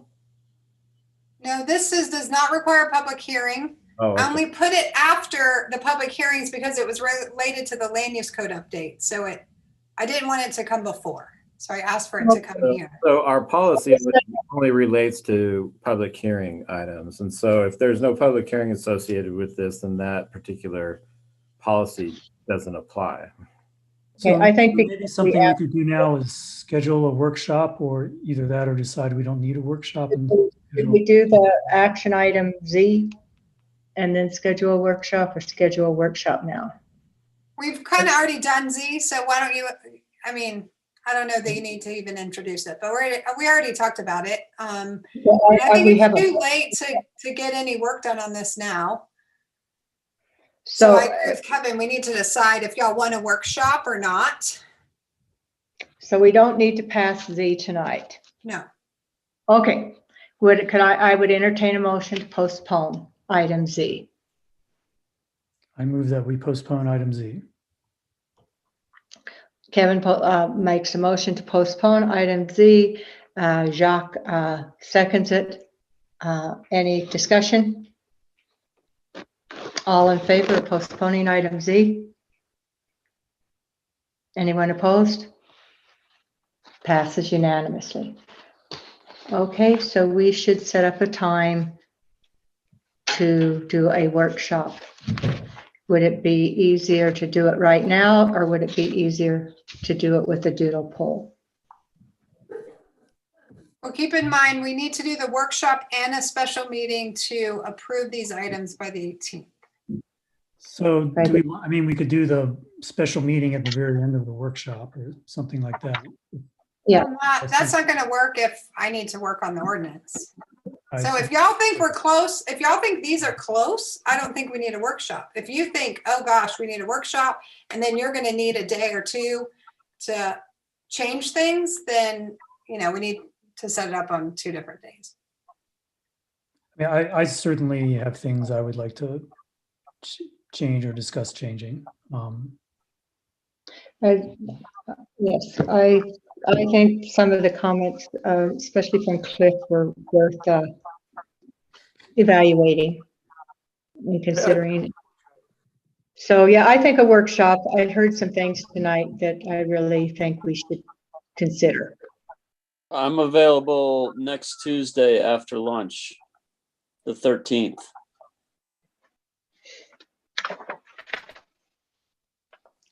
I am too.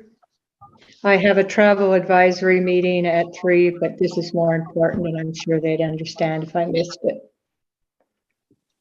So, Works for me. anyone else? Earlier on Tuesday is better for me, but probably after lunch.